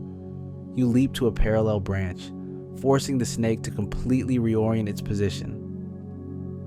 This is the moment when the encounter shifts from life or death struggle to territorial dominance. The snake, faced with a prey animal that refuses to behave like prey, begins to recalculate the cost-benefit analysis of this hunt. Every predator operates on energy economics. The calories gained from a successful hunt must exceed the calories spent in pursuit, or the predator will eventually starve. Your aggressive display is making this hunt expensive. The snake is burning energy maintaining its position on unstable branches, energy that could be better spent hunting easier prey. You can see the calculation happening in its cold reptilian brain. The slight relaxation of its coils, the decreased intensity of its focus, the almost imperceptible shift from attack mode to assessment mode. But you don't relax. Experience has taught you that predators can switch from retreat to attack in an instant if they sense weakness. You maintain your aggressive posture, tail fluffed, claws extended, chattering your challenge into the morning air. Every fiber of your being projects the message that you are not worth the effort. The snake makes its decision. It begins to withdraw, moving with the same fluid grace it displayed during its approach, but now in reverse. Its retreat is dignified, unhurried, the movement of a predator that has simply decided to hunt elsewhere. But you know better. This is defeat disguised as choice. You don't pursue. Chasing a retreating predator would be wasteful and dangerous. Instead, you maintain your position, watching as the snake flows down the trunk and disappears into the undergrowth. Only when it's completely out of sight do you allow yourself to relax slightly, though your heart rate remains elevated and your senses stay sharp. The female squirrel reappears, cautiously approaching from the safety of a distant branch. Her earlier panic has been replaced by curiosity and what might be gratitude, though such emotions are difficult to interpret in the complex social dynamics of squirrel society. She chatters softly, a sound that lacks the urgency of distress or the aggression of territorial display. You respond with a brief acknowledgement, a chittering call that confirms the threat has passed without claiming credit for its resolution. In squirrel society, assistance is noted but not celebrated. Survival is a personal responsibility, and those who require help are marked as weak, regardless of the circumstances that created their vulnerability. The encounter has cost you precious energy and time, resources you can't afford to waste with winter approaching. But it has also reinforced your territorial dominance and potentially eliminated a threat that could have plagued your territory for weeks. The mathematics of survival are complex, and sometimes the most expensive actions in the short term prove to be the most economical in the long run. You return to your morning routine, but the encounter has changed your priorities. The snake's presence indicates that your territory is being scouted by predators, which means your usual foraging patterns may no longer be safe. You need to reassess your cached food locations, your travel routes, your emergency escape plans. The acorn you buried earlier now seems inadequately protected. The location you chose, while hidden from other squirrels, might be too exposed to predators hunting from the ground. You dig it up for the third time today, each relocation representing a balance between security and accessibility that grows more complex with each threat assessment. The new location is 20 feet up in a hollow formed by the intersection of 3 major branches. It's nearly impossible to reach except by squirrel, but it's also difficult for you to access quickly in an emergency. Every decision in your world involves trade-offs, and the optimal choice depends on circumstances that change hourly. As you work, your mind processes the morning's events with the analytical precision of a military commander reviewing a battle. The snake's hunting patterns suggested it was new to the area, probably displaced from its usual territory by human activity or competition from other predators. Its size indicated it was well fed and successful, which meant it would likely remain in the area until hunting became more difficult. This analysis drives your next decision. You need to alert other squirrels in the area, not out of altruism, but out of self-interest. A snake that learns to hunt squirrels successfully will continue hunting squirrels, and eventually that hunting will impact your own survival. Better to make the area inhospitable to the predator before it becomes established. Your warning calls are different from your earlier territorial challenges. These are informational, designed to spread news rather than claim dominance. The message is simple but vital. Large snake, active hunter, ground in low branches, morning hours. Other squirrels will decode this information and adjust their behavior accordingly. The response is immediate, answering calls from different directions, each squirrel adding its own observations to the growing intelligence network. A juvenile reports unusual movement near the creek. An adult female confirms suspicious scent markers along the eastern boundary. An elderly male recalls similar predator sign from 3 days ago. This is squirrel society at its most sophisticated. No central authority, no formal organization, just individuals sharing information that benefits everyone's survival. The network that emerges is more effective than any human early warning system, faster than any electronic communication, more accurate than any artificial intelligence. Your contribution to this network enhances your status within the community. Information providers are valued members of squirrel society, their warnings taken seriously and their territorial claims respected. It's a form of social currency that can be more valuable than buried nuts or prime nesting sites. But social status doesn't fill an empty stomach, and the morning's adventures have burned through significant energy reserves. Your body is demanding fuel, and your metabolism won't be satisfied with a single sunflower seed you consumed at dawn. You need protein, fat, and carbohydrates, and you need them soon. The oak tree's acorn crop is reaching peak ripeness, and competition for the best nuts is fierce. Other squirrels have already begun their own harvesting operations, and the prime locations are being claimed through a combination of aggression and persistence. You need to enter this competition, but your recent encounter with the snake has left you at a disadvantage. Your energy reserves are depleted, your reflexes slightly slower than optimal, your attention divided between foraging and threat assessment. In the brutal economics of squirrel survival, these small disadvantages can prove fatal. A competitor who is fresher, faster, or more focused can claim the resources you need to survive. You approach the oak tree with the caution of a reconnaissance mission. The trunk is scarred with fresh claw marks, evidence of multiple squirrels competing for access to the canopy. The ground beneath is littered with acorn caps and shell fragments, the detritus of successful foraging operations. The competition is intense and you're arriving late to the battlefield. Your first challenge comes from an unexpected source. A young female, probably in her first autumn, has claimed a prime foraging branch and is defending it with the desperate aggression of inexperience. She's smaller than you, weaker, clearly outmatched in any direct confrontation, but she's also hungrier, more desperate, and willing to take risks that a more experienced squirrel would avoid.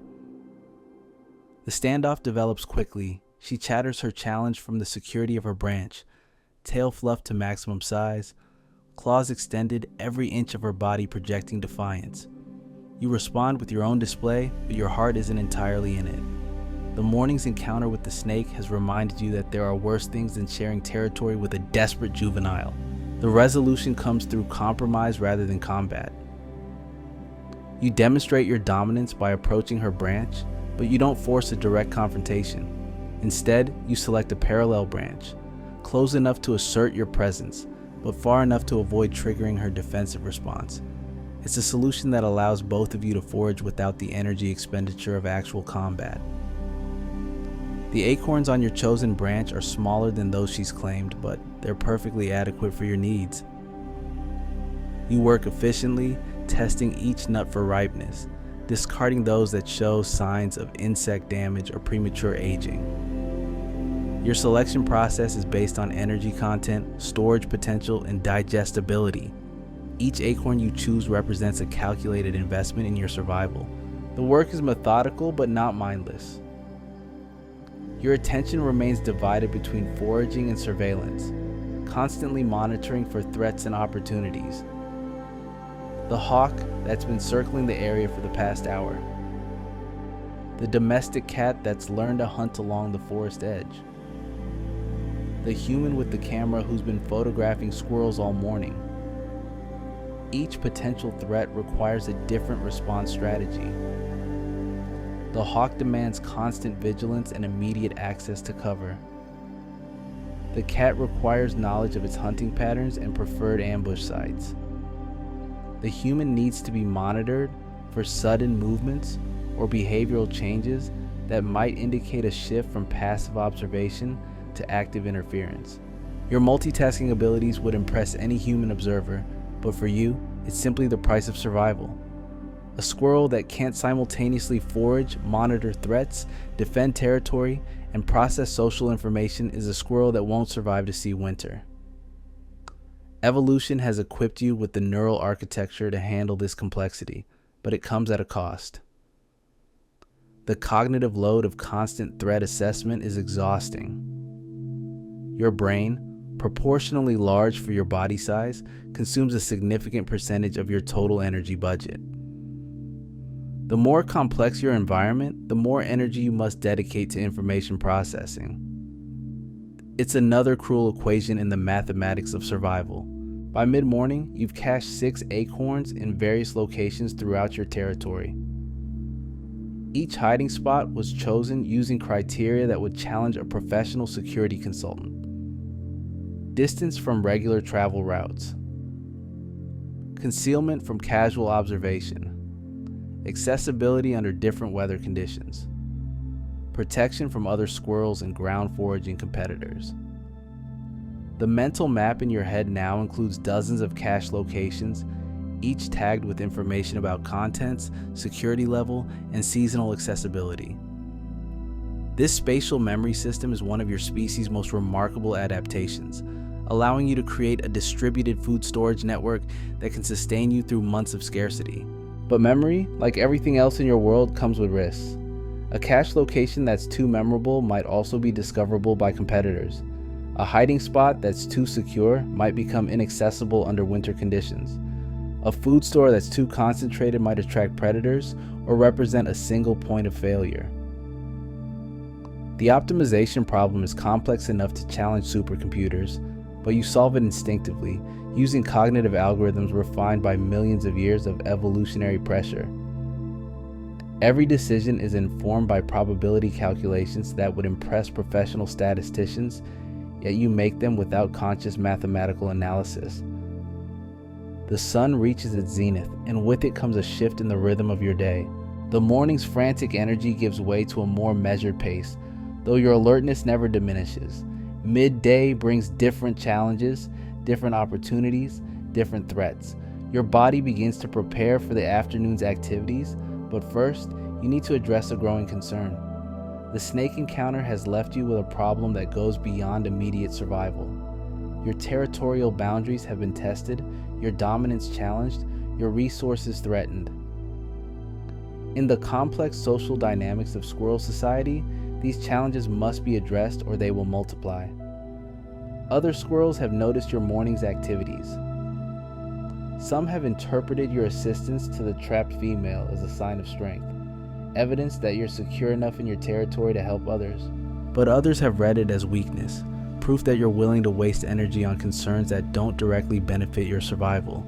These different interpretations will influence how other squirrels interact with you in the days and weeks ahead. Those who see strength will be more likely to respect your territorial boundaries and share information about threats and opportunities. Those who see weakness will be more likely to test your defenses and challenge your claims.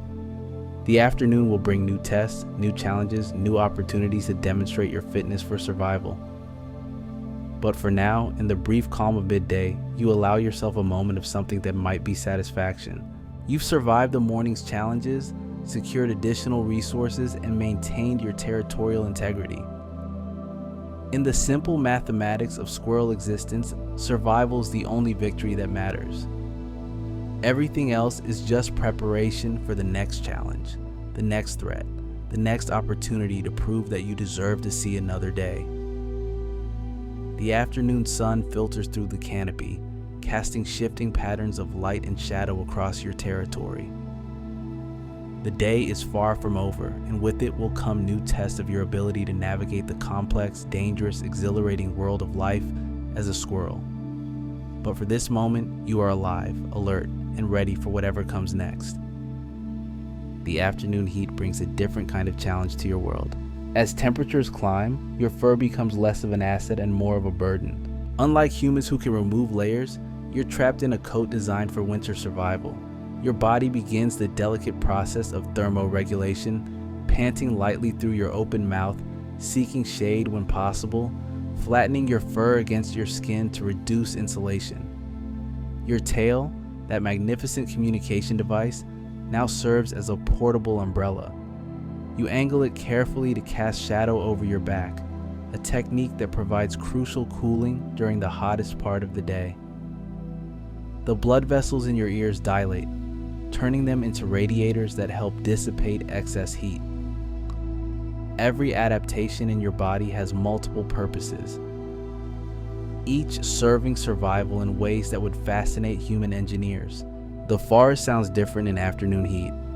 Bird calls become less frequent as species seek shelter from the sun. Insect activity increases, creating a background hum that masks the subtle sounds you rely on for threat detection. The thermal currents rising from sun-heated ground carry scents differently, making your nose less reliable for gathering intelligence about your surroundings. These changes force you to recalibrate your entire sensory system. What worked perfectly during the cool morning hours now requires adjustment, adaptation, constant fine-tuning. Your survival depends on this flexibility, this ability to modify your behavior as conditions change. Rigid thinking in your world is a luxury that leads to death. A new sound cuts through the afternoon stillness. The distinctive whine of a leaf blower, still distant but approaching. Human activity always brings unpredictability to your carefully ordered world. Leaf blowers mean scattered debris, disrupted scent trails, and the possibility that some of your cached food will be blown from its hiding places. You begin a rapid assessment of your most vulnerable cache sites. The acorn buried beneath the pile of leaves near the garden shed is now at risk. The sunflower seeds hidden in the hollow of the fallen log might be exposed if the debris around them is disturbed. Each potential loss represents hours of foraging time that you can't afford to waste. The decision to relocate caches is never simple. Moving stored food requires energy, creates new vulnerabilities, and takes time away from ongoing foraging activities. But leaving vulnerable stores in place guarantees their loss. It's another calculation in the endless mathematics of survival. Another choice where the wrong decision could prove fatal. You begin with the most exposed cache, the one near the garden shed. The acorn is exactly where you left it, but the leaf pile that concealed it has been disturbed by wind and small animals. The hiding spot that seemed secure this morning now feels dangerously exposed. You extract the acorn and begin searching for a better location. The new site you choose is more labor-intensive but significantly more secure. A natural depression in the root system of an old maple, partially covered by a fallen branch and screened by dense ferns. The digging is harder here, the soil packed and root-bound, but the concealment is excellent. No leaf blower will reach this location, and the natural camouflage will remain effective regardless of human activity. As you work, your movements attract attention from an unexpected source. A young gray squirrel, probably a late-season juvenile, is watching your caching operation with obvious interest. This is a problem that goes beyond simple territorial dispute. A squirrel that learns your hiding techniques can apply that knowledge to discovering other caches throughout your territory. The observer is too far away for direct confrontation, but close enough to gather useful intelligence. Your options are limited, and none of them are particularly appealing. You could abandon this cache site and find another, but that would signal weakness and potentially encourage more surveillance. You could interrupt your work to chase off the observer, but that would draw even more attention to your activities. Instead, you choose deception. You complete the burial of your acorn, but you do so in a way that makes the cache appear less secure than it actually is. You deliberately leave more obvious signs of digging, scatter some debris that suggests hasty concealment, and position yourself as if you're satisfied with substandard security. The watching squirrel will remember a cache site that appears easy to raid, not realizing that the real security lies in features it hasn't noticed. This kind of strategic thinking represents the highest level of squirrel intelligence. You're not just solving immediate problems, you're manipulating the information environment to create advantages in future encounters. The cognitive demands are enormous, requiring you to model the mental state of another squirrel and predict its behavior based on deliberately planted false information. The leaf blower grows closer, and with it comes a cascade of disruptions to your carefully ordered world. The machine's noise drowns out the subtle sounds you depend on for threat detection. The artificial wind it creates carries scents in unnatural directions, confusing your olfactory navigation system. The flying debris creates visual chaos that could mask the approach of predators. You retreat to higher ground, seeking a vantage point that will allow you to monitor the human activity while remaining safely out of range. The oak tree's upper branches provide an excellent observation post, though the swaying in the artificial wind makes balance more challenging than usual. Your claws dig deep into the bark, anchoring you against the machine-generated turbulence. From this elevated position, you can see the full scope of the disruption. The human operating the leaf blower moves systematically through the area, creating neat piles of debris that completely reorganize the forest floor. Months of natural accumulation are redistributed in minutes, erasing the familiar landscape markers you use for navigation. The reorganization isn't random. The human has clear objectives, gathering leaves and debris into specific locations for reasons that make sense in human terms but create chaos in squirrel geography. Your mental map of the territory will need significant updating to account for these changes. Cache sites that were concealed by natural debris are now exposed. Travel routes that relied on leaf cover for concealment are now visible to aerial predators.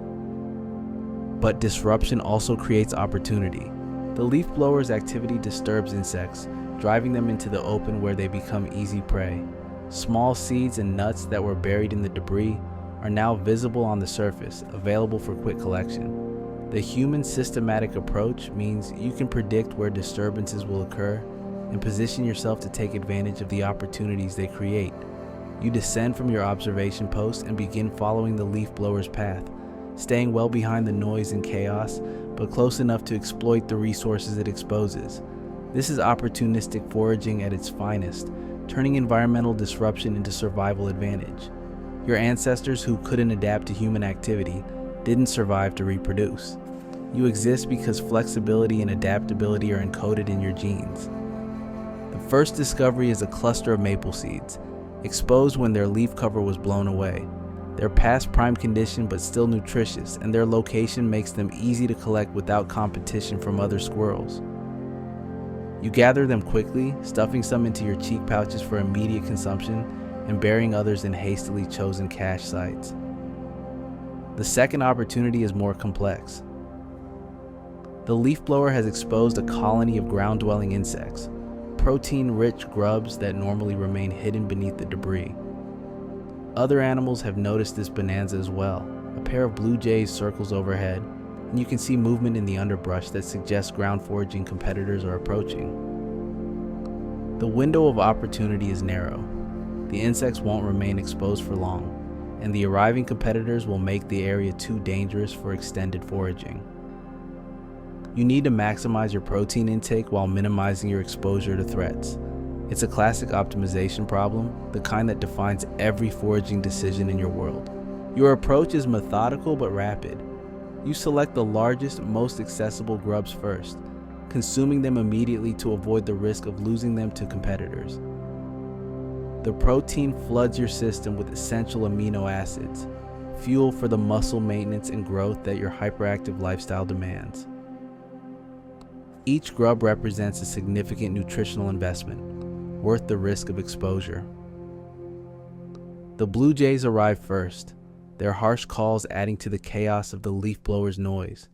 They're not direct competitors for the same insects, but their presence attracts attention from other predators. Hawks often follow jay flocks, using them as scouts to locate concentrations of small prey. Your feeding time is now limited not just by competition, but by the increasing probability of aerial attack. You collect 3 more grubs before the tactical situation becomes too dangerous.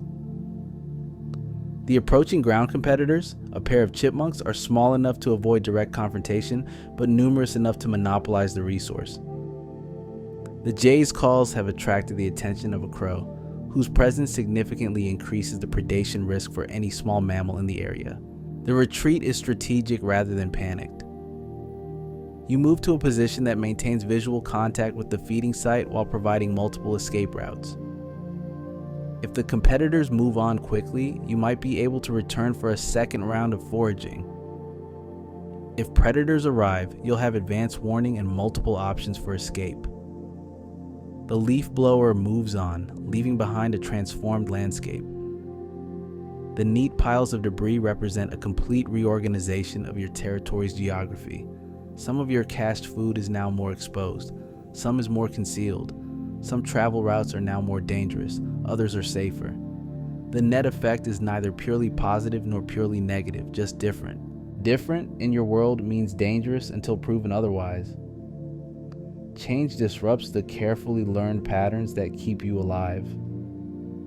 A familiar hiding spot that's now exposed could be a death trap.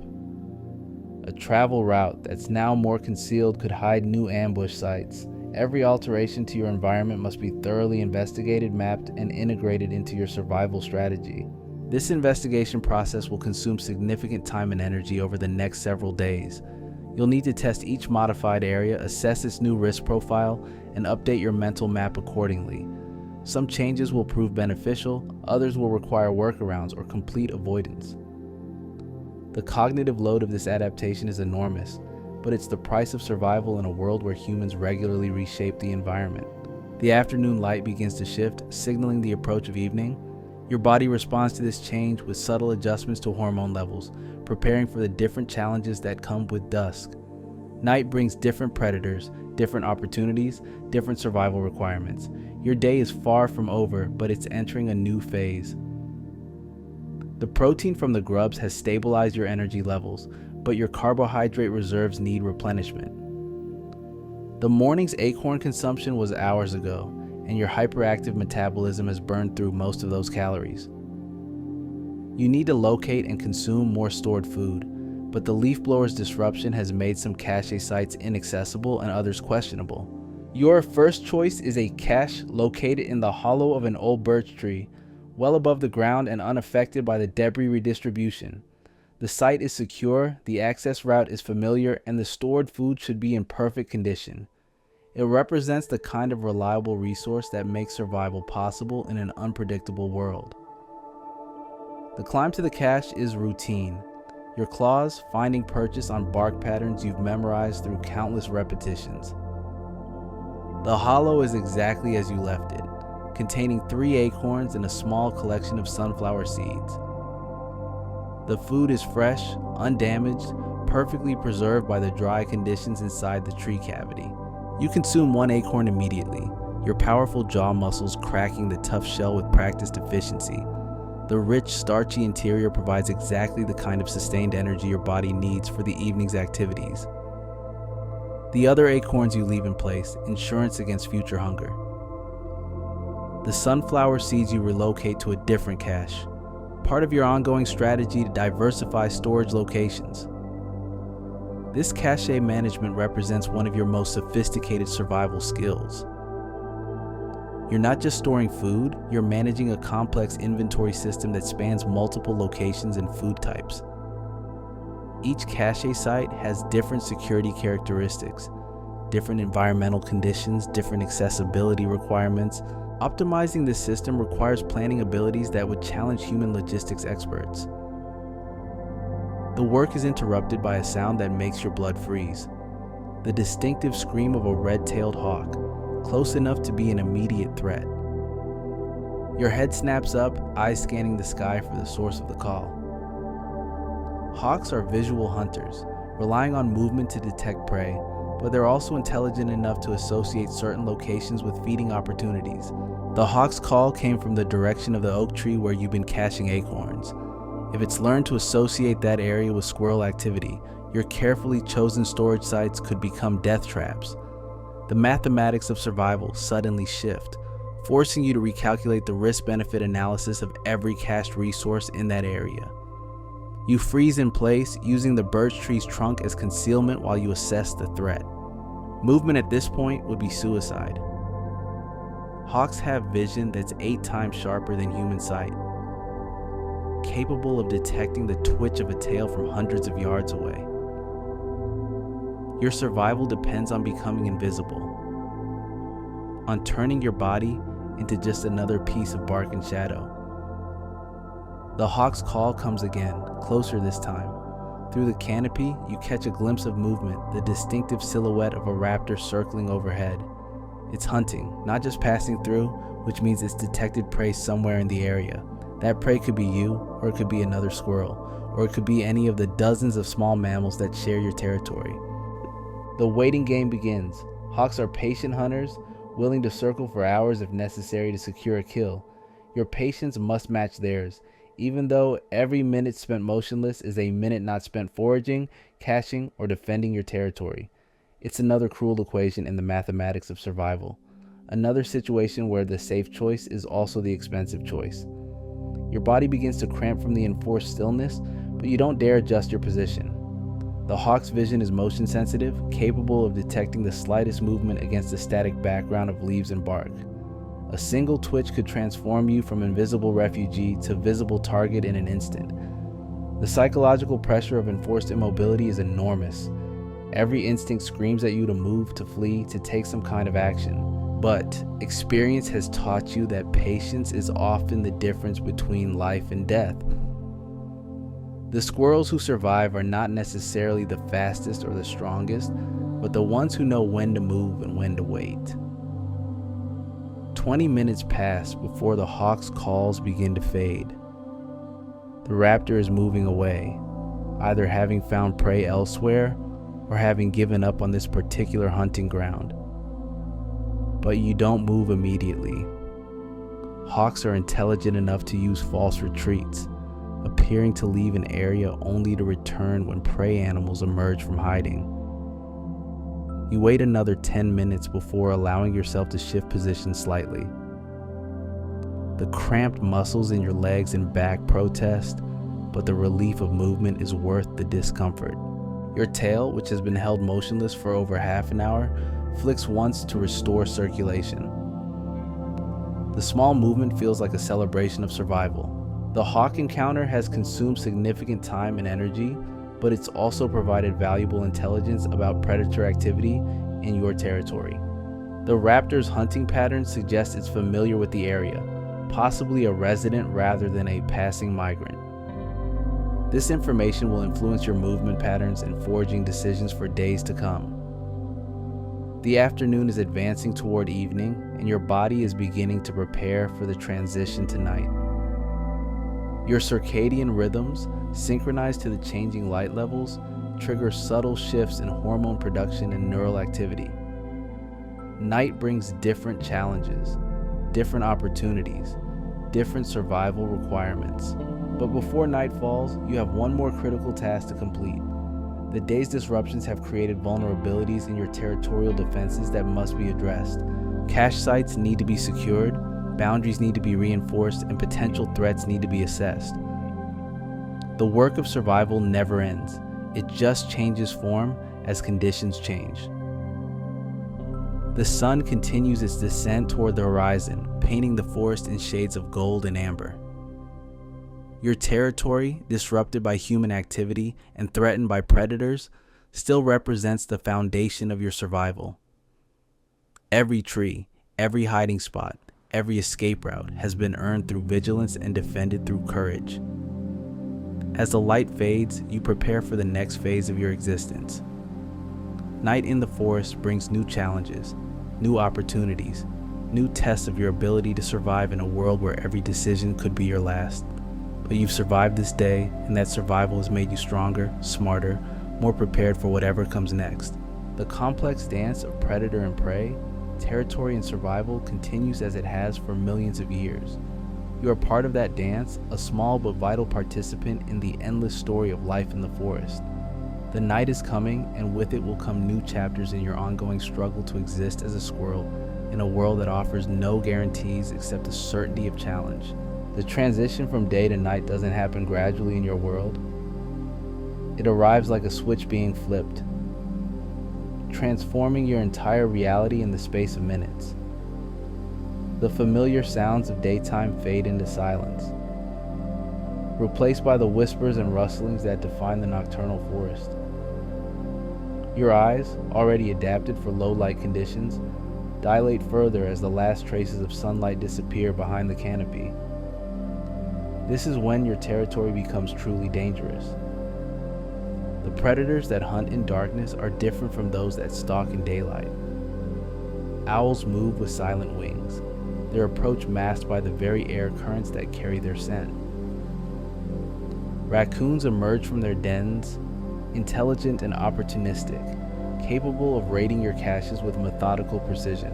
Even domestic cats become more formidable in darkness, their night vision turning them into efficient killing machines. Your response to these threats is to become a creature of shadow yourself. Your movements change from the quick, visible darts of daylight to the careful, silent glides of night navigation. Every step is tested before weight is committed. Every pause is extended to allow your senses to map the darkness around you. You become part of the night, invisible to all but the most skilled hunters. The temperature drops as darkness deepens, and your body responds with subtle adjustments that will keep you warm, without burning precious calories. Your fur fluffs slightly, creating insulating air pockets. Your circulation redirects blood flow to prioritize vital organs. Your metabolism shifts to a more efficient mode, squeezing maximum energy from every stored calorie, but cold isn't your primary concern. Hunger is. The day's activities have depleted your energy reserves, and your hyperactive metabolism demands constant refueling. In darkness, foraging becomes a calculated risk. Every cache site you visit could be monitored by predators. Every movement could attract attention from hunters you can't see. Your first destination is a cache located in the base of an ancient pine tree, chosen specifically for its accessibility in low light conditions. The route is familiar, memorized through countless repetitions, but familiarity breeds complacency, and complacency in your world is fatal. You move with the same careful attention you'd use in completely unknown territory. The cache is undisturbed, containing 2 acorns and a small collection of pine nuts. The food represents hours of previous foraging, stored against exactly this kind of need.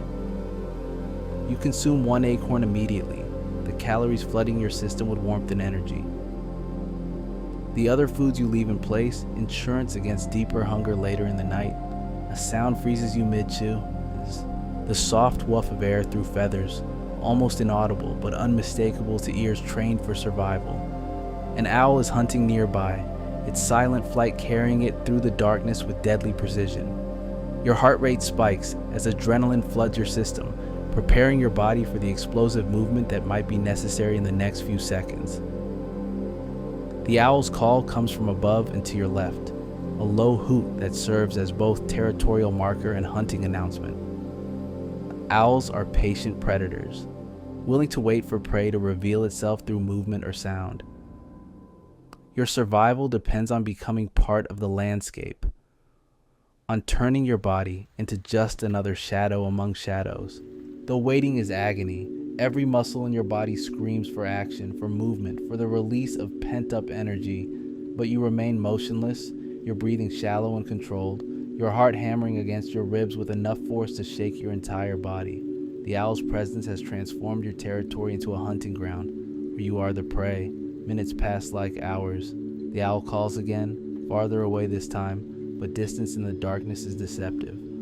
Sound travels differently at night, bouncing off trees and rocks in ways that can mask a predator's true location. You don't dare move until you're certain the threat has passed, and certainty in your world is a luxury that can cost lives.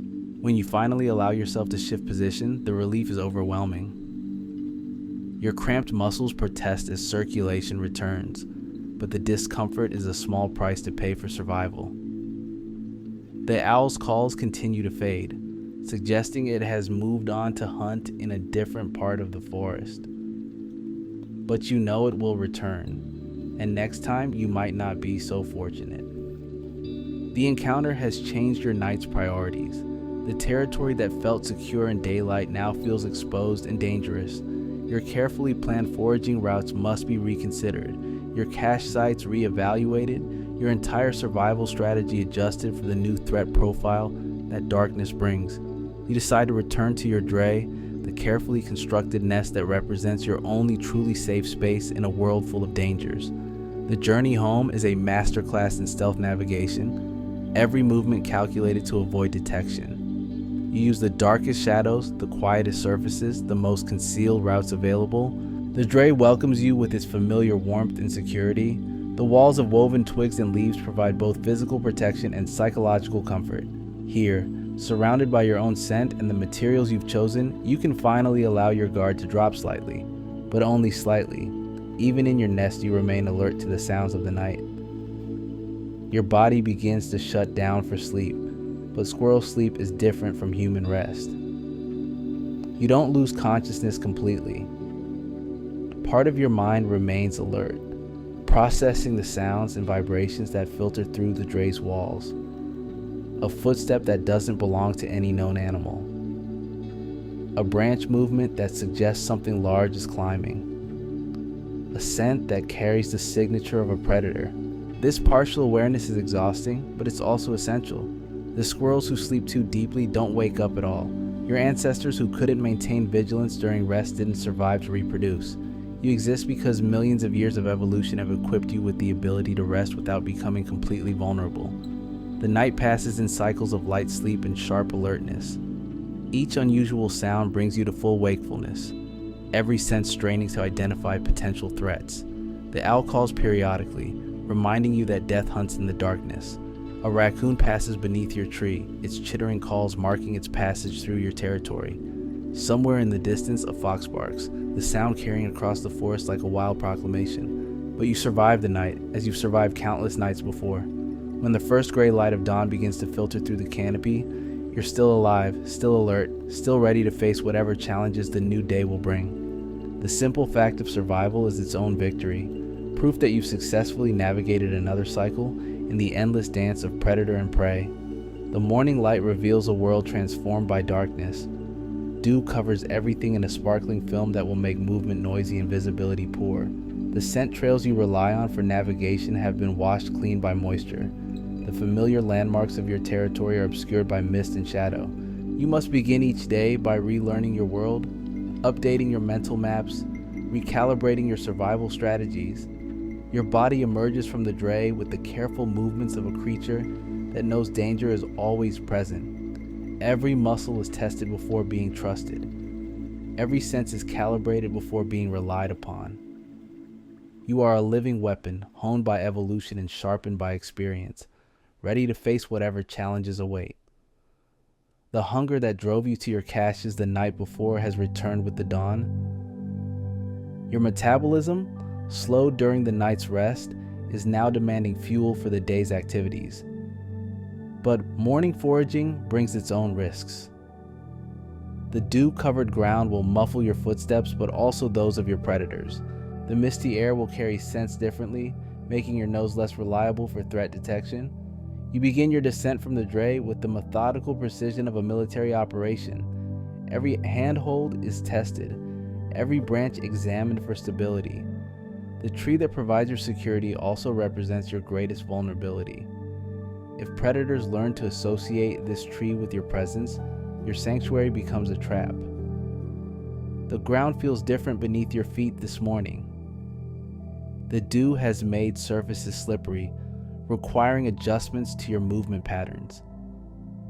Your claws find less purchase on wet bark, forcing you to rely more heavily on your balance and agility.